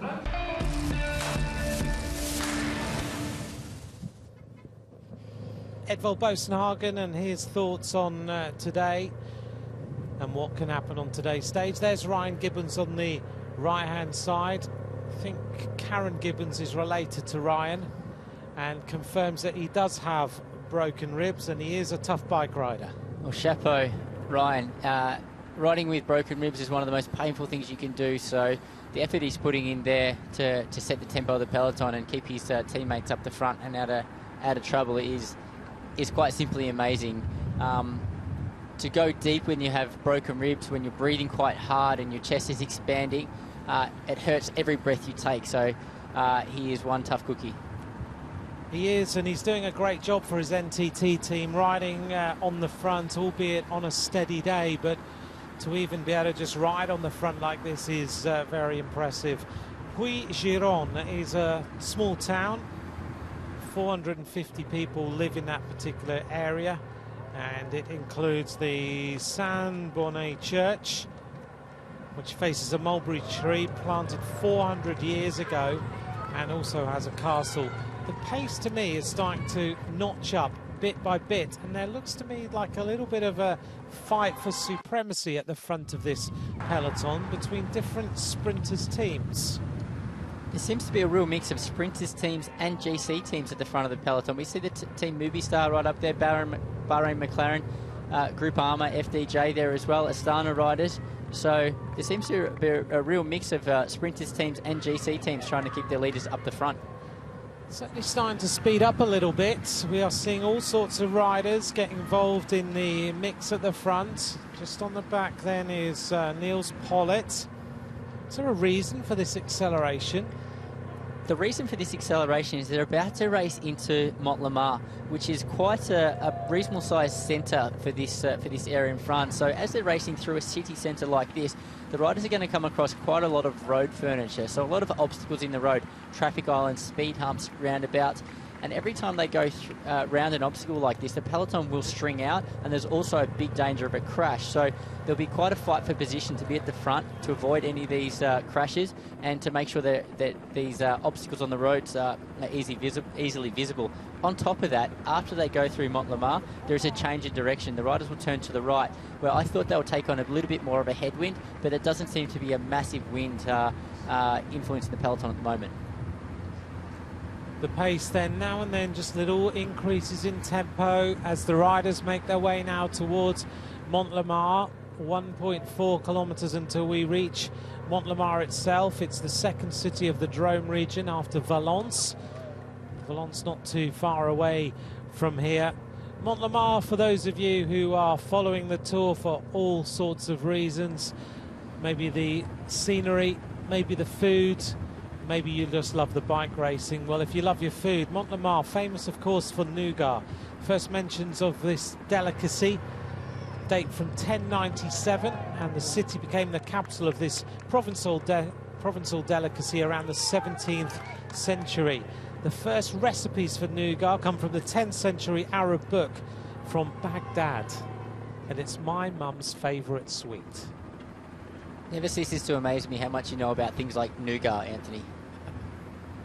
You've got to know enough about cake and nougat and sweets. 39 kilometres to go. I have a question here. Someone wants to know more about bikes, and is there a bike inspection team that examines cycles to ensure they conform, and if so, what breaks the rules and how frequently are they checked? That's from Sandra May Tain. So the UCI do controls on the bikes, don't they? So the UCI have a machine, and it looks like an iPad, but it basically x-rays the bikes, and they'll do x-ray a random amount of bikes before and after each stage. And this is actually to ensure not so much the bikes are meeting standards, but also so they don't have an engine in them. Yep. After there was so much chat about the possible use of motors in bike racing, there's also an X-ray machine which is taken to Grand Tours, which completely X-rays the entire bike, and that is to check again for motors. There's lots of other checks done, aren't there? All of these bikes of the pro riders have got a UCI stamp of approval on them, which means that the bike has gone through the checks of the UCI to make sure the bike is manufactured in such a way that it's strong enough, can take the demands of bike racing. And if you look at bikes that you buy at a certain level, you will see that stamp on them. That's right. There's also a minimum weight limit to bikes of 6.8 kilos, and that's the complete bike. So what the inspectors will do, they'll take off all the pieces of the bike, like your computer, they'll take the bottles out, all those sort of things that are detachable from the bike, and then they'll weigh the bike to make sure the weight is over 6.8 kilos. the Chateau of Ademar here in Montélimar. This is an historical monument dating back to 1889. It's a medieval palace located on the site of an old castral mound of the 10th century. It's been transformed quite a lot. It was opened to the public in 1983 and hosts a contemporary art centre. Ooh, that was a little bit hot. So there was that crucial 90-degree right-hand corner that the riders were racing for. With a significant change in direction like that, everybody wants to be at the front in case the wind direction, in case the wind is then comes from a different direction. There's the wind direction for the head of the race coming from the right-hand side. And this is where we are going as far as the route is concerned. So the wind coming from the right for the riders. That was a fast into that right-hand turn. So where they're coming up to now is they've gone through Montélimar, where there has been a huge amount of road furniture and a number of corners, and then it looks like the riders will actually twist and turn their way to Latil here, where there'll be a significant change in direction. So as they exit Montélimar, there's a chance that it could open up a little bit and the riders could have to deal with a number of small crosswind sections. Things are starting to hot up on stage number 5 of the Tour de France. Thank you for joining us. Just to recap for you, today has been an unusual day in the Tour. No breakaway at all. Sam Bennett took the sprint for the green jersey. He's now the virtual green jersey of this Tour de France. And so far, Benoit Cosnefroy has taken the first King of the Mountains point on the way to this place, Privas, where we host the race finish.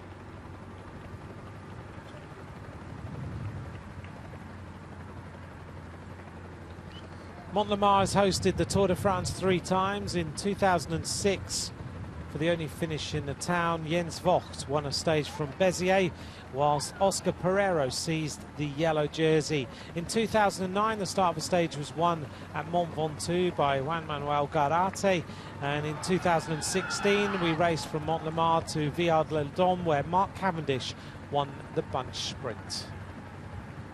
Here's another corner, all-important corner across the bridge for the peloton. Anthony, can you remember the last time there was a Tour de France stage without a breakaway? I've been trying to go through that all day and I cannot think of a day. I don't remember one. There's obviously been numerous days where there's been a sole rider or maybe a very small group off the front for the majority of the stage, but to have no breakaway at all basically for the entirety of the stage is something that I can never remember happening. The only time I can think of it happening in a Grand Tour is more for a very sad day, where the peloton have ridden where they've lost a colleague. But apart from that, I cannot remember. Maybe someone out there remembers it otherwise. I've asked our historians on the race if they can also go back and think in their memory when there was a day there was no breakaway. But so far, they haven't come up with an answer other than what I've just mentioned. Well, we have plenty of historians watching the race from home and sending us messages. So please send us a message if you can name a stage of a Grand Tour that you can remember, with the exception of maybe the final stage, because often the final stage is a little bit more of a procession, but a stage in the middle of the race where there's been absolutely no breakaway at all and the peloton has stayed compact from start to finish. I can't remember of any, so please let us know. It's an unusual day in the Tour de France. Oh, crash and a problem here for one of the members of Jumbo-Visma. This is Sepp Kuss. And this is precisely why the riders all want to stay at the front when they're going through a town here. You can see how many obstacles are on the road here in front of Sepp Kuss. There's roundabouts, there's traffic islands, there's bales, there's signs, there's so much for riders to run into. The American rider from Durango, Sepp Kuss, is left behind and now he's just got to get himself back together. It's a lot more urgent. Oh, there's some damage here for Sepp Kuss. That's going to hurt him overnight. Ripped jersey down the left-hand side. I think he might have hit a little bit of road furniture there as they race through Montélimar, and Sepp Kuss now has a chase on his hands. The only point in the race where this peloton has been in full cry through the town. Now things settle down a little bit, but this is an important moment in the race as we start to accelerate. 18.7 kilometers to go is the base of the climb. Not good for a rider on a relatively sedate day to have a crash. So what Sepp Kuss will be doing now, he'll just be dropping back into the convoy, looking for the team cars and trying to make his way back through the convoy, utilising the draft of the team cars to rejoin the front of the race. By my calculations, they're going to turn right very soon and take on a long, straight headwind stretch. So that'll be Sepp Kuss's perfect opportunity to rejoin the peloton once things settle back down a little bit. Both sides of the road then. As we take a look here again, the red arrows show us where the wind direction is coming from, and that's where we are going. 11 kilometres an hour the wind, so not too strong. No, the wind has actually dropped off significantly throughout the day. I think it was blowing close to 30 kilometres an hour this morning, coming from the north, blowing down the valley, which would have made the conditions quite tough for the cyclists. But at 11 kilometres an hour, it's not really enough to have that much of an impact on the bunch and potentially split the field. Looking here at a compact peloton again, Sepp Kuss in a chase to get himself back into the group. He'll get himself into the race convoy of cars. Then he'll surf his way through the various cars and get himself back into the wheels. He will hopefully then take a look at his injuries if things calm down a little bit, and then just assess everything at the race finish and make sure he is okay. He doesn't look like anything is broken or whatever. He'll just have a few cuts and bruises. But now things are going very quickly. 70 kilometres an hour. It looks as though the riders are just going down a slight downhill now as they're approaching Latil here before they take their right-hand turn. But yeah, there's a lot of jostling for position. With only 31 kilometres to race now, the riders are going to want to get to the front and predominantly hold their positions from this point on all the way to the final. Two trains left and right hand side of the road with 31.5 kilometres to go. There's little gaps appearing in this peloton a little bit at the back, but I think that's just riders freewheeling. But Bora Hansgrohe kicking on. Sepp Kuss has got a big chase on his hands.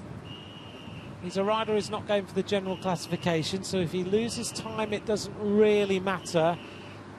But he'll want to get back in there in the group with his team as he gets to the team car of Jumbo-Visma.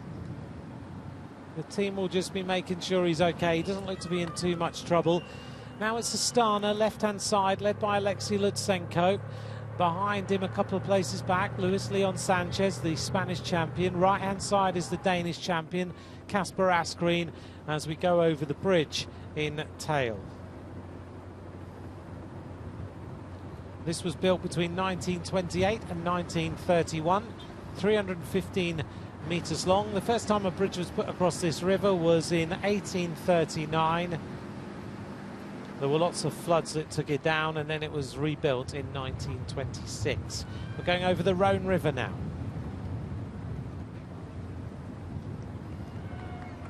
Still quick. Still the peloton looking for control. Sepp Kuss at 37 seconds as we are about to enter the Ardèche.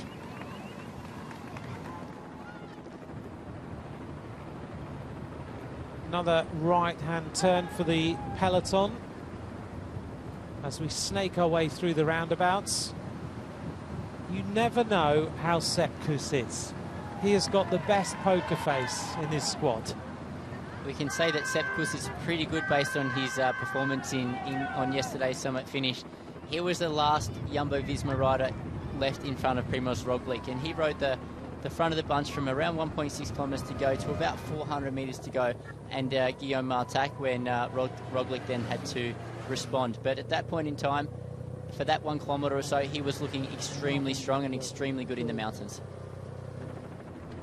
Astana at the front, looking after Miguel Angel Lopez as we enter the department of the Ardèche.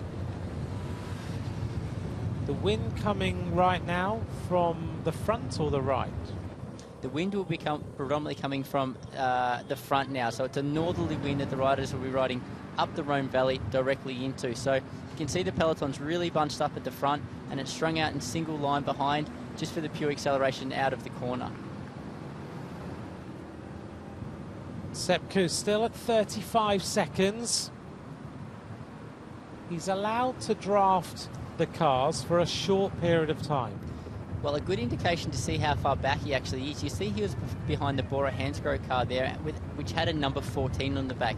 So that indicates to me that he's sort of around 16, but by the time you count the medical car, the commissaire's car, and then all the cars in order, if they're maintaining their number order, yeah, he's around 16 cars behind the race. So he will basically weave his way through those cars, try and utilise the slipstream as much as he can, and find his way back to the bunch.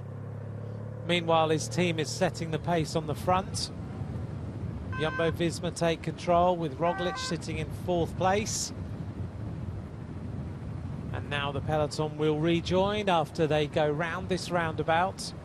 30 seconds the advantage for the peloton to Sepp Kuss. He's trying to come back. He'll want to get back as soon as he possibly can, but he'll also not want to do it at the expense of making his legs hurt that much. Maximilian Walscheid moving up. He's in the blue, the tall German rider. Tish Benoit there at the back.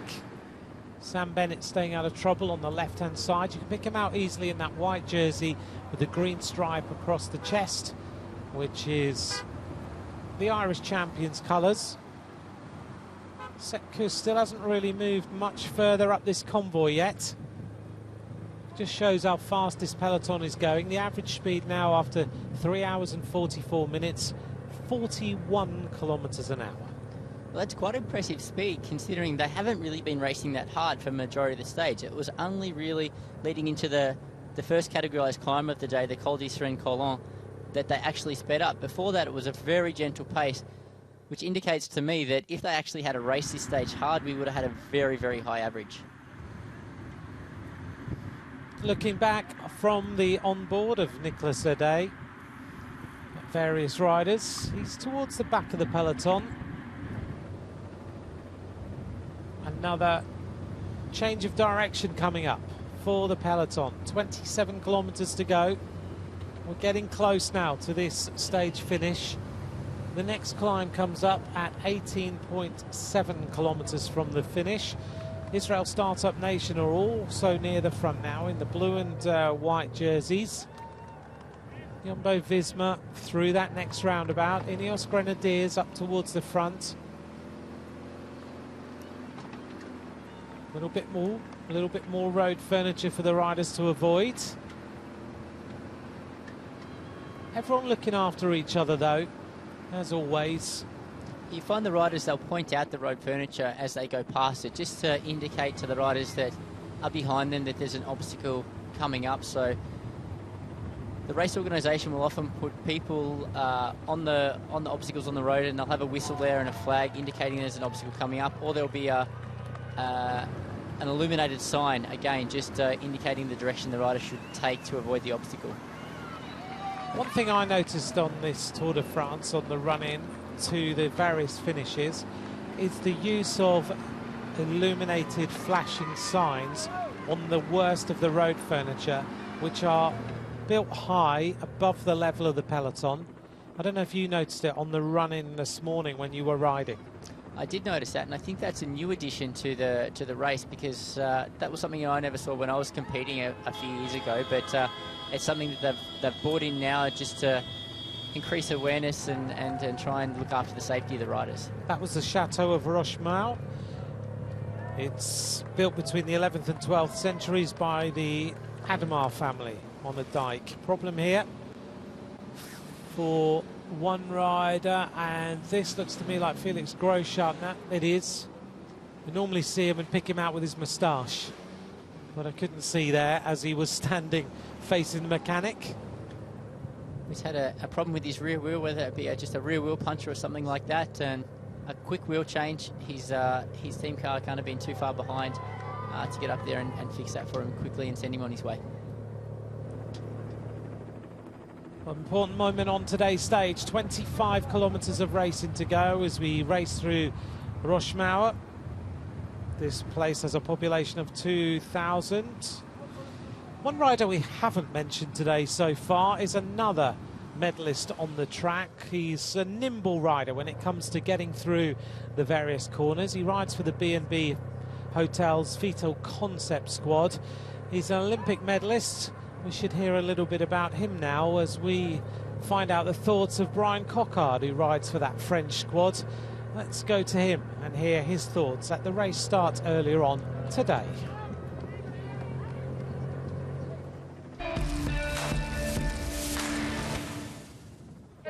Yeah, it's going to be a tough sprint, a tough final, especially inside the final kilometre. It's very interesting for me, though. It's a stage that we've recce'd and we know where to position ourselves, so we're very motivated. I've been dreaming of a win on the Tour de France for a few years now. I have come pretty close, and I really hope that it'll happen this year. Why not today?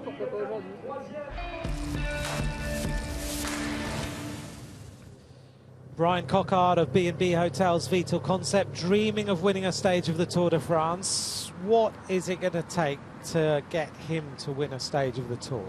Interestingly, he mentioned that they've recon this stage, so they're obviously taking this stage very seriously, because I understand a number of the other sprinters teams haven't seen the finish. They were relying on, like we discussed earlier, Google Maps and the likes, and the recon or reconnaissance car scouting the finish before they get here.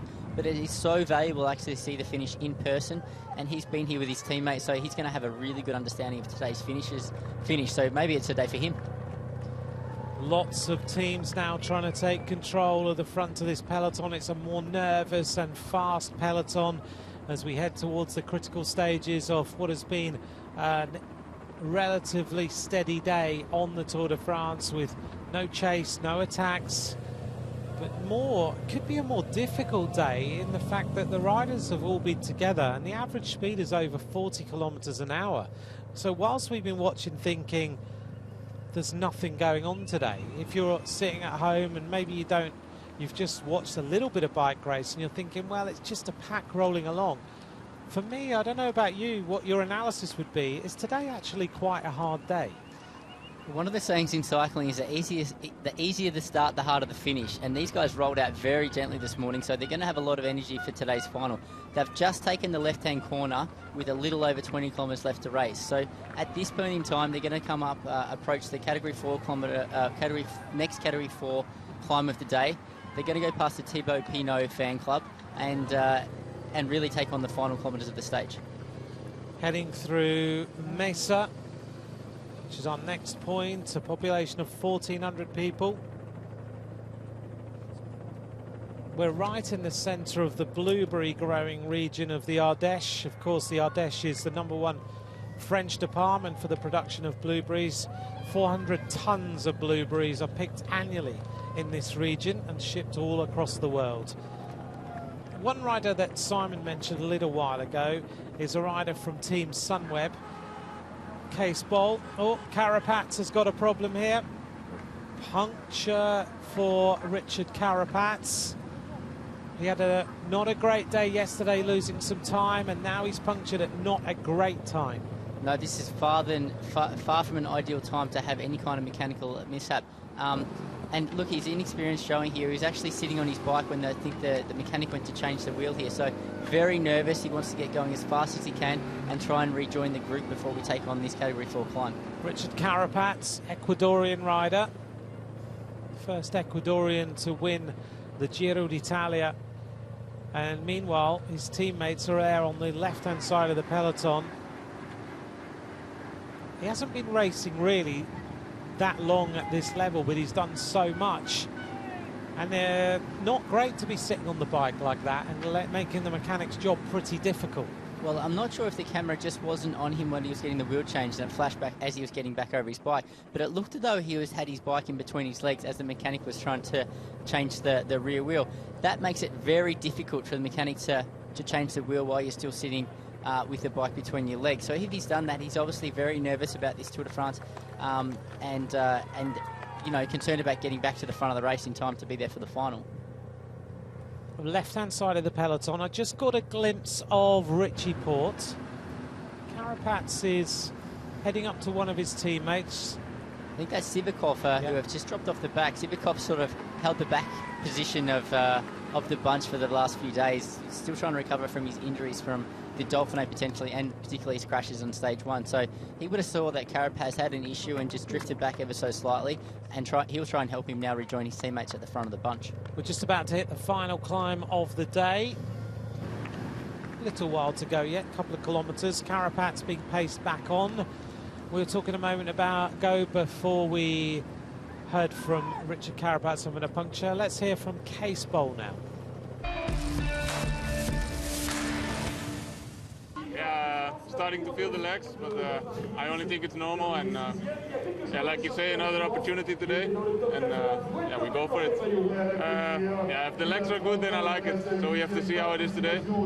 Also, it's a bit more technical, so yeah, it's going to be a little bit different than the other sprint stages, but nothing we cannot do, I think.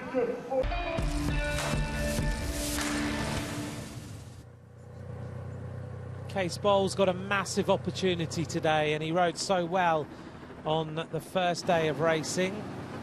He's a potential winner of today's stage. I think Case Bowl is obviously gone into this Tour de France as the leader in the sprint stages for Team Sunweb. He showed his form on the first stage, that he's in good shape, and he's obviously very motivated. So if he times this sprint finish right today, he could be another contender for the stage. This is such a fantastic finish because it really opened up to the viable winners of the stage. We're not only looking at the pure fast guys, but the more versatile sprinters as well. Nearly at the bottom of the last climb of the day. Only 2 climbs along today's route that are classified. Been plenty other bits and pieces of climbing. Notably, we're 20 kilometres from the finish, and the team buses have just arrived. The team buses must have had quite the transfer from the start to the finish today. There weren't too many options with the roads they could take to get here, so I imagine they largely followed the race routes. They may have left just a few minutes before the peloton rolled out, and now they're just getting to the stage finish to set up and prepare for the riders' arrival. This climb we crest with 16 kilometres to go, the Côte de Saint-Vincent-de-Bar. It's a 2.7 kilometre climb, 4.2% its average gradient. We're going to head over the top of that, and then we'll start to think about the race finish. There is Thibaut Pinot. Alongside him, number 57 is Rudy Mollard. Just saw Sepp Kuss, who's rejoined the peloton as well now, which he'll be pretty pleased with. You see his torn jersey there sitting on the back, so he'll be trying to recover from his effort to get back to the bunch following that little crash that he had quite a few kilometres ago now. I guess the team will be looking for him and thinking, right, where is he? He's not with us yet. They want him to be with the squad. He is always around Primoz Roglic, but he'll ride in now to the race finish. 18.7 kilometres to go. Still Ineos Grenadiers over there on the left-hand side of the peloton, the right-hand side as we look. Here's some stats. The top speed on today's stage, 78 kilometres an hour by Danny Martinez. Well, that's very fast considering the riders haven't taken on any big descents in today's stage. So that may have been off the back of one of the smaller Category 4 climbs, or they won another Category 4 time at this point in time. And he's obviously come back through the cars or something, or made his way through the peloton to hit that kind of top speed. Today, as you'll see on the right-hand side there, Thibaut Pinot's fan club have decorated the entire last 20k. They have been very busy, and they were out there sort of setting up many hours ago. So I rode through there a couple of hours before these guys even started the stage, and they were all set up with their Thibaut Pinot signs. They've been painting the road, so there's not too many fans on the roadside in this year's Tour de France, obviously due to travel restrictions and COVID-19 precautions, but the ones that are out there are being very enthusiastic, which is great. It is great. Everyone in the finishing area have got their masks on. Sunweb now arrive at the front of the peloton. They're the team in the black and white. Mark Hirschi is taking over a role as a domestique today, having worn the white jersey as the best young rider. One of the Team Sunweb riders towards the back, though, is Nicholas Roach. Richie Porte was up near the front, I noticed. He's getting himself out of any difficulty. UAE Team Emirates also there with the best young rider, Tadej Pogacar, He looks like he's in a strong position. 1900 metres to go. Benoit Cosnefroy has to get himself up here to look for the King of the Mountains points. There's only one on offer. Last time he made his life very difficult. He eventually got out of the box he was in, but now he needs to get himself back up to the front again in a good position to make sure that he secures the mountain points. One rider wearing a red number you may just have caught a glimpse of there was the most combative rider of yesterday. Krits Nielands rides for the Israel Startup Nation team, and that red number signifies it. Yesterday he was awarded the most aggressive rider of the day, and Simon was particularly impressed with the way he rode on the run into the finish, holding off the peloton for a long time, being the last man standing on the stage from the original breakaway. Yes, in his first Tour de France appearance, it was great to see him not only in the break, but really attacking that breakaway as well in the final. He knew his chances of staying away and holding off the chasing peloton was limited. So, yeah, he's tried to enjoy his time in the break for as long as possible, attacking on the penultimate climb of the day and only getting caught with around 5 or 6 kilometres to go. I don't see the King of the Mountains at the front yet. Well, he still has 1.2 kilometres to get to the front. Last time we only saw him get to the front with about 300 metres to go, so he might be timing his run very late again. It doesn't make his life very easy, does he, as a rider? He seems to have to fight his way out of positions and everything else. We'll take another look now at the 3D position of the riders. The average speed of the various hours: first hour 40k an hour, second 42, then slowing in the third and ratcheting up to 45 kilometers an hour in the 4th hour of racing. A little bit more increase in pace. There's the 3D profile of where we are. There's the head of the race, and there's the top of the climb. That's where we're heading on stage 5 of the Tour de France before we crest it and go down off the top of the climb, and then we'll start to talk about the run-in to today's race finish. Here he is, right-hand side, the King of the Mountains. He's right got on 600 metres to go. Right on point.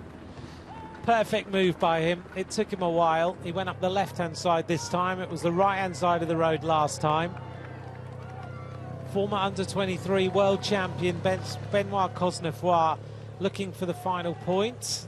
This all increases advantage yet again. No one's going to challenge him by the looks of things today. They're quite happy for him to just ride away and pick up the points.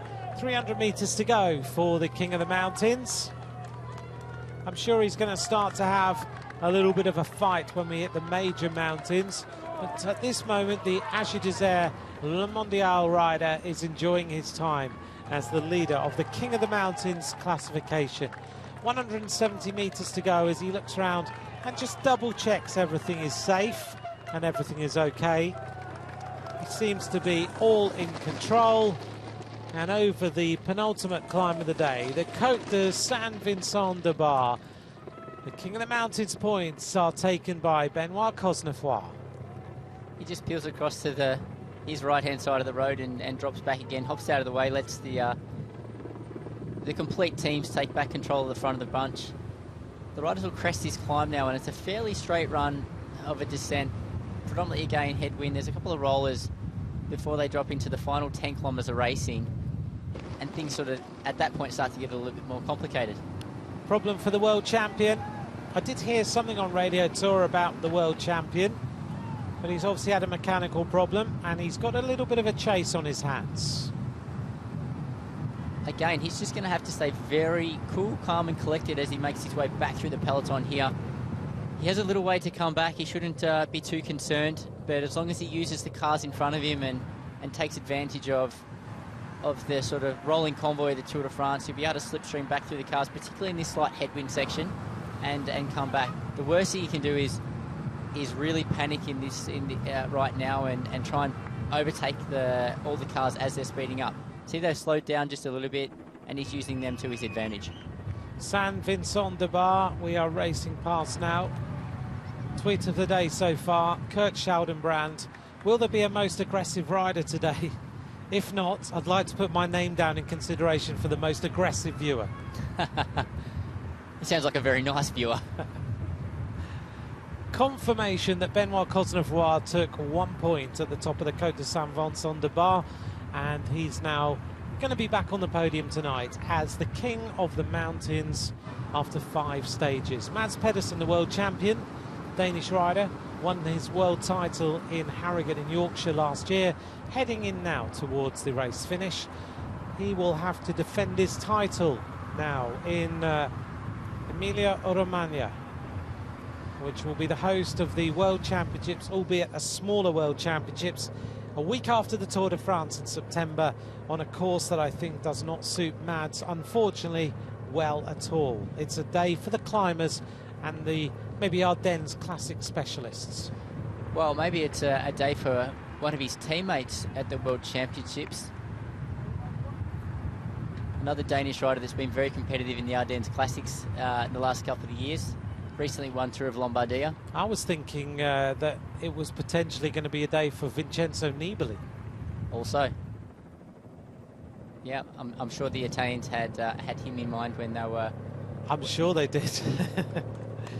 Vincenzo Nibali is the rider who I think could be thinking now World Championships, because it's a perfect moment for him to try and take a victory in the World Championships, based in Imola, based in Emilia-Romagna.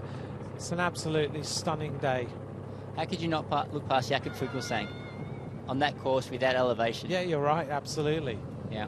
Winner of Liège-Bastogne-Liège, winner of Lombardia. Could be a perfect day for him, actually, thinking about it. You remember when he was heading towards the win in Liège-Bastogne-Liège, and Dmitry Fofanov said to him, "Take it steady now, Jakob." And at that moment he went hot round a corner and nearly lost it. That wind direction, Simon. We just saw a really interesting 3D graphic with the wind direction. You see the riders at the moment have a slight cross headwind coming again from the right. That's really interesting because in just a few kilometres time they're about to turn left and really change valleys. At that point in time, the wind is going to turn to more of a cross tailwind, and that will be very difficult to move up from that point, because I anticipate the peloton will really string out from that corner. Let's wait and see whether that happens. The temperature now 25 degrees, the wind at 22 kilometres an hour. Does that make it strong enough for something to happen? Well, the wind, it depends on how fast the peloton is actually moving. If the peloton is moving extremely fast, then you can definitely feel the wind speed of 22 kilometres an hour. If the peloton is going a little bit slower, then it needs to be significantly stronger.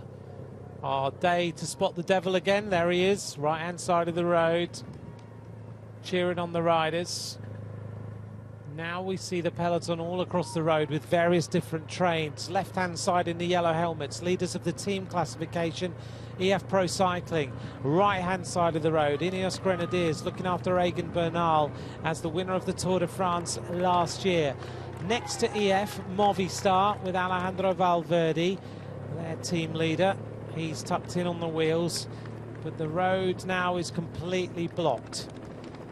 Now, every team is going to want to get across to the left-hand side of the road for this very important left corner that's coming up and through the roundabout. If they're stuck on the right-hand side of the road and have to go the long way around the roundabout, that is significantly further, and they're going to lose a lot of time. Only 11 kilometres to go. The average speed today after 4 hours and 7 minutes, 41 kilometres an hour. They go left and right of the road furniture. Wout Poels just hanging on. He's in all sorts of difficulty. This is a painful Tour de France for him.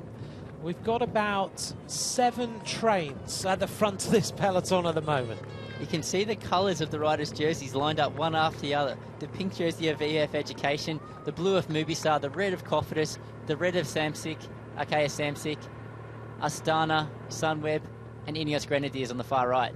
And the team of the green jersey, Sagan, is also now coming forward. You can see them if you look to the right-hand side of the screen, 3 across. Bora Hansgrohe in the green helmets, looking after Sagan in the green jersey, who needs a victory here. Otherwise, he will lose the green jersey tonight. Sam Bennett will be the virtual green jersey potentially. It's a bit of a fight now between them. There are points on offer at the finish line.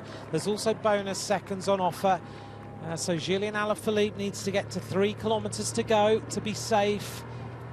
Right-hand side of the road, EF Education first, looking strong and looking comfortable. A fight then for the sprint, but a fight for the general classification to get their leaders safely to 3K to go in case there's a crash. Now, after speaking with some of the sprint-focused teams, they were explaining to me that these days they don't even try and get to the front much before 3 kilometres to go, because up until 3 kilometres to go, they're battling with the general classification teams as well. So they wait for them to get to 3 kilometres to go. They generally peel out of the way and leave it to the sprinters teams. At that point in time, then they'll try and move forward and make sure to position the sprinter ready for the final stretch. Inside 10 kilometres to go. Left-hand side of the road now is Ineos. Look at the speed of Jonathan Castroviejo, one of the best time trialists in the world, as he really lines things out now. EF are getting a little bit washed away on the right-hand side of the road. It's Ineos with Sunweb alongside them. A big acceleration, fast downhill now at 9.3 kilometres to go. And into the aero tuck with Luke Rowe behind Jonathan Castroviejo. They take a fast left-hander. Really quick into that roundabout, safely through there.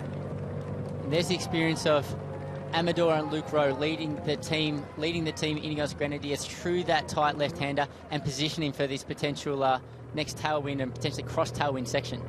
Amador takes over, Luke Rowe, Kwiatkowski, Bernal. Behind Bernal looked like Nicky Assant. Very fast in this peloton now. More fans of Thibaut Pinot, left-hand side of the road. Simon, before we get into this hectic bit of the race, you rode this morning. Talk us through the run into the finish now. So there's a nice straight stretch now for the next 2 kilometres before they take on a few more roundabouts and go up a slight rise to 5 kilometres to go. From 5 kilometres to go, they then descend down ever so slightly to the 4 kilometres to go mark. 4 kilometres to go to 3 kilometres to go is another slight rise, where I imagine a lot of the riders will use that to move up. So it's a tricky technical run in. After 3 kilometres to go, there's a squeezing of the peloton and there's lots of danger there. From 3 kilometres to go, again, they crest a small rise and descend down to a large roundabout. This roundabout looks it's equally, they can take it either side of this roundabout until they get to 2 kilometres to go, and then there's a further 400-metre rise up to around 1.6 kilometres to go, and at that point the road narrows from a good 2 lanes wide down to 1 lane wide for about 400 metres. That is a very critical point in the final of today's stage. Let's take a look at what happens. The wind is coming from the right-hand shoulder. There's riders all over. Egan Bernal not in a great position here. He was right in the wind. Now he looks for his team to bring him across. Julien Alaphilippe swings across the road. Look at Julien Alaphilippe, the experience, how cool, calm and collected is he in the yellow jersey. He's ideally placed there. He doesn't have any teammates around him, but yet he's in the perfect position. Perfect position. Moving over on the right-hand side, there's so much movement in this peloton now. Thanks for joining us for stage 5 of the Tour de France. Well, it has been a day where the peloton has been all together all day, but now it's about the fight for the stage victory and also the fight for the yellow jersey. There's still going to be potentially time bonuses on the line. Look, there's a split in the peloton now under the pressure and the wind direction, as riders grapple to just stay in the wheels. Ineos Grenadiers, again, their experience has paid dividends. They're exactly the right point on the road. They took the left-hand side of the road. They've held the left-hand side of the road because they knew it was the most direct line through that roundabout. And it's Mikhail Kwiatkowski. Now Tony Martin comes up alongside him as he brings forward Primoz Roglic. Tony Martin goes to the right-hand side of the road. Roglic goes with him. Two significant and distinct trains, right and left-hand side as they go to the sides of the road furniture. Tony Martin just keeping an eye on Kwiatkowski. Kwiatkowski glances across just to make sure he's level with Tony Martin, 4 times the world champion of the time trial. 6 kilometres to go. Look at the power of Tony Martin. He just made up for the error that his team made, taking the wrong side of that roundabout. The power he had there just to be able to ride his entire team back on equal terms with Ineos Grenadiers. Very impressive by Tony Martin. Riders are going to lose a little bit of time at the back as they sit up. There are gaps opening now. This rise that Simon was talking about. Kwiatkowski still level with Tony Martin. Sivakov comes forward, and this rider's in a little bit of difficulty. Okay, this is Bauke Mollema, and has he missed the split? He's definitely suffering today. I don't think he's missed a split, but he is in the hurt box right now. Yeah, there are a number of splits, a number of riders splintering off the back of the bunch. Position is so important. The last thing any of our GC contenders want to be is stuck behind someone that's going backwards. Little group now dropping off the back of the peloton. They'll just ride in. The peloton again in 2 distinct groups, left and right hand side of the road. Riders trying to choose. Do they go with Ineos Grenadiers? They go with Jumbo-Visma. Giacomo Nizzolo having to move up in the wind. On his wheel, cleverly, Nairo Quintana behind a sprinter, just getting himself up to the front of the race. What a classic drag race we have here with our 2 GC favourite teams. The team of Egan Bernal and the team of Primoz Roglic racing each other on either side of the road. Absolutely brilliant positioning by both teams, and it's Tony Martin who's making up for any lost time through the roundabouts. Julian Alaphilippe is choosing to be in the wheels of Jumbo-Visma with one teammate just in front of him, keeping him out of any trouble. Alaphilippe is around about 5 riders back on the left-hand side. 5 kilometres to go, 63k an hour as Ineos Grenadiers take control. Ineos Grenadiers again on the correct side of the road, being on the left. They've taken this roundabout. They'll take the next roundabout on the again the left-hand side before the road starts to climb up again from 4 kilometres to go to 3 kilometres to go. Looking around, Sonny Colbrelli looking around for his team. Tony Martin fighting his way back. Sunweb in a great position with Cees Bol, their sprinter.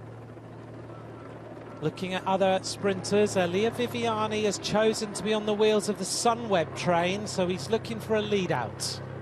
Interesting, Dylan Van Baarle just peeled off the front, leaving it to Mikhail Kwiatkowski, who is looking over his shoulder, wondering who's going to come up and help him.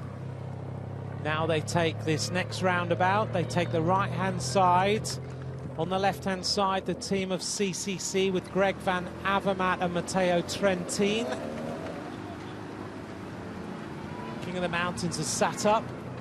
He doesn't look too worried. He'll be on the podium tonight. 4 kilometres to go now. Now, there are 2 small rises left in today's stage. We may see an attack of Greg Van Avermaet, who is ideally placed just behind the Sunweb team.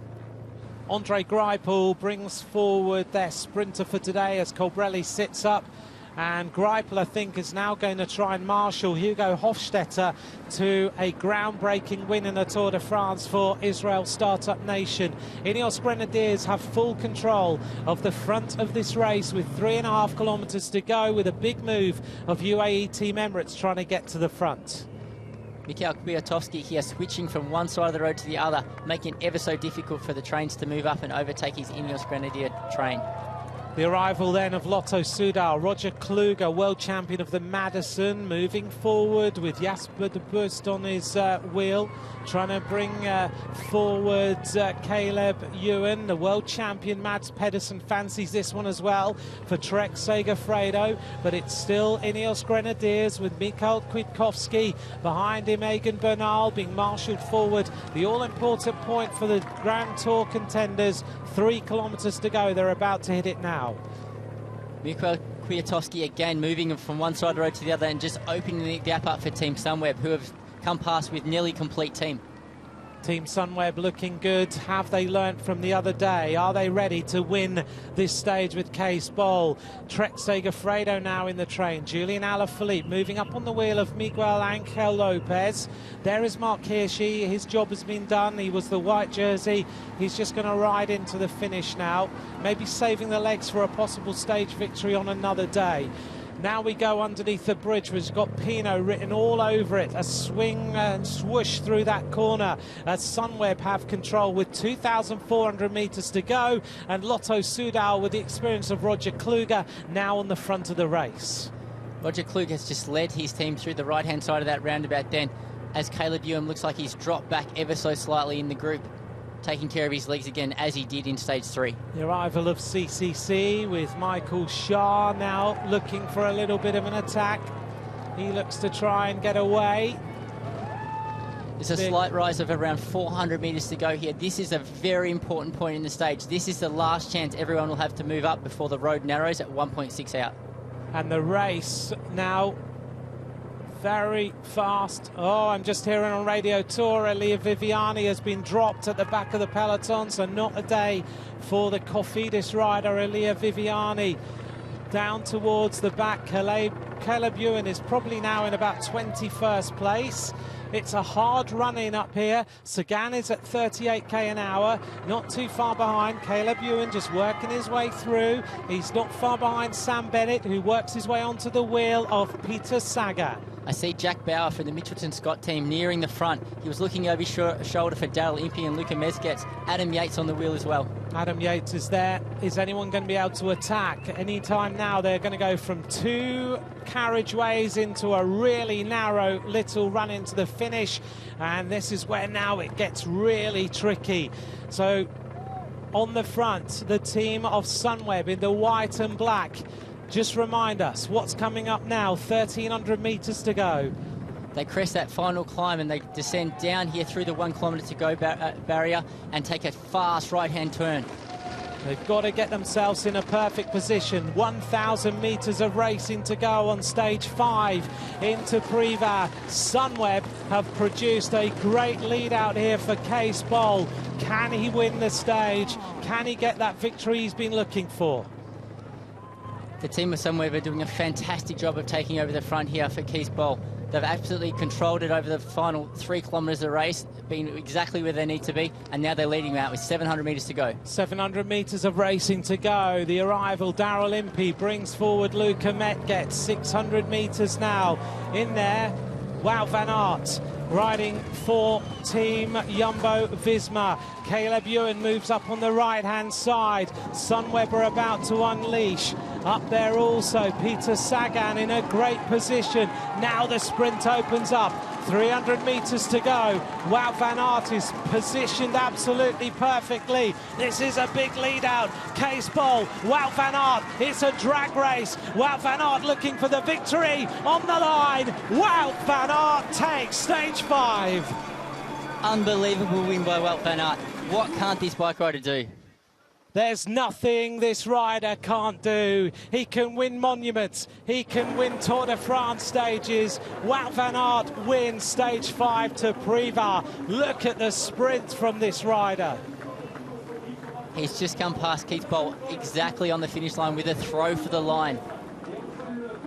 Stunning sprint by Wout van Aert.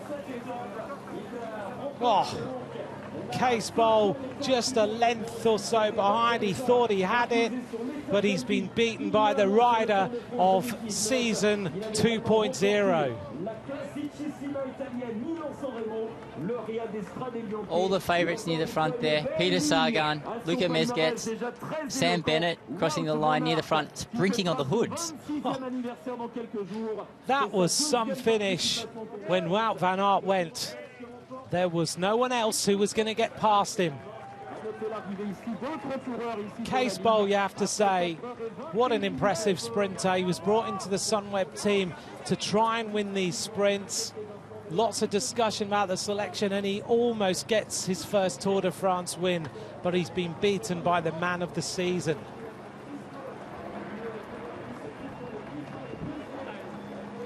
We didn't know whether Wout van Aert would take on the sprint. We thought it might have been a bit a risky move with the GC ambitions in mind for Team Jumbo-Visma, but he got through safely and he come out on top. We talked about this earlier on today. We wondered whether they would take the risk. Well, is there ever a risk with Wout van Aert? Yesterday, he was impressive in the mountains. We were calling him Wow van Aert. Today, it's terrible. It's without doubt, wow. What a sprint victory by Wout van Aert. Just a perfectly timed sprint. He didn't have any teammates around there to support him in the final kilometres of the stage. He profiteered from the Sunweb lead out and came off Keith Boll perfectly in the final 100 metres. Wout van Aert wins stage 5 ahead of Kees Bol, with Sam Bennett in 3rd place ahead of Peter Sagan, which means Sagan will lose the green jersey to Sam Bennett. And Wout van Aert, what a win. He takes a 10-second time bonus. Doesn't really mean anything for him overall because of the fact he's so far down, but look at the sprint. Let's replay it. Yeah, again, he just lined up Keith Boll in the final kilometres. Sam Bennett coming extremely fast and behind, but like I said, sprinting on the hoods. I don't understand there. Maybe he was out of position, but how fast he came through. He was sprinting at 66 kilometres an hour on the hoods. Peter Sagan up there in the mix again, getting some crucial points in the green jersey competition, but I think he would have dearly loved to win that stage.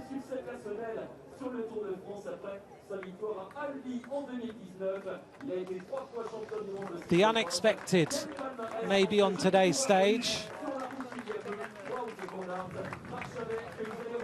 It's not unexpected for Wout van Aert to win a stage, but it's maybe unexpected to win on such a tricky run-in that Jumbo-Visma said it's okay, go for it. We think of Wout van Aert's strengths as a rider. He comes from a cyclocross background.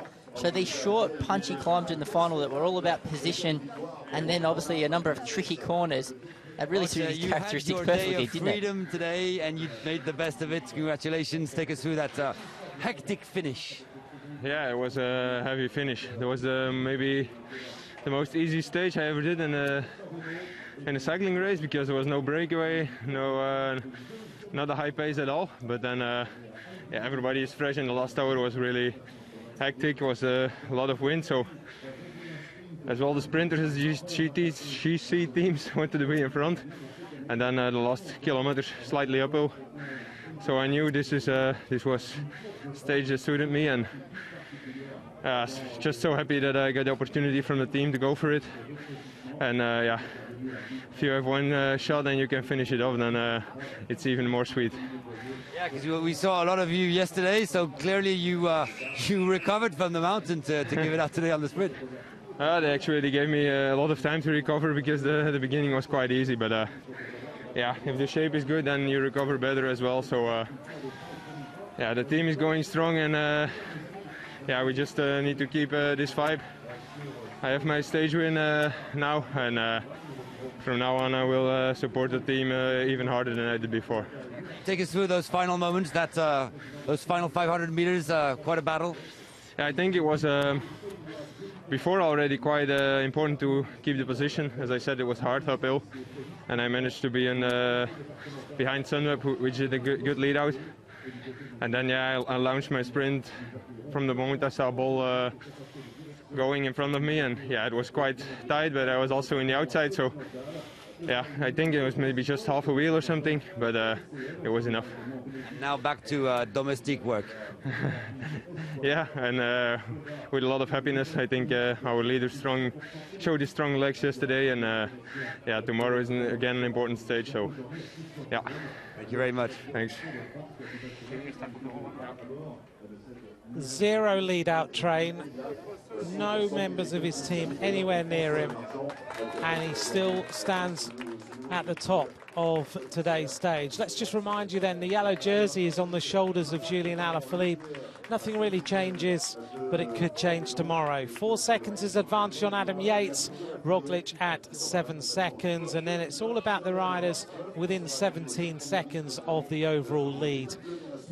Wout van Aert, that is a very impressive win for all sorts of reasons, because he worked so hard yesterday. There's no lead-out train. He's had to profit from the work of all the other squads. It's a really, really impressive win today in Privas. Yeah, it certainly is. It just highlights how good his condition is. What a powerful sprint there. As he said, he come off Keith's bowls. He had to profit here, go around the outside. So he took the long way around to come around him, as well as Keith's bowl had much more of a direct line on the left-hand side of the road. In the top 10, Kees Bol second, Sam Bennett third, Sagan fourth, Jasper Stuyven in 5th place, Luca Met gets in 6th, Cockard in 7th, Ewan in 8th, Clement Venturini, another cyclocross rider, in 9th place, Hugo Hofstetter in 10th. A real mix of riders in that top 10 today. Yeah, there certainly is, but like we said, today's final wasn't all about the pure sprinters. It enabled sort of more of a diverse sprinter, a sprinter that can climb a little bit and hold really good position to compete for the stage win as well. So an absolutely incredible performance by Wout van Aert, and he's just showed us again the quality that he is, the class that he is as a rider. As he said, the easiest bike race he's ever done. I'm sure one of the most hectic finales as well. I'm sure it was. What a couple of days for Jumbo-Visma. 2 stage wins in a row with two different riders in completely different terrains. Absolutely. Just so impressive. That's the Pieta of Mont Toulon, an altitude of 427 meters. A volcanic plug which is the scene of the last battles of the siege of Privas in 1629. The crosses were erected there in 1826 by Father Quiron, founder in 1827 of the Sainte Marie Hospital.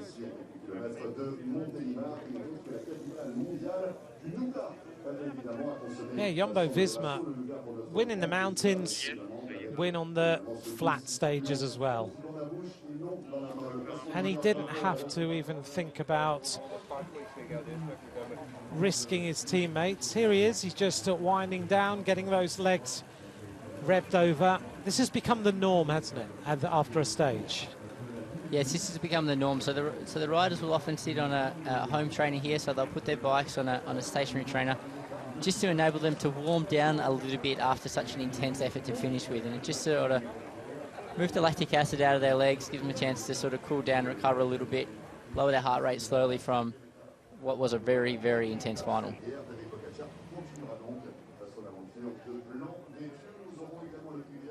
Here in Privas then, the Sainte Marie Hospital Centre. This is the historic cradle of the Sainte Marie Hospital Association, built in 1927 by Father Quiron. It's in charge of all the mental health care in the department of the Ardèche. There's some sculptures in the entrance to it dating from 1955. Here's the last kilometre of racing. Simon, pick it out. It was a tricky run-in. Wout van Aert still sitting quite a long way back. Well, he's sitting quite a long way back here because you can see that there's actually a large number of Sunweb riders still in front of him. So they're all going to peel off and let Keith Bol do the sprint. So he basically moved up here, obviously, to Keith Bol's wheel, and just as he anticipated, they would peel off one by one, and leaving Keith Bol in the perfect position to do the sprint. And at that point, Wout van Aert, he knew he only had to pass one rider. He's just sitting there, 61 kilometres an hour. Sam Bennett 4 behind him. Bennett comes flying through at 66k an hour, but Wout van Aert in a great position here. In a perfect position. Wout van Aert managed to find the way up the inside of his lead-out man. And, Keith Bol found the way up the inside of his lead-out man, while Wout van Aert had to go the long way around the outside, so he was going clearly faster when he crossed the line.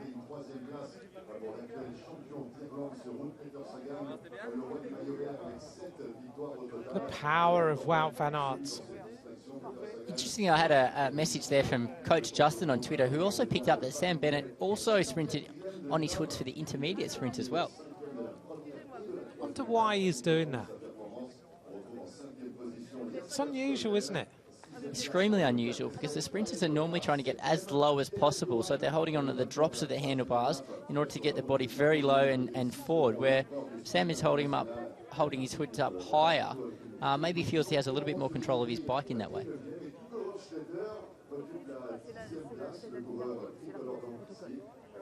So relaxed in that sprint, just waiting until the right moment. Case Ball went left, he went right, and ultimately took the stage. This is the St. Thomas Church in the centre of Privas itself.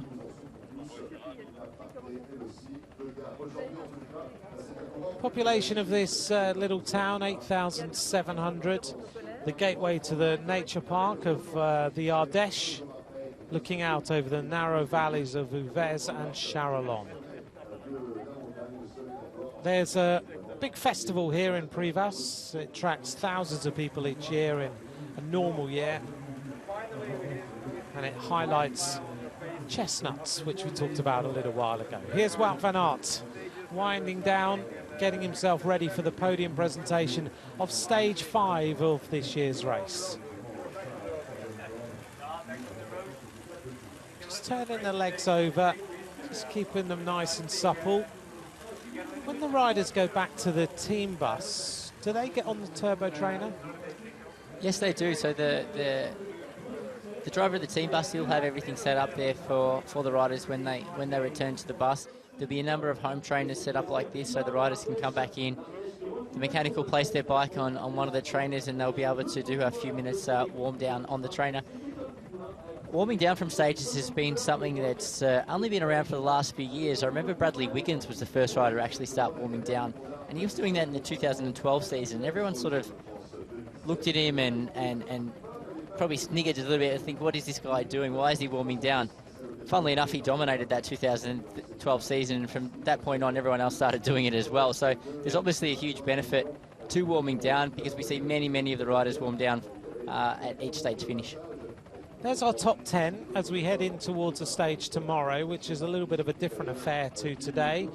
We've got a big mountain finish tomorrow. We're going to go to Mont Aigual, and it's not an easy day, 191 kilometres, and the profile is an unusual one, relatively flat all day before a long climb up to the finish line that takes us to the top of Mont Aigual, which is 1,560 metres above sea level.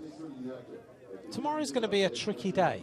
Tomorrow's going to be a very interesting stage, particularly we have a similar wind direction today, because the riders head predominantly south, heading southwest. So if the wind is going in the same way, they should have quite a strong tailwind for the majority of the stage before they take on the final 4 climbs of the stage.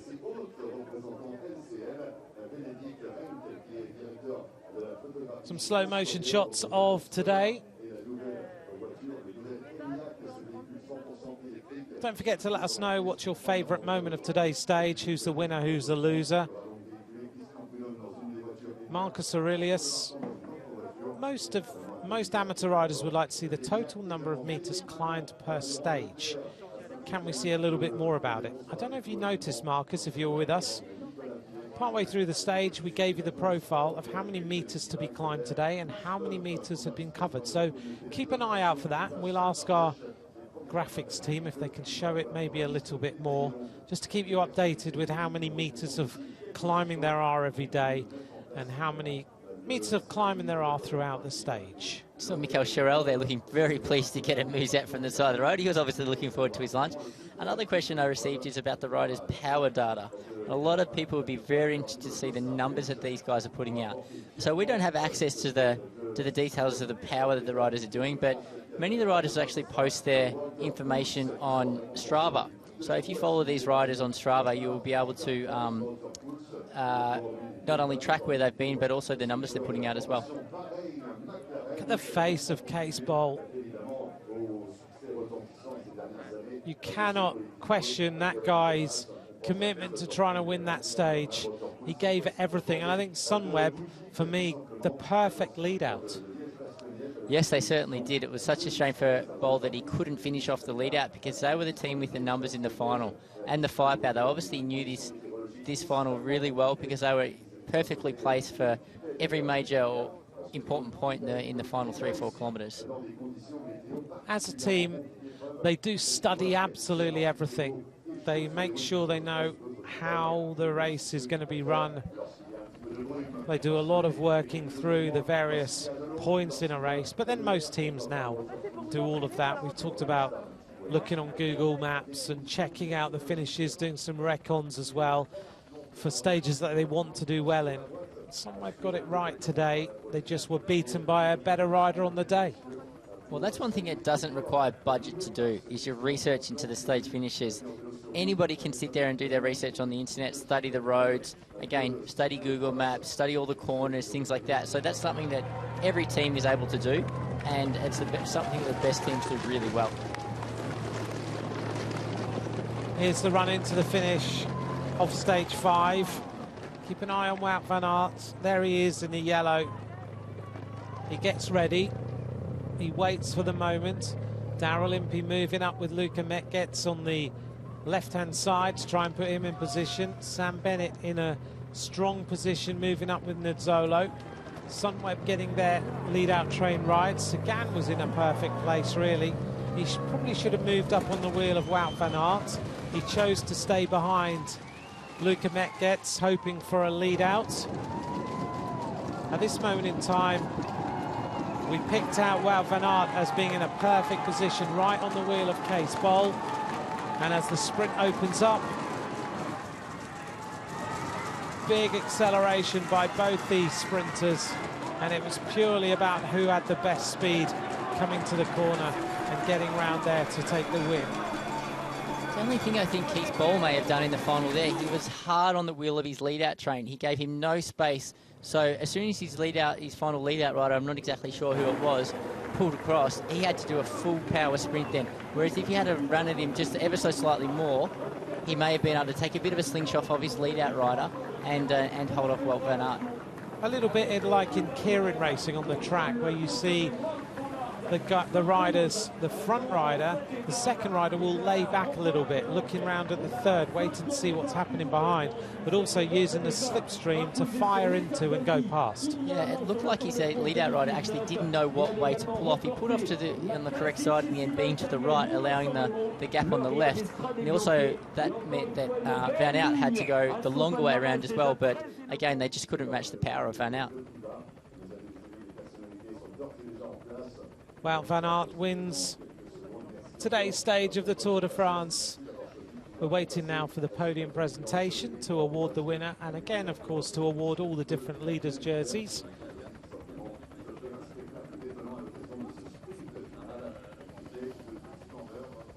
Here is Wout van Aert about to arrive. He won a stage last year in his first appearance in the Tour de France. He wins another one this time. He's already said that going for the green jersey is impossible. He's got a job to do within the team. But in his second Tour de France, he takes his second stage win.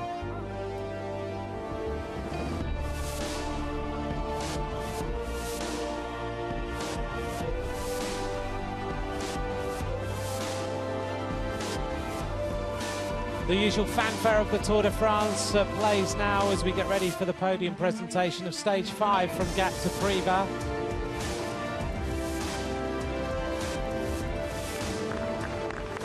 The winner of today's stage, Wout van Aert, 25-year-old rider from Belgium, in his second Tour de France. This season he's won Strade Bianche, Milano-San Remo, a stage of the Dauphiné and a stage of the Tour de France. Florence Angelva, attachée de direction à la Chambre de commerce et d'industrie des Hautes-Alpes, représentant continental, félicité par Michel Vanna, maire de Privas également. Rob Renard qui succède donc à son coéquipier Privas Roglic en ce qui concerne cette victoire d'étape. Roglic qui a donc gagné la 4e étape, celle d'hier, la première arrivée en altitude à 1820. Well, Van Aert wins the sprint and takes today's stage. Case Bowl second and Sam Bennett in third place. We're hearing a little bit of interesting news.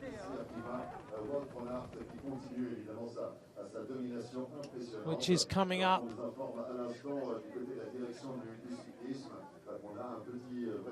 And we're hearing that Julian Alaphilippe has been given a penalty. And I don't know why, but he has been given a 15-second penalty, which means that he will lose the yellow jersey. And I don't know why. We'll try and find out. Well, I look forward to finding out why he's lost the yellow jerseys, but that means that Adam Yates has inherited the yellow jersey from Julian Alaphilippe. We're just seeing it arrive on our screen. We don't get told why. We'll try and find out exactly why he's lost the jersey. But here is the green jersey.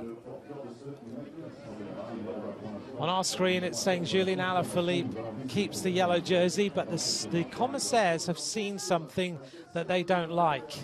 And they are going to put, that means, Julian Alaphilippe out of the yellow jersey and Adam Yates into the yellow jersey. Whilst that gets sorted out, I'm sure there's some discussions going on behind the podium. This man is now in green, the green of Ireland. It's Sam Bennett in the green jersey. This is a special moment for Sam Bennett. We think of Sean Kelly as the green jersey of the Tour de France. And this Irishman now is in green. I'm not quite sure what the French fans are going to say when they don't see Julian Alaphilippe appear on the podium. The decision of the commissaires means that the general classification will change for Adam Yates to take the yellow jersey 3 seconds ahead of Roglic and 7 seconds ahead of Tadej Pogačar. We don't know what the decision was. We'll have to probably wait till tonight till we get the communication. Yeah, what a shock decision, because it was only a few minutes ago that we saw a flash of yellow of Julian Alaphilippe in the yellow jersey on the screen. So it's obviously a late decision by the commissaires, and I think that will be very hotly disputed.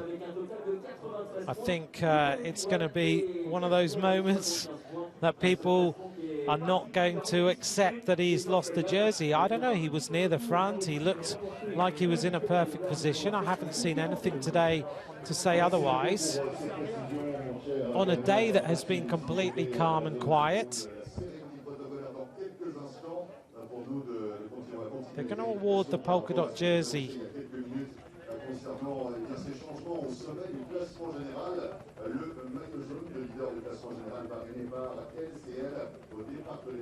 the decision of the commissaires. Let me tell you this, Simon. See your reaction to this. Julian Alaphilippe loses the yellow jersey. He's docked 15 seconds because he took a feed in the last 20 kilometers of today's stage. I'm gobsmacked. That is outstanding. I can understand the rider getting a warning, potentially getting a fine, but docked 15 seconds in the general classification for taking a feed in the final 20 kilometers of the race, which happens so often, just seems very extreme. The King of the Mountains is about to be awarded. Benoit Cosnefroy is the King of the Mountains. 2 more points for him today.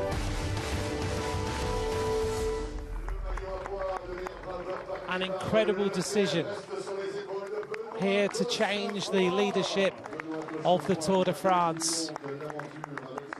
Now, just to clarify the rules of road racing are that you are not allowed to feed normally in the first 30 now kilometres of racing, used to be 50, and in the final 20 you are not allowed to feed at all. Here's Cosnefroid, 23 points, now with an 11-point advantage.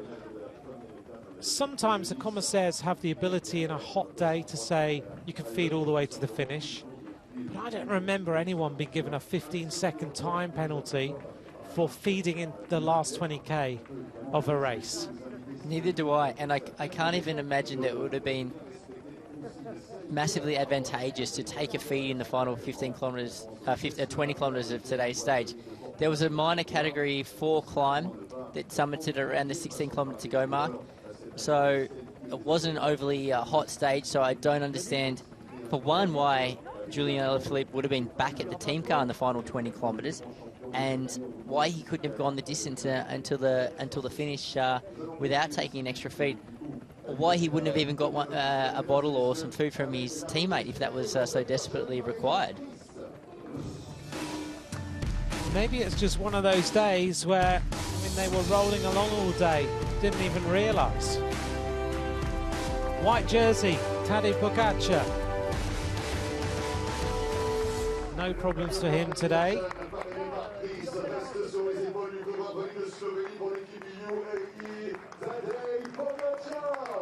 Tadej Pogačar will be the leader of the classification.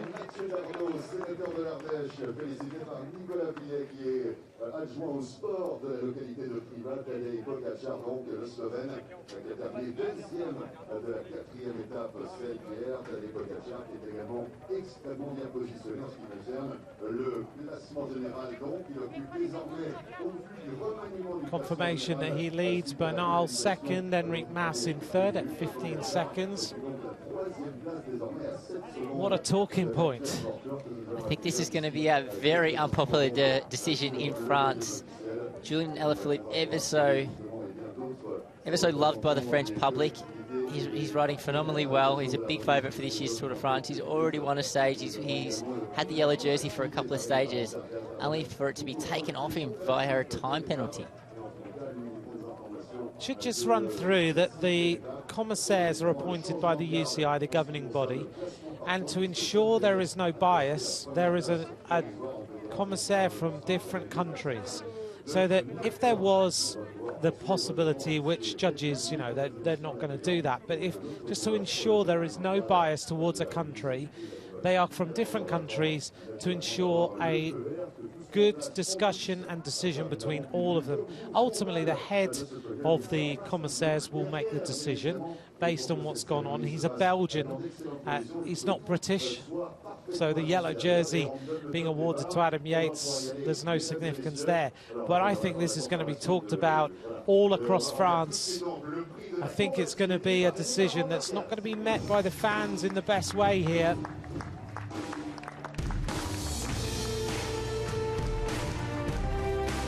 But just to cover the most combative rider, Wout Poels has been awarded the most combative rider. Now, sometimes the most aggressive rider, but on a day like today where there is no attacks, they've awarded to a rider who is suffering badly in this Tour de France.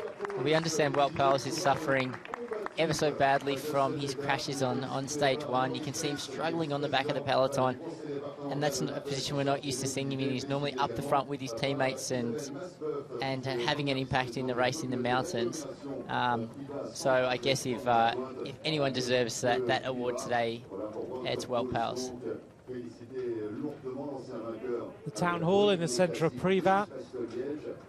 Now Adam Yates will have made his way all the way back to the team bus. There is Julien Alaphilippe. He's walking away. He will have had a discussion with the commissaires.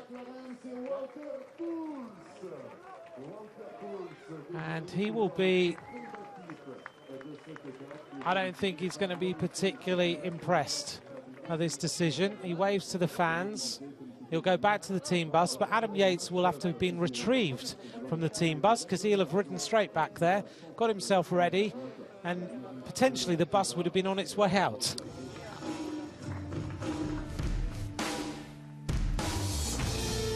The yellow jersey, Adam Yates of Great Britain, He is now the leader of the Tour de France with an advantage on Primoz Roglic of 3 seconds and 7 seconds on Tadej Pogacar of UAE Team Emirates. Adam Yates, former best young rider of the Tour de France, will now lead the race tomorrow as we head towards Montegual. Shakes his head.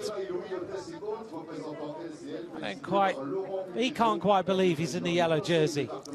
Well, this is probably a little bit of a bittersweet yellow jersey for Adam Yates.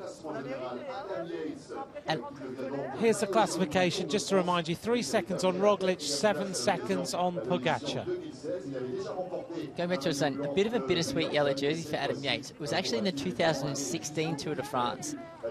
Adam Yates was due to take the yellow jersey on the stage at Mont Ventoux, where there was so much drama in the final, and everyone will remember the stage by Christopher Froome running in the final kilometres of the race. So Adam Yates, in that stage, he should have taken the jersey, but there are obviously huge drama in the final with the riders running into the back of the motorbike and spectators all over the road.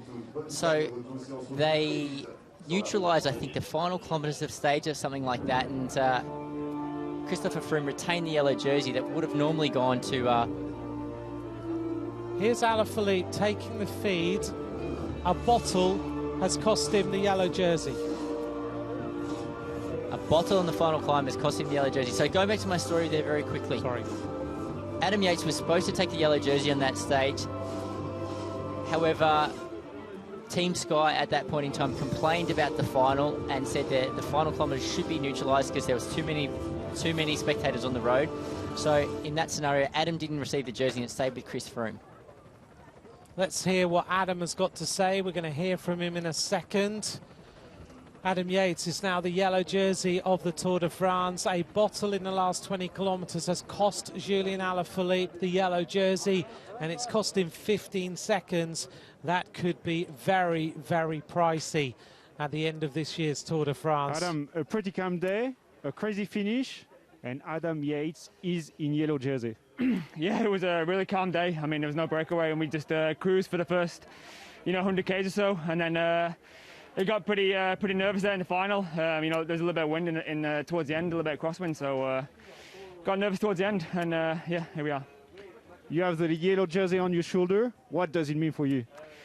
Yeah, look, it's not the way I imagined taking a jersey. I'm not even sure what's happened to Julian. I heard he got a time penalty or something for taking a feed late or something. But yeah, if I'm honest, I don't think anybody wants to take a jersey like this. But I guess we'll wear it tomorrow. Tomorrow you will have this jersey on your shoulder, and that's a mountain stage. You'll need to keep it. What is your approach of this stage? Yeah, tomorrow I was looking to try and take the jersey anyway. So. I guess we'll just try and go into the same tactic, try and win the stage, and see what happens. Thank you. Cheers. Adam Yates. Tomorrow then he'll be in the yellow jersey on the road to Montegual, a confirmation that Wout van Aert won today's stage. A huge talking point at the end of the most calm stage of the Tour de France for a long time. You're still quite stunned. Well, it's most definitely, it was a calm start of the stage, but a very hectic final. But it was great to hear Adam Yates sort of saying, well, my goal was to take the yellow jersey in tomorrow's stage anyway, so I've kind of got it a day early. Yeah. On the finish up to Montegual, do you think Adam Yates is going to be able to defend that yellow jersey? Because he has Primoz Roglic just a few seconds behind. I think tomorrow that climb for Adam Yates is perfect. 3 seconds now, and as we all know, you put the yellow jersey on your shoulders and it can give so much extra motivation to a rider if he's thinking, I'm not going to get rid of this now. I think maybe also, knowing what Adam can be like, the fact that he hasn't taken the yellow jersey in normal circumstances, he might use that as fuel to show, right, tomorrow I'm the strongest and I deserve to be in yellow. Very much so. Adam Yates is that sort of character. He'll want to prove to everybody that he's really earned that yellow jersey. So I expect him to be right up there and vying for a stage victory tomorrow, where he can justifiably say, yeah, I deserve this jersey, this is mine, I'm going to keep it for a few more days. What I also think tomorrow is going to happen is Alaphilippe's going to fight. Tomorrow, this is the stage from Le Tay to Mont Aigual. It is going to be a stage of 191 kilometers. It's relatively rolling and flattish until we reach the final climb, and then it's all uphill to 1,560 meters above sea level.